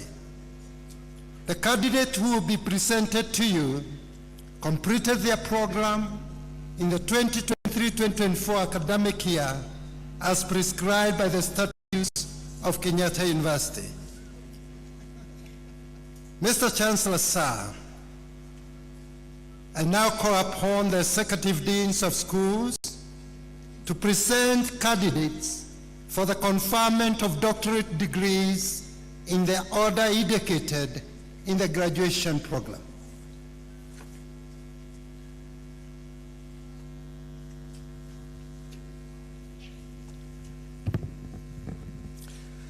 The School of Agriculture and Environmental Sciences.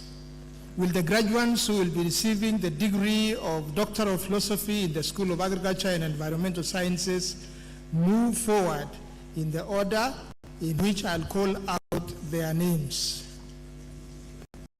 Kinyua Michael Wanjoy, Doctor of Philosophy in Environmental Science. Supervisors, Professor Monica Muna and Dr. Job Kihara.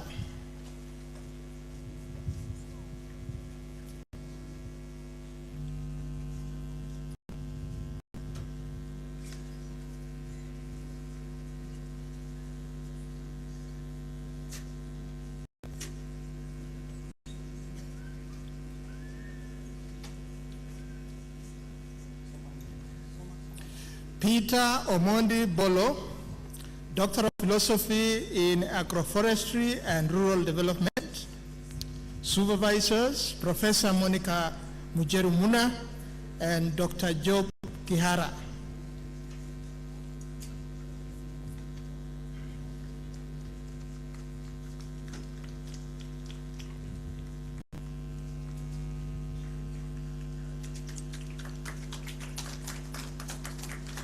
Stacy Nawanjaya Waudo, Doctor of Philosophy in Climate Change and Sustainability. Supervisors, Dr. James Koske and Professor Fuchaka Waswa.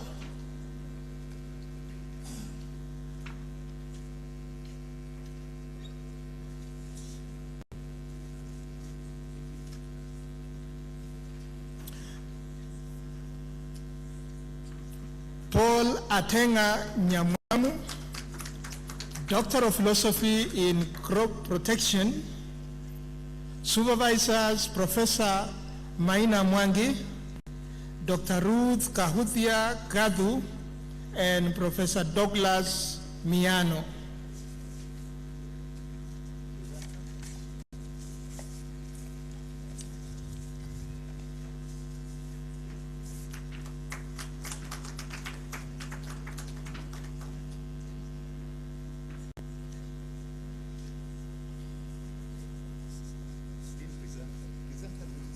Yes. Mr. Chancellor, sir, it is now my honor to present the candidates for the award of the degree of Doctor of Philosophy of Kenyatta University.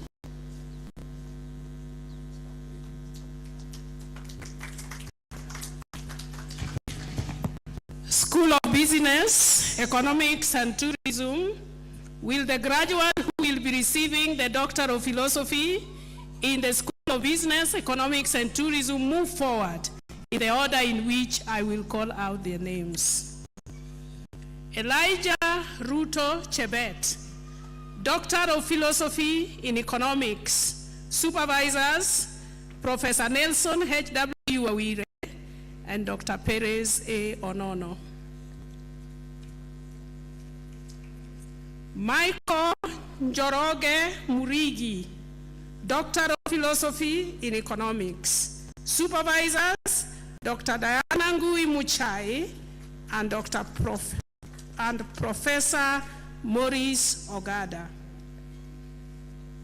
In absentia, Muigai Wainaina, Doctor of Philosophy in Economics. Supervisors, Professor Martin Etiang and Dr. Diana Ngui.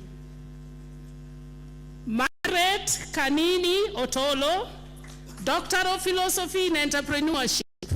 Supervisors, Dr. Mwave Stephen Makau and Dr. Kimenshu Linda.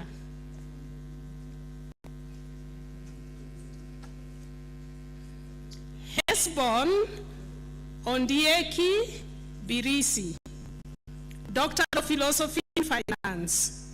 Supervisors, Dr. Job Omagwa and Dr. Salome Musau.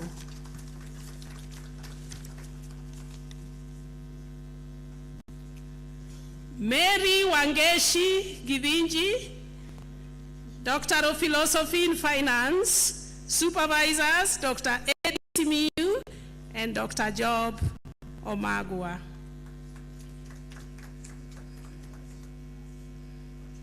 Titus Mutambu Mweta, Doctor of Philosophy in Finance. Supervisors, Dr. Abros O. Jagogo and Dr. Festus Mithi Wanjohi. Rosemary Nduta Gakuru, Doctor of Philosophy in Human Resource Management. Supervisors, Dr. Jedida Muli and Dr. Rosemary Wanyoike. Esther Laurinda Akomoning, Doctor of Philosophy in Hospitality Management. Supervisors, Dr. Rahab Mugambi and Professor Alice Ondigi. Jane Kanjuru, Doctor of Philosophy in Hospitality Management. Supervisors, Dr. Moses Mirisho and Dr. Jane Bitok. John Adanze, Doctor of Philosophy in Hospitality Management. Supervisors, Dr. Rosemary Kaiya and Dr. Vincent Maranga. Regina Brenda Nyawira Wahome, Doctor of Philosophy in Hospitality Management. Supervisors, Dr. Moses Mirisho and Dr. Kinuthia W. Teresa. Michael Muya Kisilu, Doctor of Philosophy in Hospitality Management. Supervisors, Dr. Shem Wambugu Maingi and Dr. Vincent Maranga. Mosae Bronshu To Kamarkor Akuto. Doctor of Philosophy in Project Management, supervisors Dr. Paul K. Sang and Dr. David Nzuki.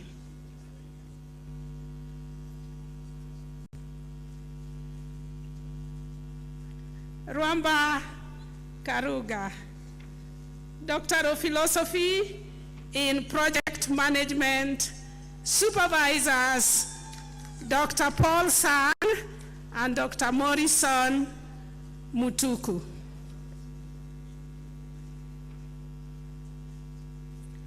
J.N. Wambui Kariuki, Doctor of Philosophy in Strategic Management, supervisors Dr. Godfrey Kinywa and Dr. Paul Waithaka.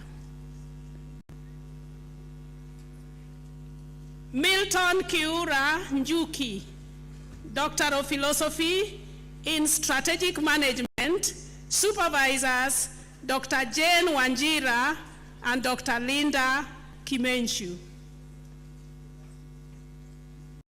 Omido Kalenya Mili, Doctor of Philosophy in Strategic Management, supervisors Dr. Samuel Maina and Dr. Mary Namusonge.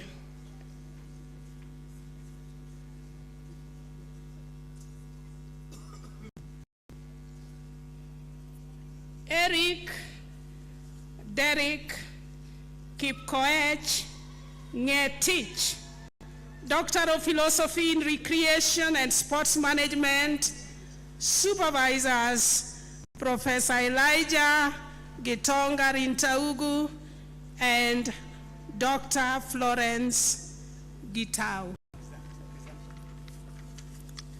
Mr. Chancellor, sir, it is now my honor to present the candidates for the award of the degree of Doctor of Philosophy of Kenyatta University.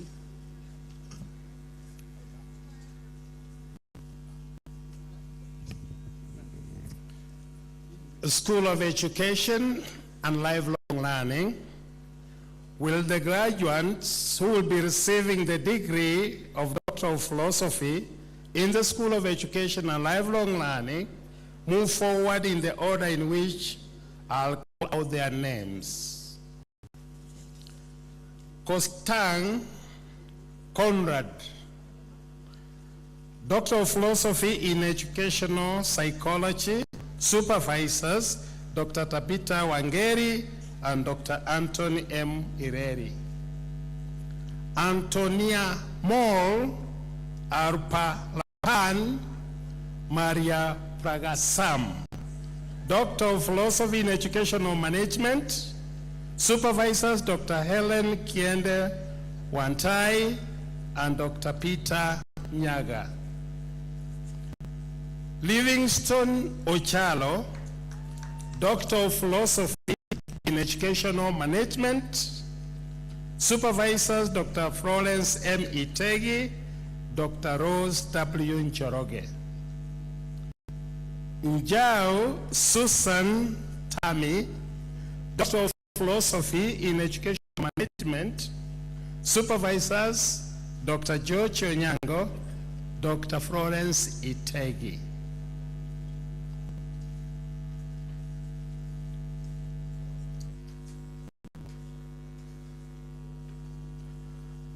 Salome Kiagiri, Doctor of Philosophy in Educational Management, supervisors Dr. Florence M. Itegi and Dr. Helen Kiendi Wantai.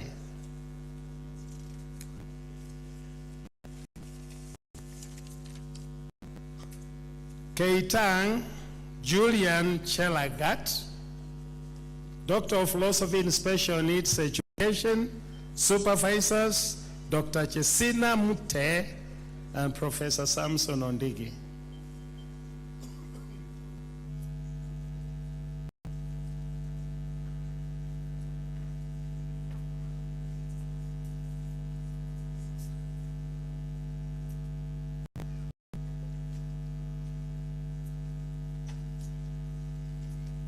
Lina Apondi Okeyo, Doctor of Philosophy in Language Education, Supervisors Professor John N. Kimemia and Dr. Sophia M. Ndethiu.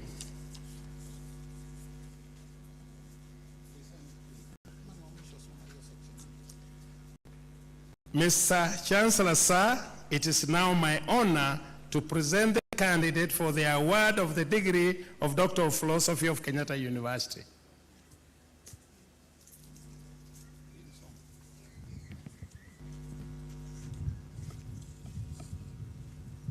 School of Engineering and Architecture. Will the graduate who will be receiving the degree of Doctor of Philosophy in the School of Engineering and Architecture move forward in the order in which I will call out her name. Judy Chemutai Kebenei.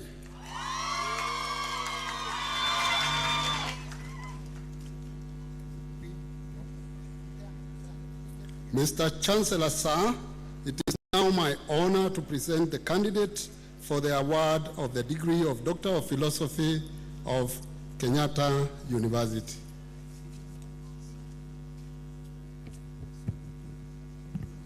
School of Air Sciences, will the graduates who will be receiving the degree of Doctor of Philosophy in the School of Air Sciences move forward in the order in which I will call out their names. Immaculate Wambui Kamau, Doctor of Philosophy in Reproductive Health, Supervisors Professor Margaret Keraka and Dr. Eliphas Gitonga. Nebat Kigurehe Mchindi, Doctor of Philosophy in Epidemiology and Disease Control. Supervisors Dr. John Paul Oyore and Dr. Gordon Onweno. Reynold Ochieng Ongonga, Doctor of Philosophy in Medical Laboratory Science, Clinical Chemistry. Supervisors Dr. Nelson Menza and Dr. Rogers Norman Ndemba. Mr. Chancellor, sir, it is now my honor to present the candidates for the award of the degree of Doctor of Philosophy of Kenyatta University.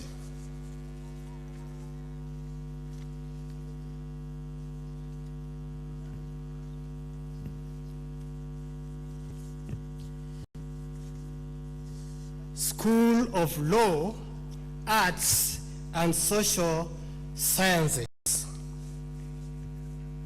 Will the graduates who will be receiving the degree of Doctor of Philosophy in the School of Law, Arts and Social Sciences move forward in the order in which I'll call out their names. Lilian Nai Mulati, Doctor of Philosophy in Diplomacy and International Relations.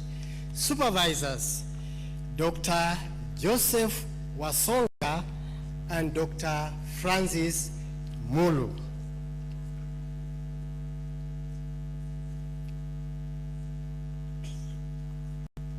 Oluwaseni Isaac Abadi, Doctor of Philosophy in Fine Art and Design. Supervisors, Dr. George Vikiru and Dr. Christine Majale. Rose Acheng Oduho, Doctor of Philosophy in Fine Art and Design. Supervisors, Dr. George Vikiru and Professor Caleb Reri. Flora Mlatia, Doctor of Philosophy in Policy and Management. Supervisors, Dr. Wilson Muna, and Dr. Heather Kipchumba.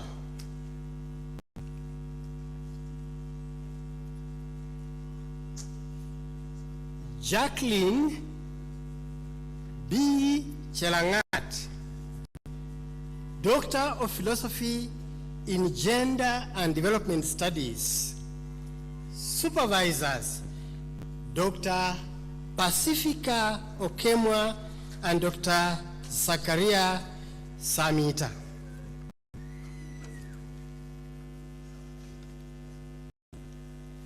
Gladys Kinara, Doctor of Philosophy in Kiswahili.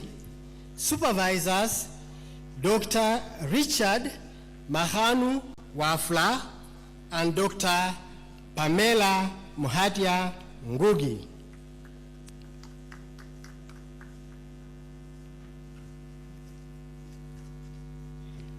Helen Wanjiku Njuguna, Doctor of Philosophy in Kiswahili. Supervisors, Professor Geoffrey Kitula Kingei and Dr. Richard Mahanu Wafla.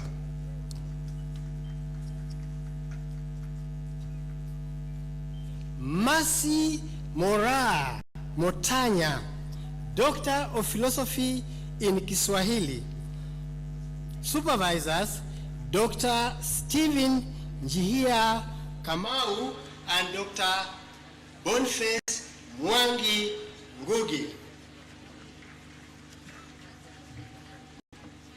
Vince Arasa Nyabunga, Doctor of Philosophy in Kiswahili.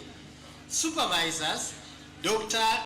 Miriam Kenyani Osore and Dr.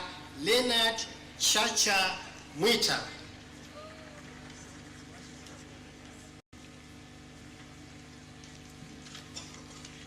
Okombo Lea Anyango, Doctor of Philosophy in Literature. Supervisors, Dr. Esther Mbiti and Dr. Juvenalis Mwairumba. Kamau Patrick Maina, Doctor of Philosophy in Religious Studies. Supervisors, Professor Michael Katola and Dr. Humphrey Waweru.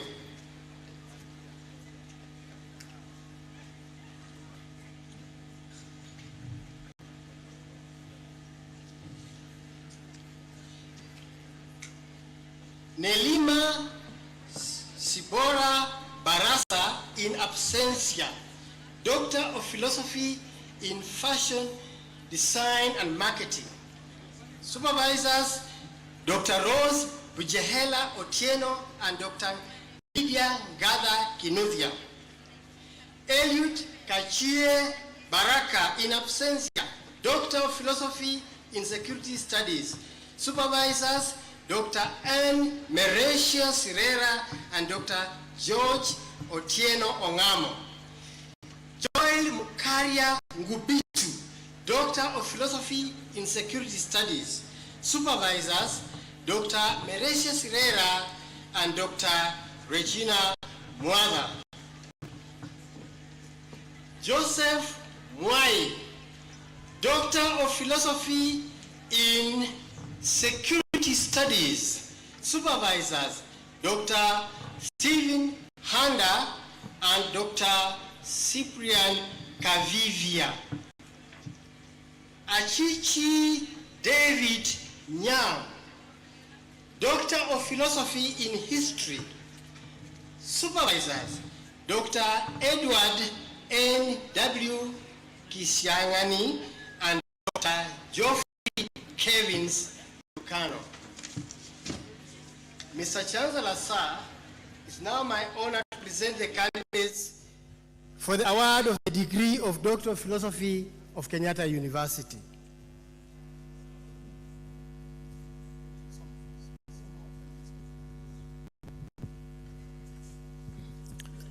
School of Pure and Applied Sciences, who the graduates who will be receiving the degree of Doctor of Philosophy in the School of Pure and Applied Sciences move forward in the order in which I will call out their names. Miriam Malia, Doctor of Philosophy, Applied Mathematics. Supervisors, Dr. Isaac Chepkwony and Professor David Malonza.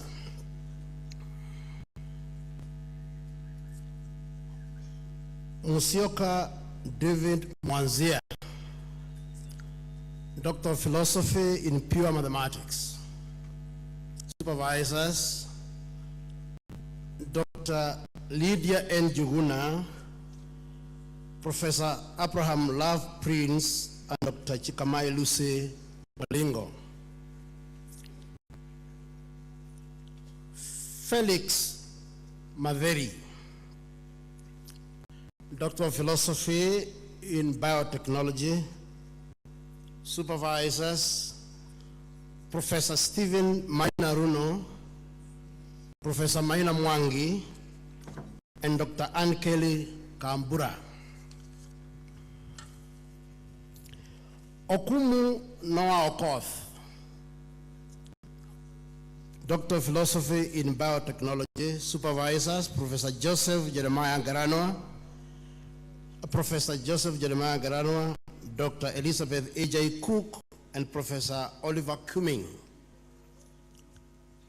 Gekera Rufus Kenyua, Doctor of Philosophy in Computer Science. Supervisors, Professor Elizabeth Maina, Professor Jonathan Mwaura, and Engineer Dr. Shadrach Mambo. Odara Bernard Omoy, Doctor of Philosophy in Computer Science. Supervisors, Dr. Stephen T. Waidhaka, Dr. John Mugo Kadiri, and Dr. Lawrence Mushemi.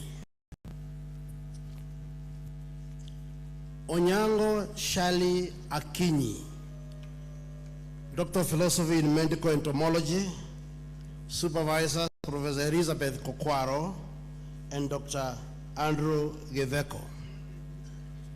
Mr. Chancellor, sir, it is now my honor to present the cadres for award of the degree of Doctor of Philosophy of Kenyatta University. Mr. Chancellor, sir, it is now my honor to present to you candidates for conferment of the various doctorate degrees of Kenyatta University. May all members of academic staff and guests in academic attire arise. I admit the persons presented to me to the degree of Doctor of Philosophy, and by my authority and that of the entire university, give power to read and to do all that it pertains to this degree. You may now turn your tassels to the right. Congratulations. Let us applaud the 57 PhD holders of Kenyatta University. Let us give them a better applause, please. Congratulations, 57 PhD candidates of Kenyatta University. Mr. Chancellor, sir, may I invite you with the Chairman of Council, the CS representative, and the Vice Chancellor, and Dr. Austin, for a group photo with the new PhD holders. You are welcome. Happening now at Kenyatta University during 56th graduation ceremony is a photo session by the Chancellor, the Chairman of Council, the CS representative, the Vice Chancellor, and our honorary degree holder today, Dr. Austin. It's happening right here in this premier university, Kenyatta University. They have done what they could do in research. They have achieved very high grade PhD holders of Kenyatta University. The administration police band is sounding a fanfare in their honor. Getting ready for the photo now. Please be seated. Thank you. Please be seated. The Chancellor, the Chairman of Council, Dr. Austin, CS representative and the VC, kindly take your seats for the group photo. Thank you very much. It's live here at Kenyatta University.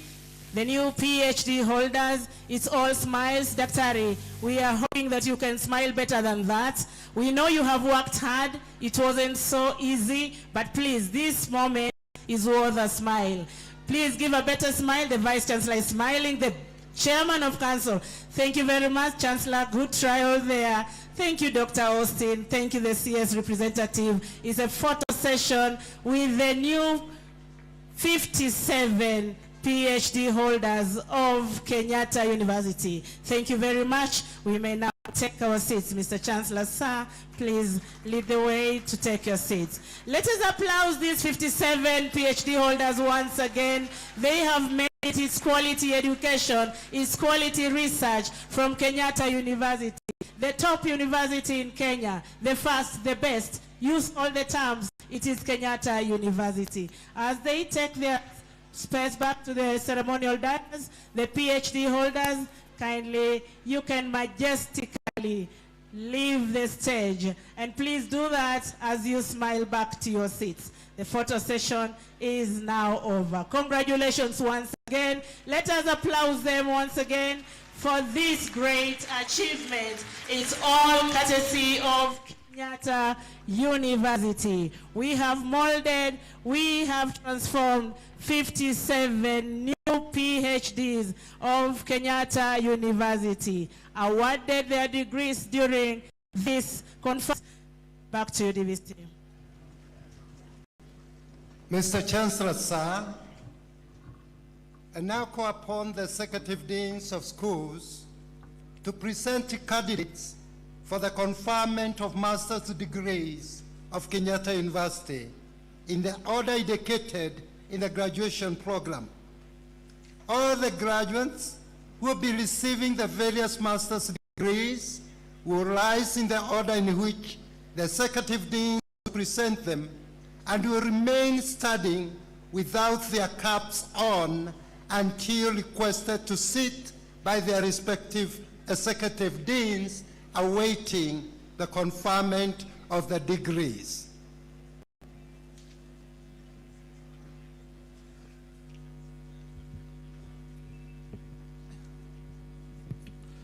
Master's degrees, School of Agriculture and Environmental Sciences. Master of Science, Integrated Soil Fertility Management, Chepkorir. Master of Science, Agribusiness Management and Trade, Kelvin. Master of Science, Agricultural Economics, William. Master of Environmental Science, Abdiwali, Eric Wahome. Master of Environmental Science, Environmental Studies and Community Development, Kiramba. Master of Environmental Studies, Climate Change and Sustainability, Christos Pamela. Master of Science, Environmental Education, Caroline Isako. Please take your seats.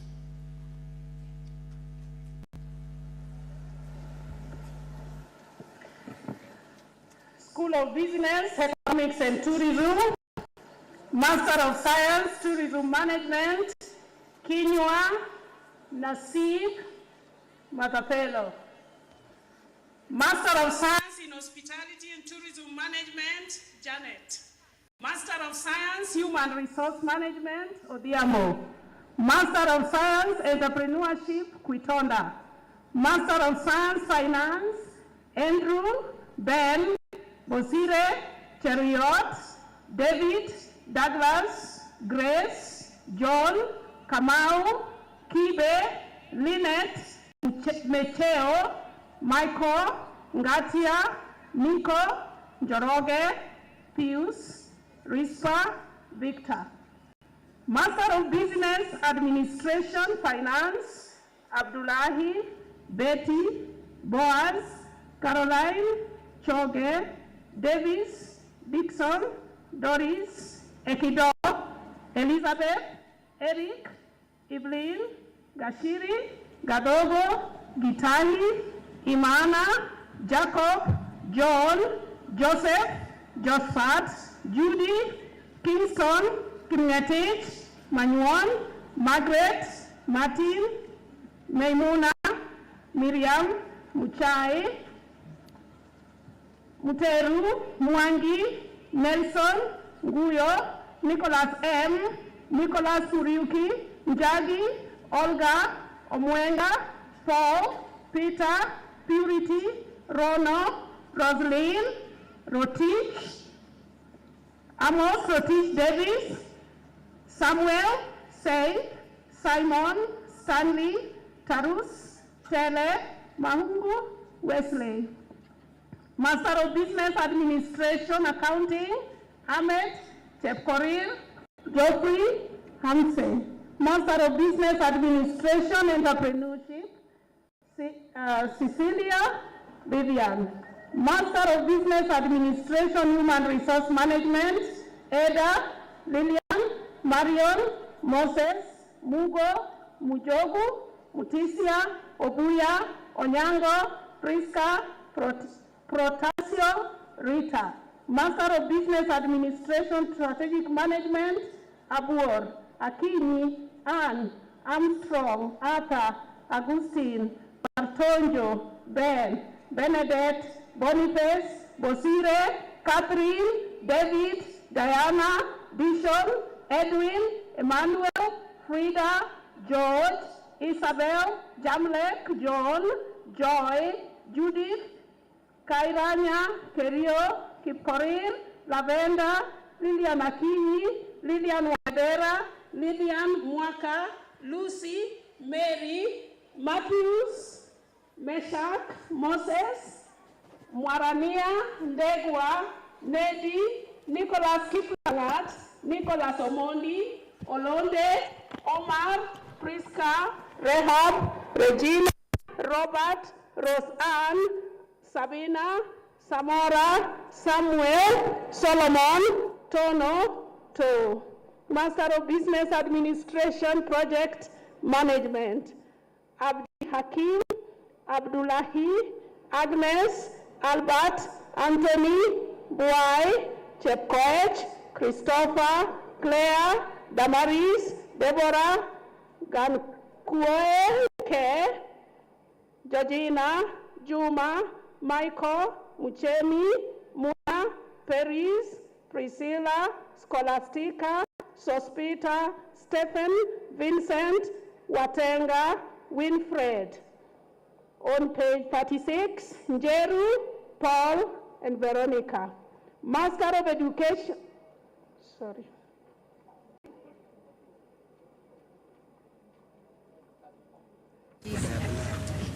Okay, sorry. Where are we? Where had we reached? Okay. Thank you. Master of Business Administration Management Information Systems, Bernard Mulingulu, Bernard Elvis Gitahi, Heli Kipto, Kiprop, Macharia, Peter. Master of Business Administration Marketing, Calvin Muia. Master of Business Administration, Procurement and Supply Chain Management, Grace Mary Ruben. Master of Project Monitoring and Evaluation, Jeremiah Mutua. Master of Economics, Cooperation and Human Development, Abdi Majid. Master of Economics, Beatrice Bernard. Master of Economics, Econometrics, Eugene Gitau Kiblangat. Master of Economics, Policy and Management, Frederick Muridi Nyambu Tuku. Master of Economics, Finance, Joseph Juma Matenge Ndiayo. Master of Economics, International Trade and Finance, Joaquin Mutuku. Please take your seat. School of Education and Lifelong Learning, Master of Education, Educational Research, Evaluation and Assessment, Joseph Mutai. Master of Education, Guidance and Counseling, Joanina Maina Masinde. Master of Education, Educational Psychology, David Elizabeth Galeubon Ipateleng Isaac John Kagaleleo Kimgetich Lucy Lynette Ndungu Wanyonyi. Master of Education, Educational Planning, Amos Damaris Sila. Master of Education, Curriculum Development, Doreen. Master of Education, Educational Administration, Amina, Celestine, Daniel, Dixon, Naomi, George, J. Barayama, Langat, Limakwang, Mohammed, Muhoho, Mutio, Peter. Master of Education, Special Needs Education, Emmanuel, Isore, Jane. Njeru, Paul, Veronica. Master of Education, Educational Technology, Francis Ngwiri. Master of Education, Physical Education, Dan Muinde. Master of Education, Science Education, Hassan Jackson. Master of Education, Language Education, Freeman Jefferson Mugo Ruth. Master in Speech and Language Pathology, Caroline Clinton Linda Mukewa Pamela Salome. Please take your seats.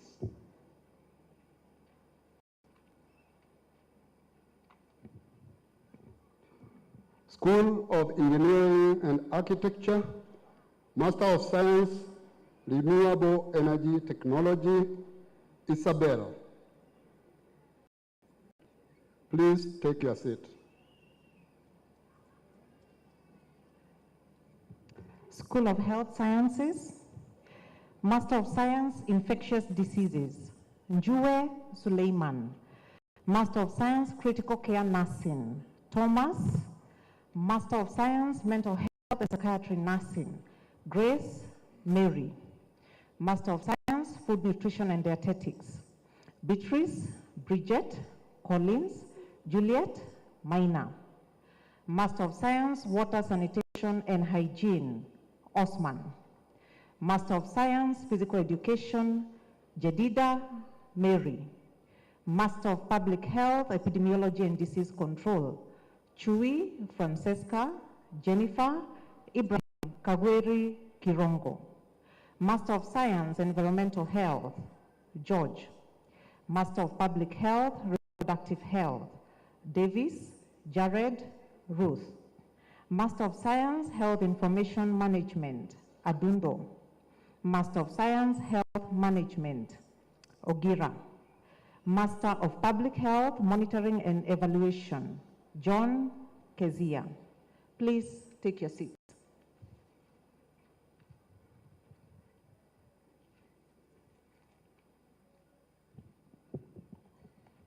School of Law, Arts and Social Sciences, Master of Arts, Public Policy and Administration, Abbas, Abdurrahman, Abdul Rashid, Abdul Karim, Ali, Andrew, Anne, Ben, Brian, Chepkiri, Cynthia, Deborah, Kishui, Gloria, Ida, Jacqueline, Judy, June, Kaltuma, Katonon, Kimanga, Chris, Kimathi, Kimtai, Kisanga, Liliani, Maitaria, Martin, Mary, Masimbai, Masi Wanjiku, Ndungu, Ngu, Onyango, Opio, Rajab, Ruth, Victor, Wangui, Werimo, Sainabu.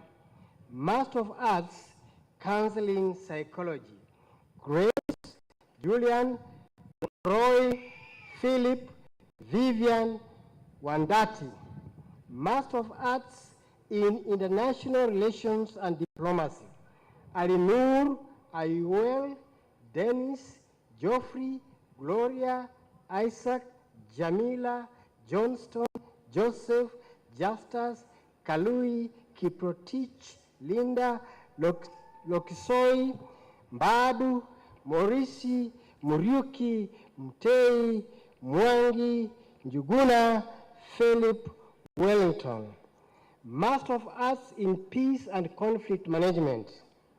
Crispo, Frederick. Master of Arts, English and Linguistics. Angwen, Job, Silai, Lassa, Waruru. Master of Arts, Applied Linguistics. Juliet.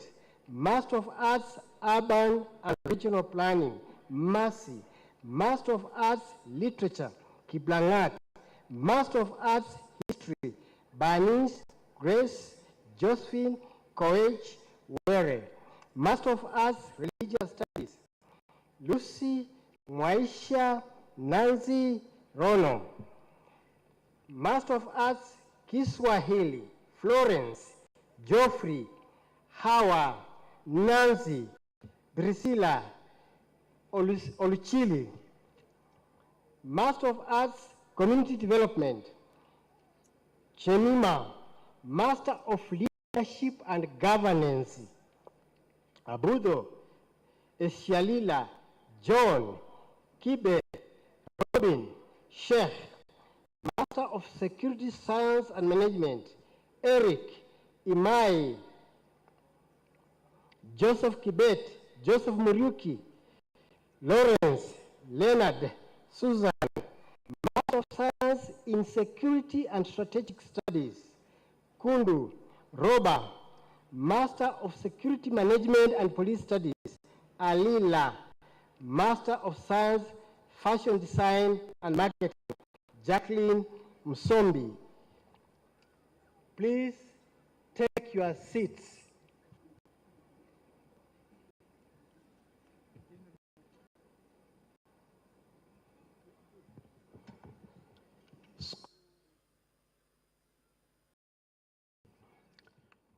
School of Pure and Applied Sciences. Master of Science, Microbiology. Omondi, To,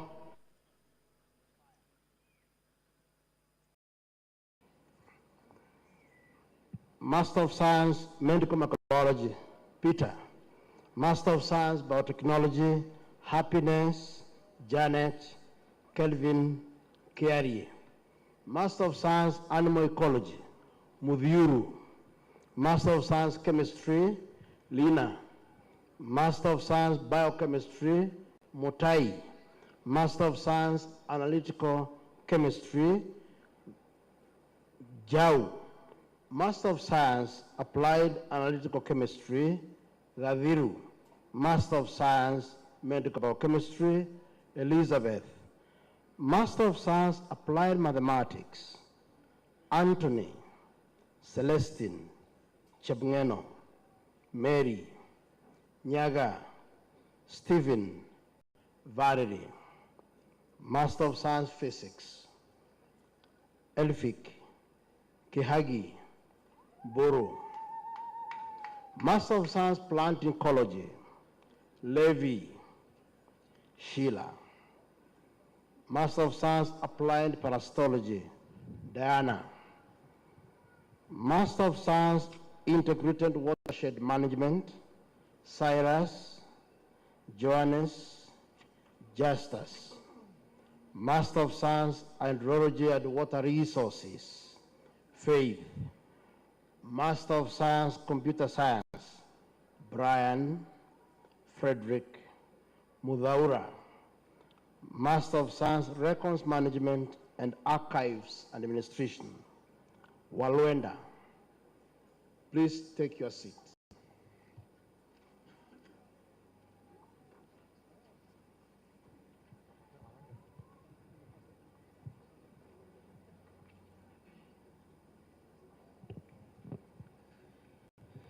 Will all the graduates who will be conferred the various master's degree rise up and put their caps on?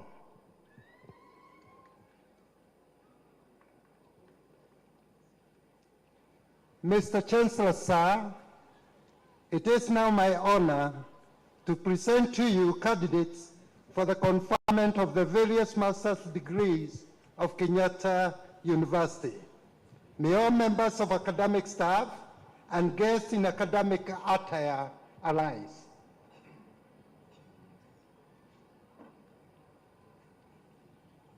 I admit the persons presented to me to the various master's degrees of Kenyatta University, and by my authority, that of the entire university, give power to read and to do all that appertains to these degrees. You may now turn your tassels to the right. Hongereni sana, shangwe na vigelegele.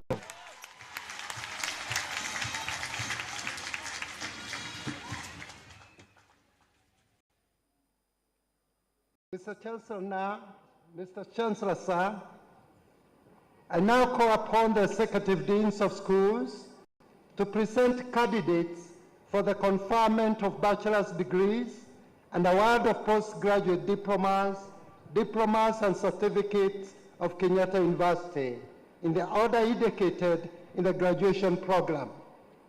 All the graduates who will be receiving the various postgraduate diplomas, certificates, diplomas, and bachelor's degrees will rise in the order in which the executive deans will present them, and will remain standing without their caps on until requested to sit by their respective executive deans.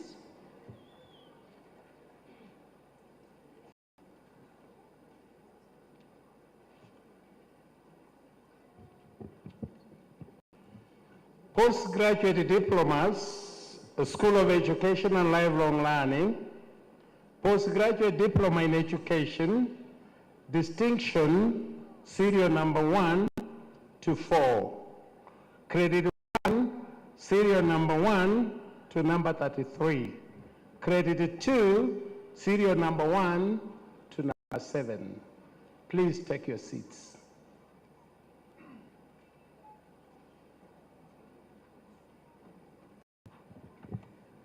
School of Law, Arts and Social Sciences. Postgraduate Diploma in Addiction Treatment Science. Credit 1, serial 1. Please take your seat.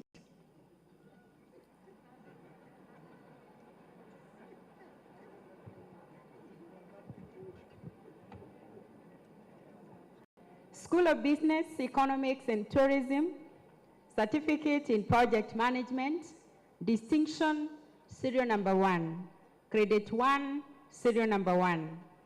Certificate in Monitoring and Evaluation, PAS, serial number 1. Certificate in Sports Administration and Management, Credit 1, serial number 1. Please take your seats.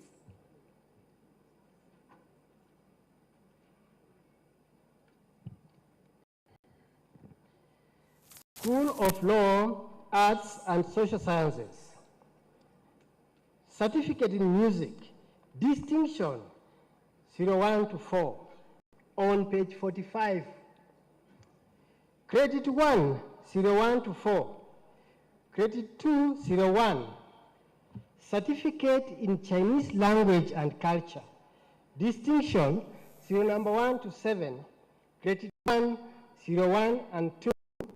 Certificate in Film and Theatre Arts, Credit 1, 01 and 2, Credit 2, 01 and 2. Please take your seats.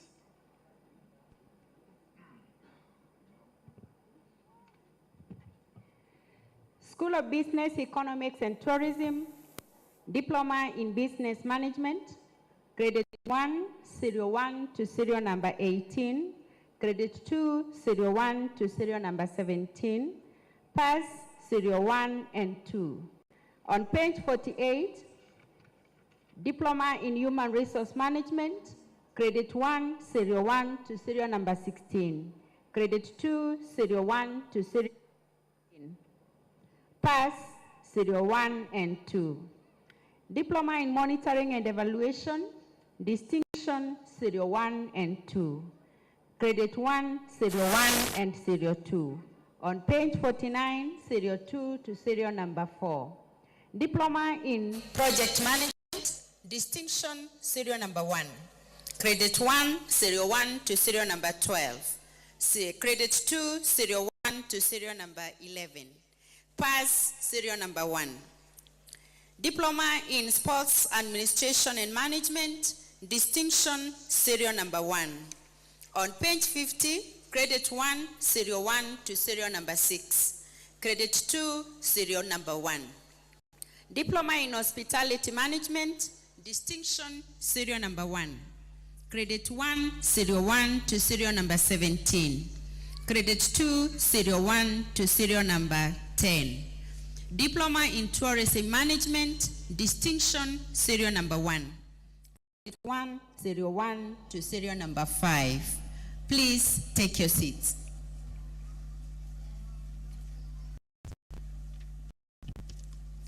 School of Education and Lifelong Learning, Diploma in Public Relations, Credit 1, Serial number 1, Credit 2, Serial number 1, Diploma in Early Childhood Care and Education, Credit 1, Serial number 1 to 3, Diploma in Clinical Child Neuropsychology, Distinction, Serial number 1, Credit 1, Serial number 1 to 4. Diploma in Special Needs Education, Credit 1, Serial number 1, Credit 2, Serial number 1 and 2, Diploma in Primary Teacher Education, Credit 1, Serial number 1, Credit 2, Serial number 1 to 4, Pass, Serial 1 and 2. Please take your seats.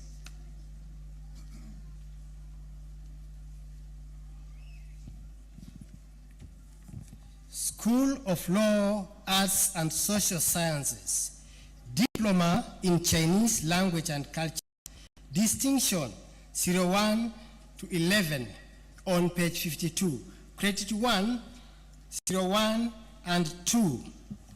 Diploma in Security Science and Management, Credit 1, 01 to 11, Credit 2, 01.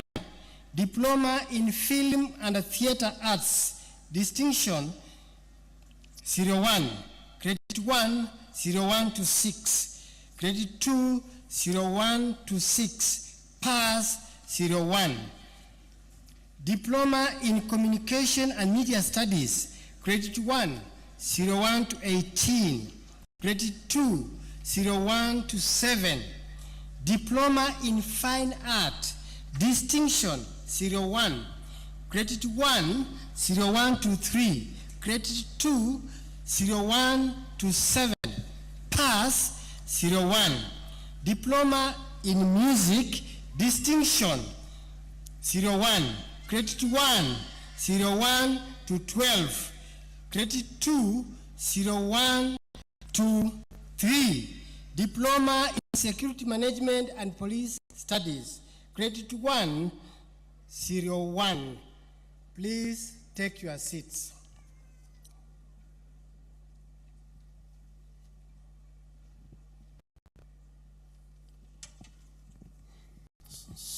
School of Pure and Applied Sciences, Diploma in Forensic Science, Credit 1, Serial 1. Diploma in Records Management and Information Technology, Credit 1, Serial 1, Credit 2, Serial 1 to 3, Diploma in Information Technology Distinction, Serial 1, Credit 1, Serial 1 to 6, Credit 2, Serial 1 to 5, Pass, Serial 1. Please take your seats.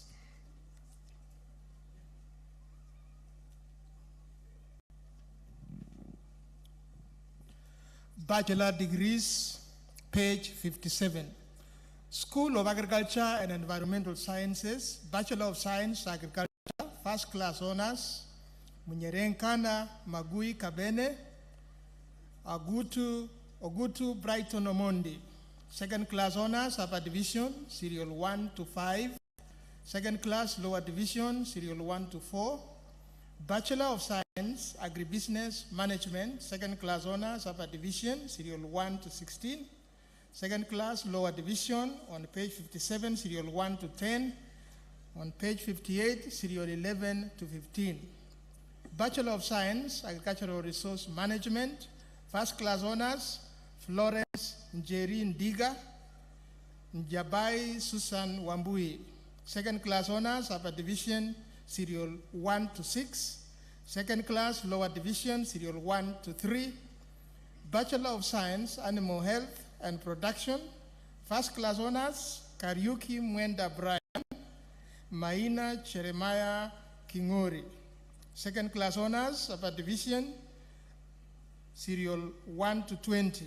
Second Class Lower Division, Serial 1 to 2. On page 59, Serial 3 to 8. Bachelor of Science, Agricultural Education and Extension. First Class Honors, Kuyabi Anthony Odhiambo, Paul Onyango Geoffrey. Second Class Honors, Upper Division, Serial 1 to 35. Second Class Lower Division, Serial 1 to 8 on that page. On the next page, page 60, Bachelor of Environmental Science, First Class Honors, Kagunda Ann Nyambura, Rasuku Sali Nyaboe. Second Class Honors, Upper Division, Serial 1 to 17. Second Class Lower Division, Serial 1 to 7. Bachelor of Science, Environmental Education, Second Class Honors, Upper Division, Serial 1 to 5. Second Class Lower Division, Serial 1 to 3. Pass, Serial 1. On page 61, Bachelor of Environmental Studies, Resource Conservation, Second Class Honors, Upper Division, Serial 1 to 8. Second Class Lower Division, Serial 1 to 5. Bachelor of Environmental Studies, Community Development, Second Class Honors, Upper Division, Serial 1 to 29. Second Class Lower Division, Serial 1 to 4 on that page. On the next page, page 62, Serial 5 to 17. Bachelor of Science, Dryland Agriculture and Enterprise Development, Second Class Honors, Upper Division, Serial 1 and 2. Second Class Lower Division, Serial 1. Pass, Serial 1. Bachelor of Science, Growth Improvement and Protection, Second Class Honors, Upper Division, Serial 1 to 3. Second Class Lower Division, Serial number 1. Please take your seats.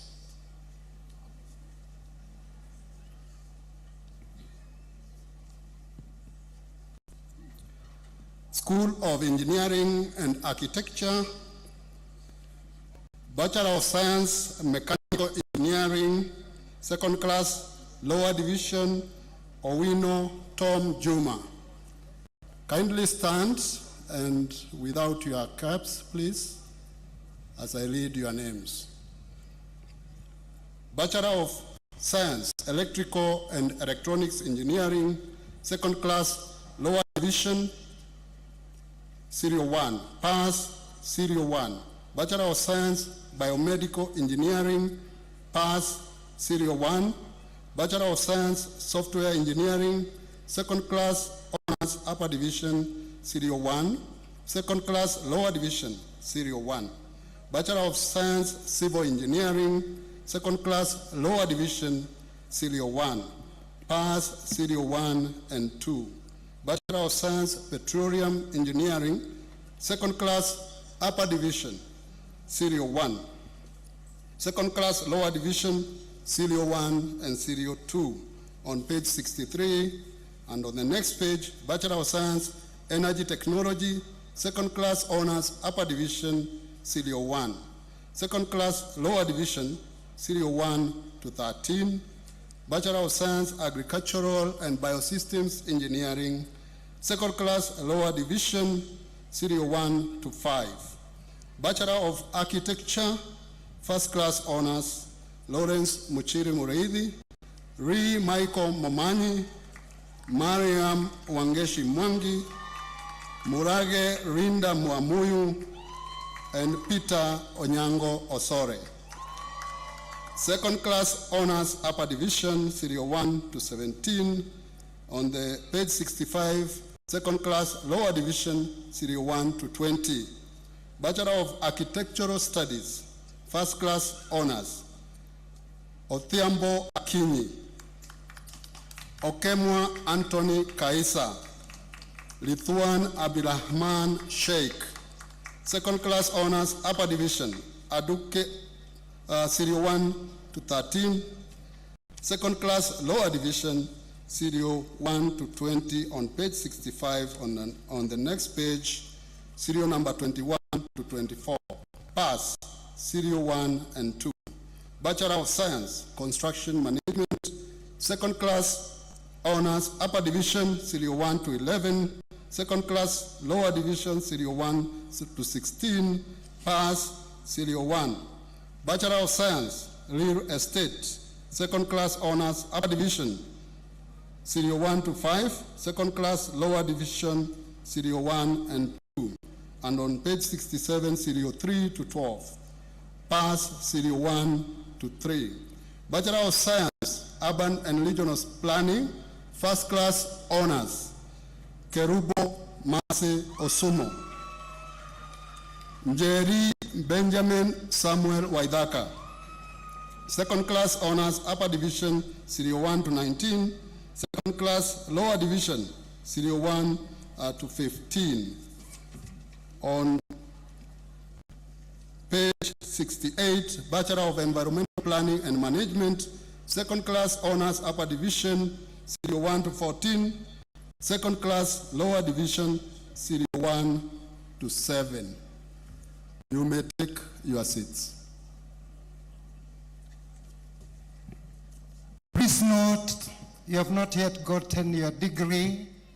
Your name being laid does not mean that you walk out. So can we wait until the function is over? Continue, Dean.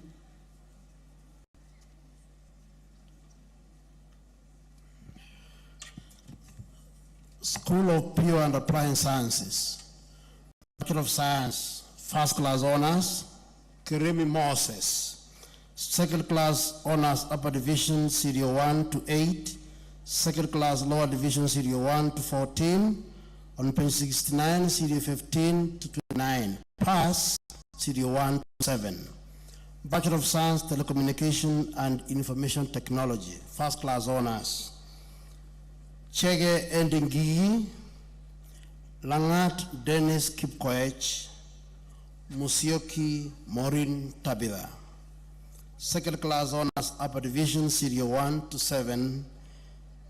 Second class lower division, serial 1 to 12. Pass, serial 1 and 2. On page 70, Bachelor of Science, Biotechnology, first class honors, Wajiri Mwangi. Second class honors upper division, serial 1 to 10. Second class lower division, serial 1 to 11. Pass, serial 1. Bachelor of Science, Industrial Chemistry with Management. First class honors, Elvis Omondi Ongonga, Odera David Opio, Washington Omolo Ajiwa. Second class honors upper division, serial 1 to 7. Second class lower division, serial 1 to 11. Pass, serial 1. Bachelor of Science, Biochemistry. First class honors, Marvin Omondi Omolo. second class honors upper division serial 1 to 23, second class lower division serial 1 to 9, and on page 72 serial 10, pass serial 1. Bachelor of Science Analytical Chemistry with Management, first class honors, Stephen Wainaina. Second class honors upper division serial 1 to 9, second class lower division serial 1 to 6. Bachelor of Science Microbiology, first class honors, John Simiyu Watima, Kirema Mweti Collins, Mwendwa Yvonne. Second class honors upper division serial 1 to 15. On page 73, second class lower division serial 1 to 17, pass serial 1 to 4. Bachelor of Science Biology, second class honors upper division serial 1 to 4, second class lower division serial 1 to 7. Bachelor of Science Coastal and Marine Resource Management, second class honors upper division serial 1, second class lower division serial 1. On page 74, Bachelor of Science Conservation Biology, second class lower division serial 1 to 3. Bachelor of Science Molecular and Cellular Biology, second class upper division, second class honors upper division serial 1 to 5, second class lower division serial 1 to 6, pass serial 1 and 2. Bachelor of Science Statistics and Programming, first class honors, Convenience Advidza, Morgan Muremi Medamo. Second class honors upper division serial 1 to 8, second class lower division serial 1 to 6, on page 75, serial number 7 to 14, pass serial 1 to 8. Bachelor of Science Actuarial Science, first class honors, Joyce Maina, Mueni Joyce Modai, Patrick Buvi Sami, Tasnim Hassan Ahmed.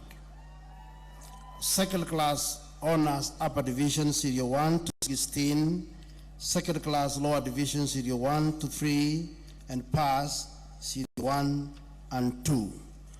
Bachelor of Science, Mathematics and Computer Science, first class honors, Hilary Kipkemoi, Patricia Wajiro Gatumu, Wambua Kennedy Makau. Second class honors upper division serial 1 to 9, second class lower division serial 1 to 19, pass serial 1 and 2. Bachelor of Library and Information Science, second class honors upper division serial 1 to 12, continued on page 77, serial number 13 to 22, second class lower division serial 1 to 18, pass serial 1. Bachelor of Science, Records Management and Information Technology, second class honors upper division serial 1 to 19, second class lower division serial 1 to 4, continuing on page 78, serial number 5 to 12. Bachelor of Science, Computer Science, first class honors, Clinton Ambei Ouma, Maina Jacinta Nyambura, and Thomas Odhiambo Agri. Second class honors upper division serial 1 to 31, second class lower division serial 1 to 11, pass serial 1. On page 79, Bachelor of Science Information Technology, second class honors upper division serial 1 to 23, second class lower division serial 1 to 25, pass serial 1 and 2. Bachelor of Science on page 80, Bachelor of Science Forensic Science, serial 1 to 23. Please take your seats.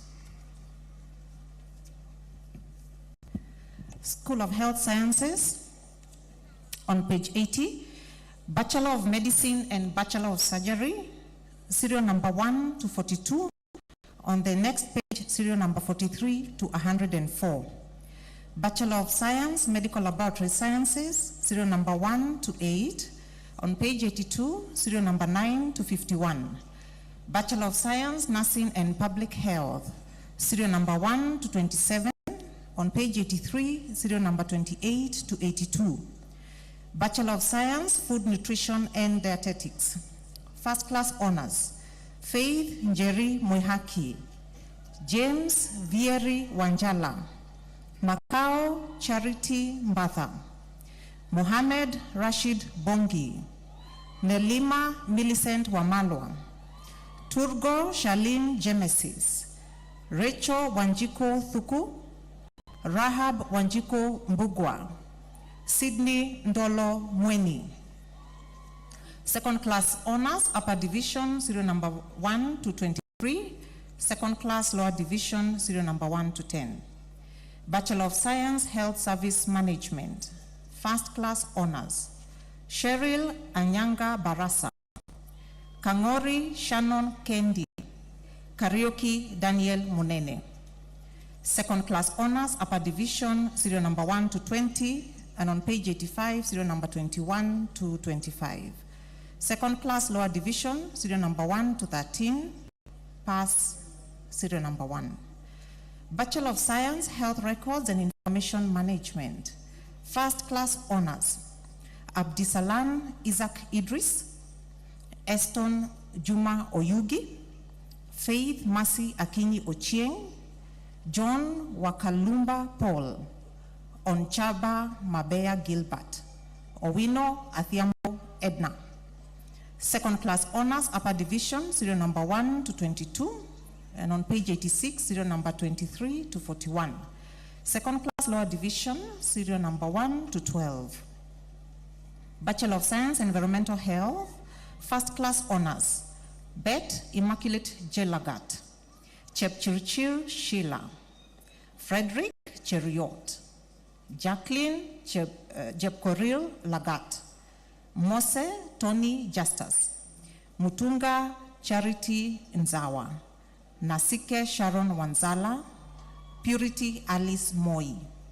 Second class honors, upper division, serial number 1 to 20, and on page 87, serial number 21 to 49.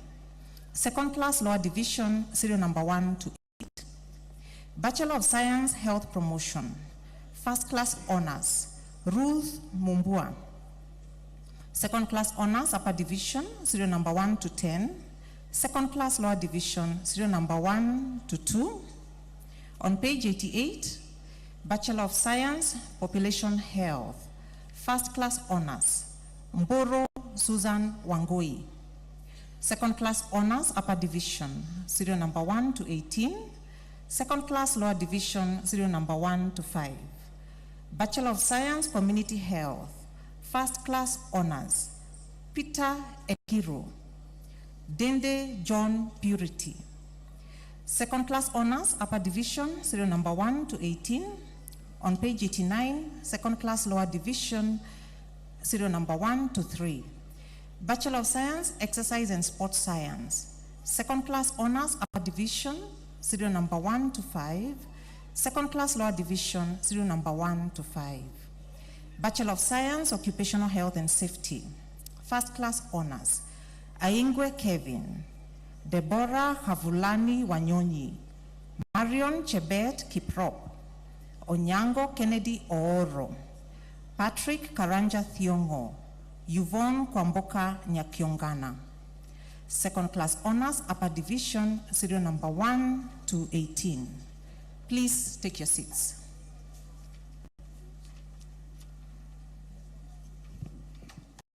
School of Law, Arts and Social Sciences, Bachelor of Arts, first class honors, Ogenga Anthony Ochieng. Second class honors, upper division, 01 to 59 on page 90, 060 to 132, the next page, 0133 to 135. Second class lower division, 01 to 67, the next page, on page 93, 068 to 142. Page 94, 143 to 171. Pass 01 to 5.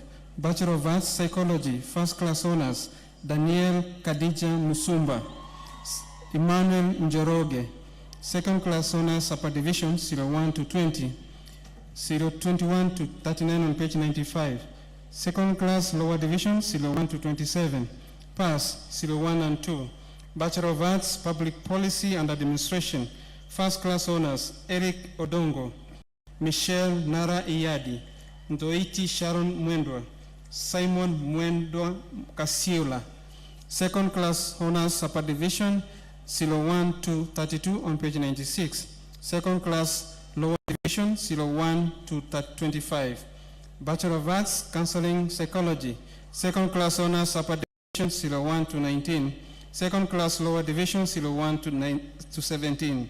Bachelor of Arts, Gender and Development Studies, First Class Honors, Hazel Anyango Odhiambo. Second Class Honors, Upper Division, 01 to 14 on page 97. Next page, 015 to 56. Second Class Lower Division, 01 to 24. Bachelor of Security Science and Management, First Class Honors, Caroline Nafula Wasafisia. Second Class Honors, Upper Division, 01 to 29. Second Class Lower Division, 01 to 10. Bachelor of Security Management and Policing Studies, Second Class Lower Division, 01 to 4. Pass 01. Bachelor of Arts, Film and Theatre Arts, Second Class Honors, Upper Division, 01 to 31. Second Class Lower Division, 01 to 8.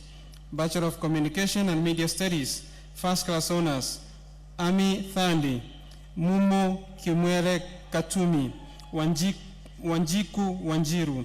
Second Class Honors, Upper Division, 01 to 8 on page 100. Next page, 09 to 24. Second Class Lower Division, 01 to 8. Bachelor of Arts, Fine Art and Design, First Class Honors, Mkabwa Hilary Musinya. Second Class Honors, Upper Division, 01 to 13. Second Class Lower Division, 01 to 16. Next page, on page 102, 017. Pass, 01 to 2. Bachelor of Music, Second Class Upper Division, Second Class Honors, Upper Division, 01 to 12. Second Class Lower Division, 01 to 3. Bachelor of Music Technology, First Class Honors, Faith Nafula Wasiri. Second Class Honors, Upper Division, 01 to 12. Second Class Lower Division, 01 and 2. Bachelor of Science in Fashion Design and Marketing, First Class Honors, Useifa Alisga Esaji. Jewel Kwamboka, Naomi Chepkoril Mutai. Second Class Honors, Upper Division, 01 to 16. Second Class Lower Division, 01 to 13. Pass, 01. Bachelor of Laws, First Class Honors, Chepkemei Mother, Maureen Tuya. Second Class Honors, Upper Division, 01 to 6. Next page on 104, 07 to 55.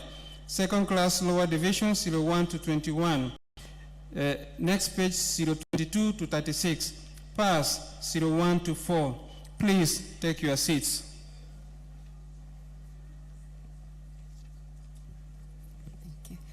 School of Business, Economics and Tourism on page 105.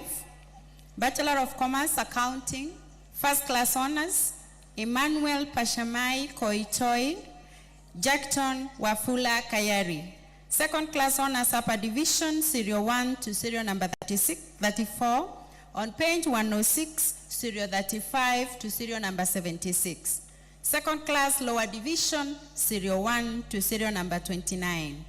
Bachelor of Commerce, Entrepreneurship, Second Class Honors, Upper Division, serial 1 and 2. Bachelor of Commerce, Finance, First Class Honors, Amal Abdulaziz Mohammed, Changwaya Pauline Aruda, Dan Nyakundi Nyagaka, Grace Nekesa Sikuku, Isaiah Odhiambo Otieno, Jude Thaddeus Juma, Julius Silaha Boha, Mona Mwende Mongera, Odilia Wakesho Malili, Okengo Clinton Okenye, Rama Hadan Hassan, Sominda Mokua, Deuri Cheryl Mudhoni, Wambua Dominic Mudoka. Second class honors upper division, serial 1 to serial number 38. On page 108, serial 39 to serial number 113. On page 109, serial 114 to 126. Second class lower division, serial 1 to serial number 53. On page 110, serial 54 to serial number 127. On page 111, serial number 128. Pass serial 1 to serial number 5. Bachelor of Commerce, Human Resource Management, second class honors upper division, serial 1 and 2. Second class lower division, serial 1 to serial number 16. Pass serial number 1. Bachelor of Commerce Marketing, second class honors upper division, serial 1 to serial number 9. Second class lower division, serial number 1 to serial number 6. On page 112, serial number 7 to serial number 19.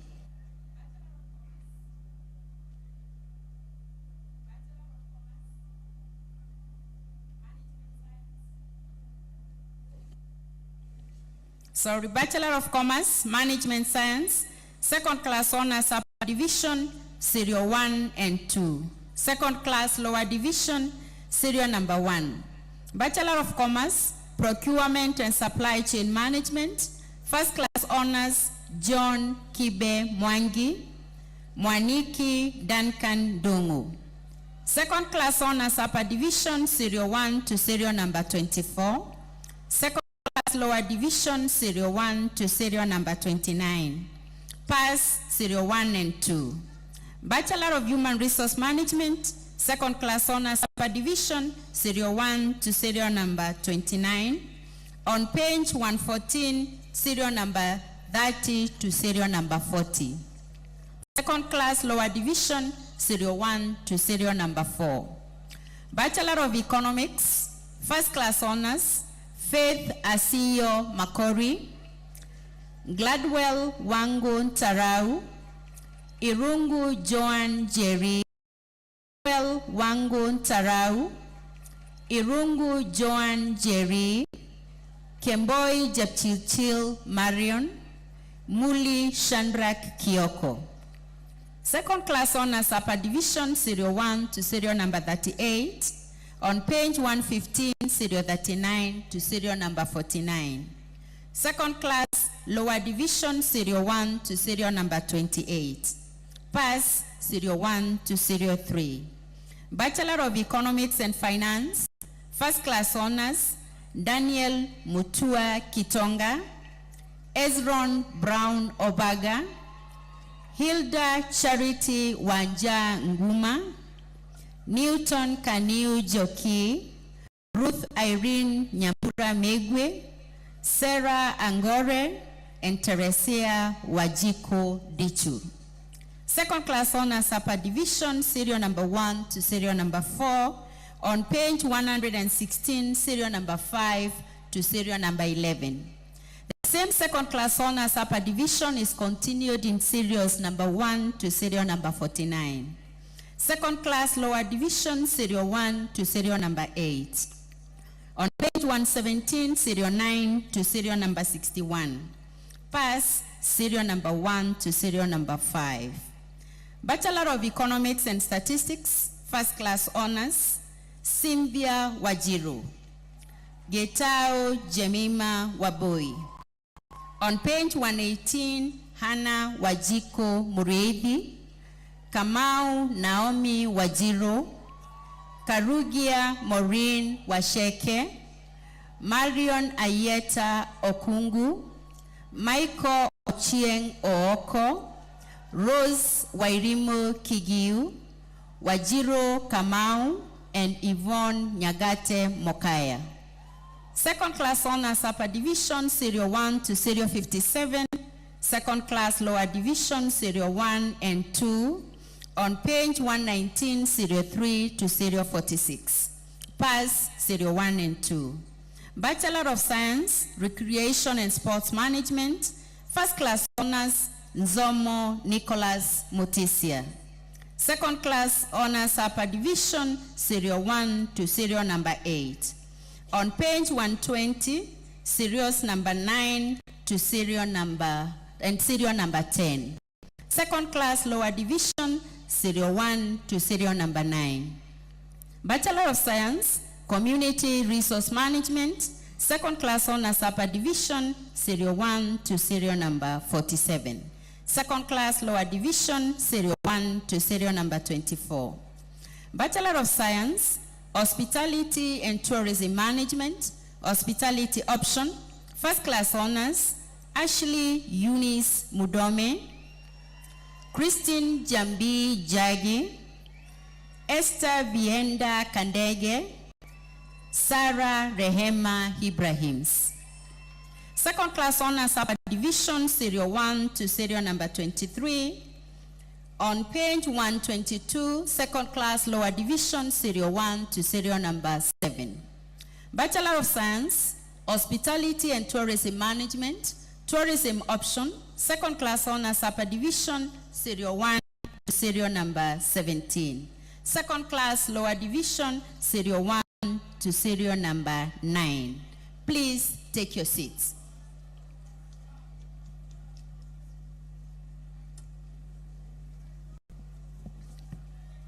School of Education and Lifelong Learning, Bachelor of Education Arts, First Class Honors, Beryl Achieng Odongo, Immaculate Wangoi Nyingi, James Oliver Otieno, Makabara Peter Kerario, Meshak Nyakiea Nyambane, Okeo Hilary Odhiambo, Susan Wanjiro Wanjiko. On page 123, Second Class Honors Upper Division, serial 1 to 72. On page 124, serial 73 to 146. On page 146, on page 125, serial 147 to 220. On page 126, serial 221 to 293.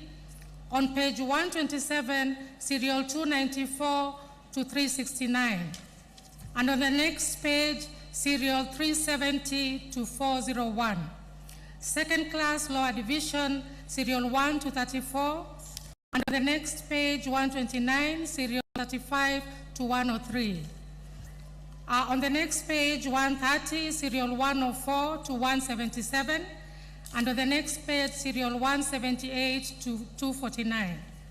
On the next page, 132, serial 250 to 317. And on the next page, pass serial 1 to 36.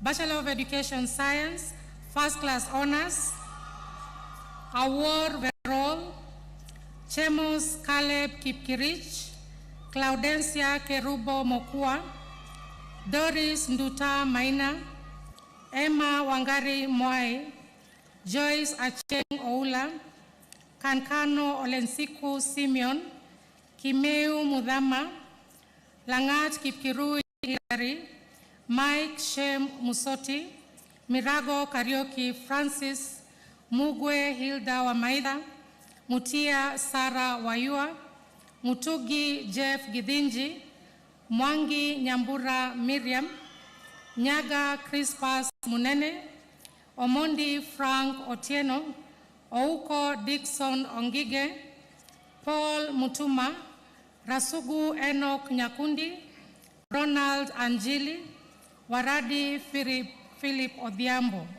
Second Class Honors Upper Division, serial 1 to 6 on that page, and on the next page, serial 7 to 82. Next page, 135, serial 83 to 124. Second Class Lower Division, serial 1 to 25. And on the next page, serial 26 to 96. On page 137, pass, serial 1 to 37. Bachelor of Education, Early Childhood Education, First class honors, Sandra Rebecca Kie. Second class honors, upper division, serial 1 to 20. On the next page, 138, serial 21 to 28. Second class, lower division, serial 1 to 11. Bachelor of Education, Special Needs Education. First class honors, Diana Kerubo Ondango, Kihada Alex Elolo, Obuna Faith Mayoga. Second class honors, upper division, serial 1 to 27. Second class lower division, serial 1 to 4 on that page. And on page 139, serial 5 to 45. Pass, serial 1. Bachelor of Education, Home Economics. Second class honors, upper division, serial 1 to 21. And on page 140, serial 22 to 24. Second class lower division, serial 1 to 3. Pass, serial 1. Bachelor of Education, Library Science. First class honors, Abwao Godfrey Murange, Jackson Lukunje Lebilia, Margaret Awino, Nelly Kathure, Ogada John Opuge, Waigwe David Irungu. Second class honors, upper division, serial 1 to 38, and on page 141, serial 39 to 65. Second class lower division, serial 1 to 42, and on page 142, serial 43 to 56. Pass, serial 1 to 12. Bachelor of Education, Physical Education. Second class honors, upper division, serial 1 to 19. Second class lower division, serial 1 to 10. And on the next page, 143, pass, serial 1. Bachelor of Education, Primary Teacher Education. Second class honors, upper division, serial 1 to 5. Second class lower division, serial 1 to 10. Please take your seats.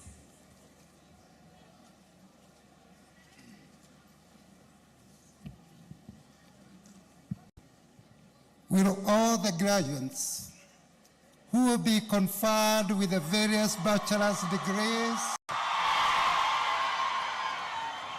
postgraduate diplomas and certificates rise up and put their caps on with the tassels to the left.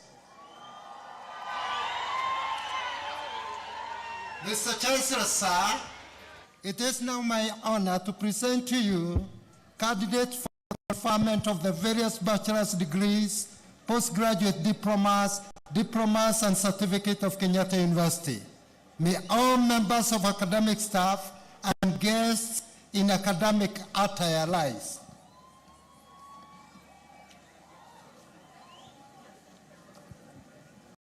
I admit the persons presented to me to the various bachelor's degrees, postgraduate diplomas, and certificates of Kenyatta University, and by my authority and that of the entire university, give power to read and to do all that appertains to these degrees, postgraduate diplomas, and certificates. You may now turn your tassel to the right.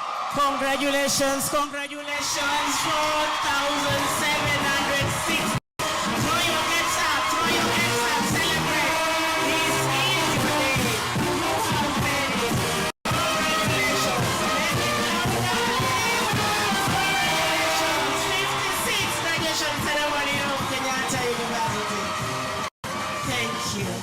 You may be seated immediately.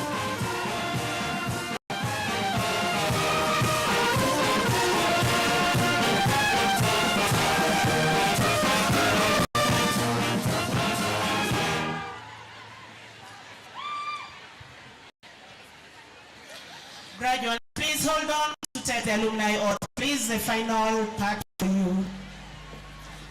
Congratulations on your great achievement.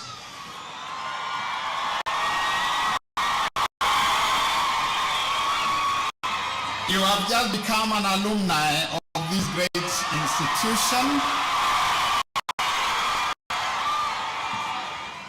I want to request you to stand up to take the Kenyatta University Alumni Pledge of Allegiance. Please stand up. You should have your caps on and your tassels on the right. Your tassels on the right. Please make sure your tassels are on your right. I am going to recite this with you. Please repeat after me. I will say the word I, and then you'll say your name, and then we will continue to the end. You are ready to go?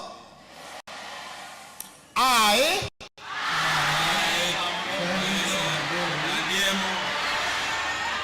am a Kenyatta University.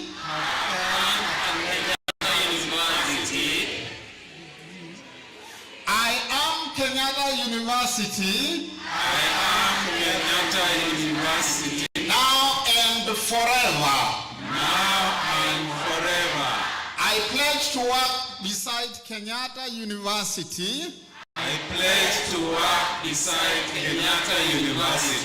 To further the excellent.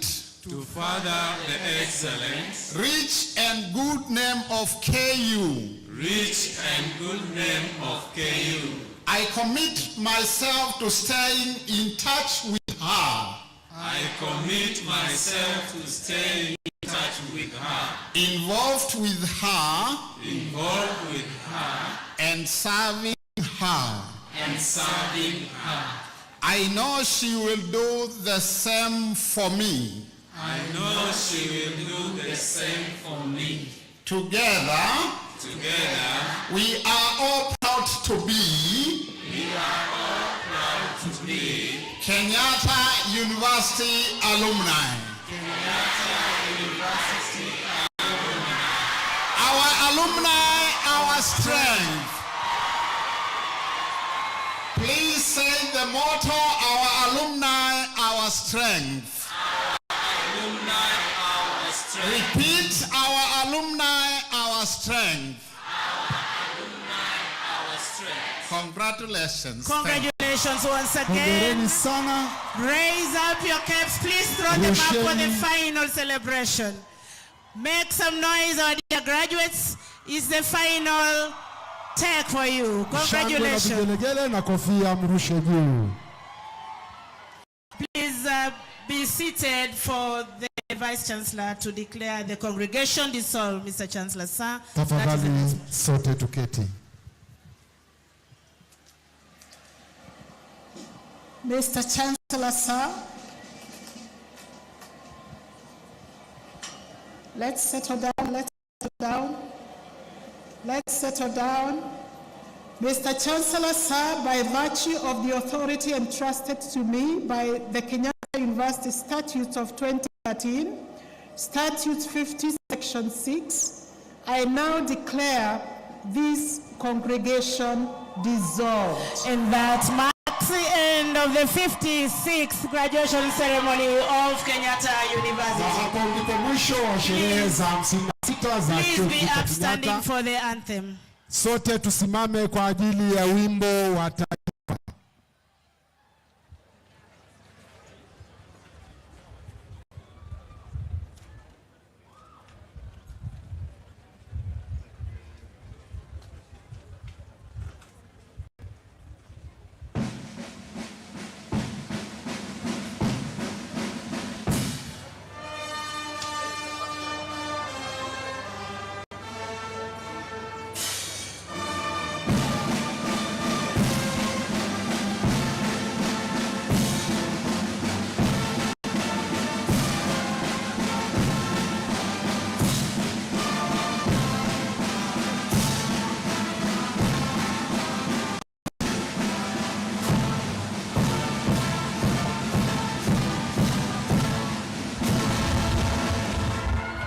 End of the 56th graduation ceremony of Kenyatta University as the Chancellor's procession exists.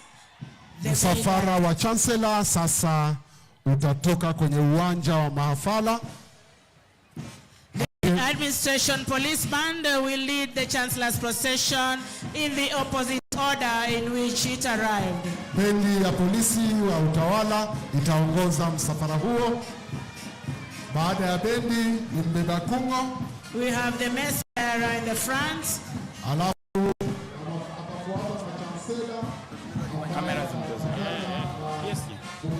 All right, that's it. That is the 56th graduation ceremony. Ukweli na feel fiti sana.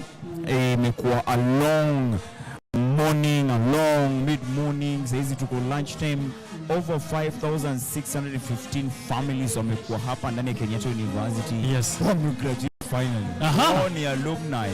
Muda mrefu sana. The one thing that is notable na the graduating class of this year is that most of them waliingia first year wakati wa COVID-19. Mwaka ule wa 2020. Special class wamepitia shida mingi, a lot of resilience. Na nimeangalia hapa nilikuwa nikitazama. I think I wanted to remind people is that kama unataka kujua mambo ambayo yameendelea hapa, unakuja unachukua site view. It's for free. Yeah. It's given to everyone. If you want to know what is happening, if you want to know the programs at Kenyatta University, if you want to know how many graduates there are today, you want to know about the resources that you can benefit from KU, itisha mtu ambaye amekuwa hapa, itisha tripping pekee. And it's for free.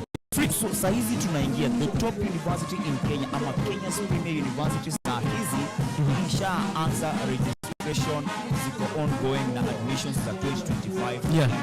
Right. From Kenyatta University vile pale Kenyatta University Television. Yes. Hapo hivyo ukikuja tunakupea all short courses zenye zinahusu video and audio editing, TV, news and journalism. Yes. Na mambo yote ya graphic design. Hii ambayo nilikuwa nataka nikaribia tu ni point kwamba ndio hii ya KU TV. Kweli. Wakuja wakati wowote wanaweza kupata this and much more. Remember the theme this year imekuwa ni research and quality education for transforming lives. Ukweli kabisa. Na tumetransform lives mingi tena kabisa. Tumekuwa na different stories mahali watu wamekuja wamepiga miaka yao hapa tuko na mmoja tukao tukionyeshana ambaye amepiga first year fresher A quote, second year A quote, third year A quote, fourth year A quote. Nasikia kwa wanamuita alafu za hiyo tuko na mwingine mwenye ameng'ang'ana anapiga 848 na anasema can cheat can die. Watu wa Ruiru lazima, watu wa Juja leo nimevaa gown and kutoka leo naitwa alumnus of Kenyatta University. Kuna mwingine tuliongea naye earlier wa 2010 huyu amepiga 8415 8415. Sikiza kile ni special kile happen kwake. Umeingia kampo 2010 just like any other comrade. Wanasemaga KU maisha ni shule kila mahali. Unaingia unapigwa na njaa, unapigwa na msongo wa mawazo. Uliambiwa ukienda campus utapata msichana, haupati. Akafika 2013 anapoteza hadi macho. Unarudi zero. Unajua ni ngumu sana upoteze macho ukiwa mtu mzima. Akaenda akarestrategy akasema hiyo degree lazima, na kutoka 2010 2024 amegraduate in the 56th graduation na Mungu wake ni mkubwa. Amegraduate wakati wenye KU imekuwa number 1 in the country. Right, a very exciting moment. That is just one of the many stories in the list that is here today. 5,615 graduates from Kenyatta University going out there into the world, and as according to the mission here ambayo naisoma hapa nyuma ni to provide quality education and training and promote scholarship and community service for sustainable development. Not just creating a sustainable individual, lakini also creating a sustainable community. Hiyo quality education, hiyo research ambayo inafanyika pale KU Innovation Hub, quality ambayo inafanyika pale Engineering School, School of Business, SPAS, all of it is supposed to contribute to transforming lives outside of Kenyatta University. Sio hadi kuvaa gown peke yake, ni kusaidia wengine pia. Talking about mambo ya sustainability, mambo ya community empowerment and development. Leo one of the people when you graduate leo from this from Bachelor of Science, Telecommunications, Information Technology is a top selling ISP upande wa Ruiru, Juja, huko kote. Wako connected juu ya net yake. Spend 8 years in campus. Anasukuma biashara, anasukuma masomo na anasema the goal is one, kubadilisha kutoka hii side kwenda na kukua graduate kabisa. Nataka nikupatie muda huo uongee na mmoja hapo, naona amevalia congratulations graduate. Wewe congratulations graduate, tueleze namna vipi. Alafu nikuje na mwingine hapa ambaye ni engineer fresh going to join the market fresh from Kenyatta University. Nataka uwasalimie watazamaji ndani ya KU TV Kenya, wanakutazama dunia yote kwa sababu the top university in the country ina graduate. Wasalimie, waambie wewe ni nani na usiogope kuambia wewe ujui tech nini. Yeah, so hello kila mtu huko nje. Jina langu ni JC na first nasema niko very happy kuwa hapa manze. It's been 4 years, so I'm among the lucky ones. Wamechapa hiyo 4 years na wamemaliza hivyo, so I'm very happy manze. It's a great experience, so everybody out there manze, pitake hiyo manze huko kofiti o experience hiyo nini. So yeah, generally ni nimeangalia fun, hype na vibe ambayo iko na watu wa shule yenyu. Ile shule iko na watu wengi tena zaidi. College of Lifelong Learning and Education. Hebu tuambie vile process imekuwa ya masomo kwako in the 4 years. Yeah, generally tumeingia, of course tumeingia last year hapa mambo COVID nini.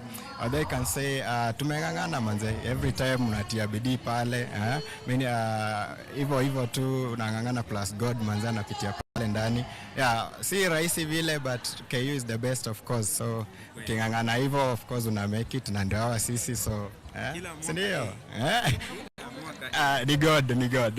Lazima na Jesse here mtazamaji ameingia 2020 shule, corona ndo hiyo, 2022 ndo hiyo sasa mambo ya election, 2023 finance bill ya kwanza imewasha moto, 2024 the same, but you have made it finally. Congratulations once again kutoka Kenyatta University. Mungu akubariki. Plans za kutoka hapa?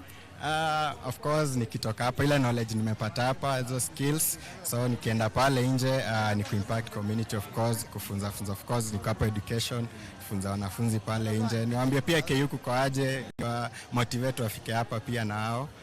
Hii feeling manze pia wapate, si ndio? Wao wapate bana, ni hivyo tu. So yeah, generally ni God na tuendelee hivyo mbio. KU iko fiti. KU iko fiti. The top university in the country, tunasema asante tena zaidi. Upande mwingine naungana naye Richard Okenye, Mkenya naye, lakini Kenya wake usio Kenya pale hivyo akona bonge la story la engineer graduating from Kenyatta University. Tende kazi mzee wa Gucha. All right, thank you very much, Ojong Mariam. That's just one of the students graduating, and today it's not about us. Ndio maana hatutaki kuongea sana. We've already listened to a lot of speeches from the chairman of the council, Ben Chumo, from the vice chancellor, Professor Wanjohi Washeke, from the chancellor of the university, Dr. Francis, Ambassador Muthaura, and also, of course, the chief guest of honor. For this time, though, I want to speak to a very dear friend of mine whose journey I have been able to witness up close, and who has also been able to witness my journey up close just in the corridors of Kenyatta University. Imekuaje, atueleze anasikia vipi, amegraduate na nini, ile shule ni gani, imekuaje ukiwa katika Kenyatta University na watu wata expect nini. Lakini tuanze kwenye majina. Who am I here with? You're speaking to Geoffrey Mochama, from the School of Pure and Applied Sciences, who has graduated with a Bachelor of Science in Telecommunication and Information Technology. My time here in Kenyatta University has been really awesome. It has taken me some time, but I'm really happy leo nimefika ile siku tulikuwa tunangoja. Nimebambika tu sana. When you say Bachelor of Science in Telecommunications and Information Technology, mtu ambaye ako pale Ocha anashanga, hiyo ni nini huyu jamaa amesomea? What is it, and what is it that you are going to give the world after this? So actually, telecommunication and information technology, it revolves around many things. Among them, the communications between telephones, internet connectivity, the Starlink that you're hearing about, and many more things. Enhancing, it's all about enhancing connectivity, like the ones that zenye wanasikia kwa TV about the National Fiber Optic Plan. So that's the things zenye. When we say telecommunication, we mean that. So you are an expert in those things now? Very much. We are already running an internet service providing company, which my entire time in KU, nimekuwa nimepata more experience and enhancement through the lecturers, and this kukua kwa hii environment imenisaidia put into practice whatever I've been taught by my lecturers. Right. So the theme this year imekuwa ni research and quality education for transforming lives. Na wewe umesema that muda ambao umekuwa hapa, you have studied, used the resources of the university. You've also been able to innovate, to do research, bring your own things up. So I want to give you this chance kwa sababu ndio unamaliza leo, kwa sababu ya congratulate, uplug in kampuni yako pale, useme inasaidia nini, unataka customers wanakaa namna gani. Yani ni chance yako ya kuuza ile ambayo umeweza kufanya kwa uwezo ambao Kenyatta University imeweza kupatia. Na nakupatia ushike microphone ndio uweze kuifanya pale kwenye kamera. Nashukuru. The company that we're running, Inaitwa Microtech Cloud Limited, it supplies internet in Kiambu County, mostly in Ruiru, Juja, and Kahawendani and Kawenskwari. You can call us. We have our website, www.microtechcloud.co.ke. You can really check us. We have many products, including e-commerce, all things related to technology, matters, connectivity, fiber, optic, and wireless, and we guarantee you, we are better than Starlink. Because you came from the best university, of course, whatever else you're doing out there has to be the best. Thank you very much, and all the best, and congratulations once more. All right, Geoffrey, allow us to continue here with Ojwang Mariam. Karibu sana mzee. Shikilia hapo.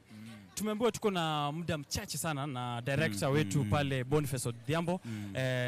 Final reactions kutoka kweli. Final reactions ni kwamba tunasema hongera kwa kila mtu ambaye ameweza kufuzu leo, ameweza kupata power to read, power to write. Hawa ndio watu tuna expect kule nje, na hawa watu wa KU wakitoka kule nje hawaendi kulia pekee ati hakuna kazi, wanaenda kutengeneza kazi. Umepata kumsikia engineer Geoffrey pale, hivyo tayari yeye ashaanza. Hiyo ndio tunaita sustainability, community development, community empowerment, kitu kitamu tena zaidi. Mimi nasema asante kama watu ambao wana graduate siku ya leo, being a product of Kenyatta University. Nasema tuendelee kufurahi na masuala mengi tena zaidi. Tukimalizia, jina langu naitwa Joanga, mtoto wa Mariam, Senior Warrant Officer 1 ama Lieutenant Kanali, National Chief of Staff pale hivyo Jamhuri Kenya Youth Initiative, TV host KU TV. All right, and mine is Richard Okenya. It's been an exciting time to bring this to you. For myself, it's been the 6th time that I have done this live from Kenyatta University Graduation Square. So, from me, at Richard_Okenya,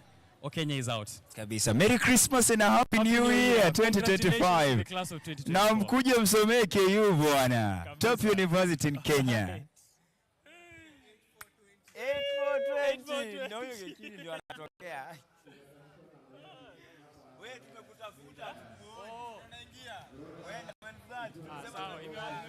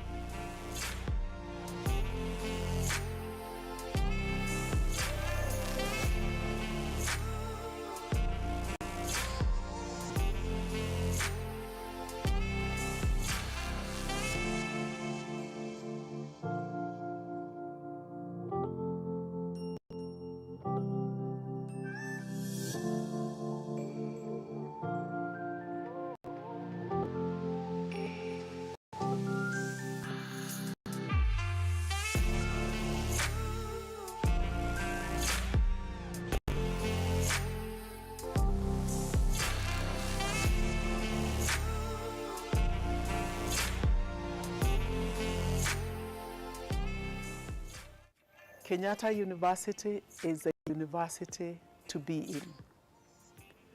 And I want to take this opportunity to welcome you to Kenyatta University to study for your own undergraduate, postgraduate, and to all the guardians and the parents out there To all our stakeholders, this is the place to be. And thank you very much to all of our stakeholders for being part of our success this far. Thank you.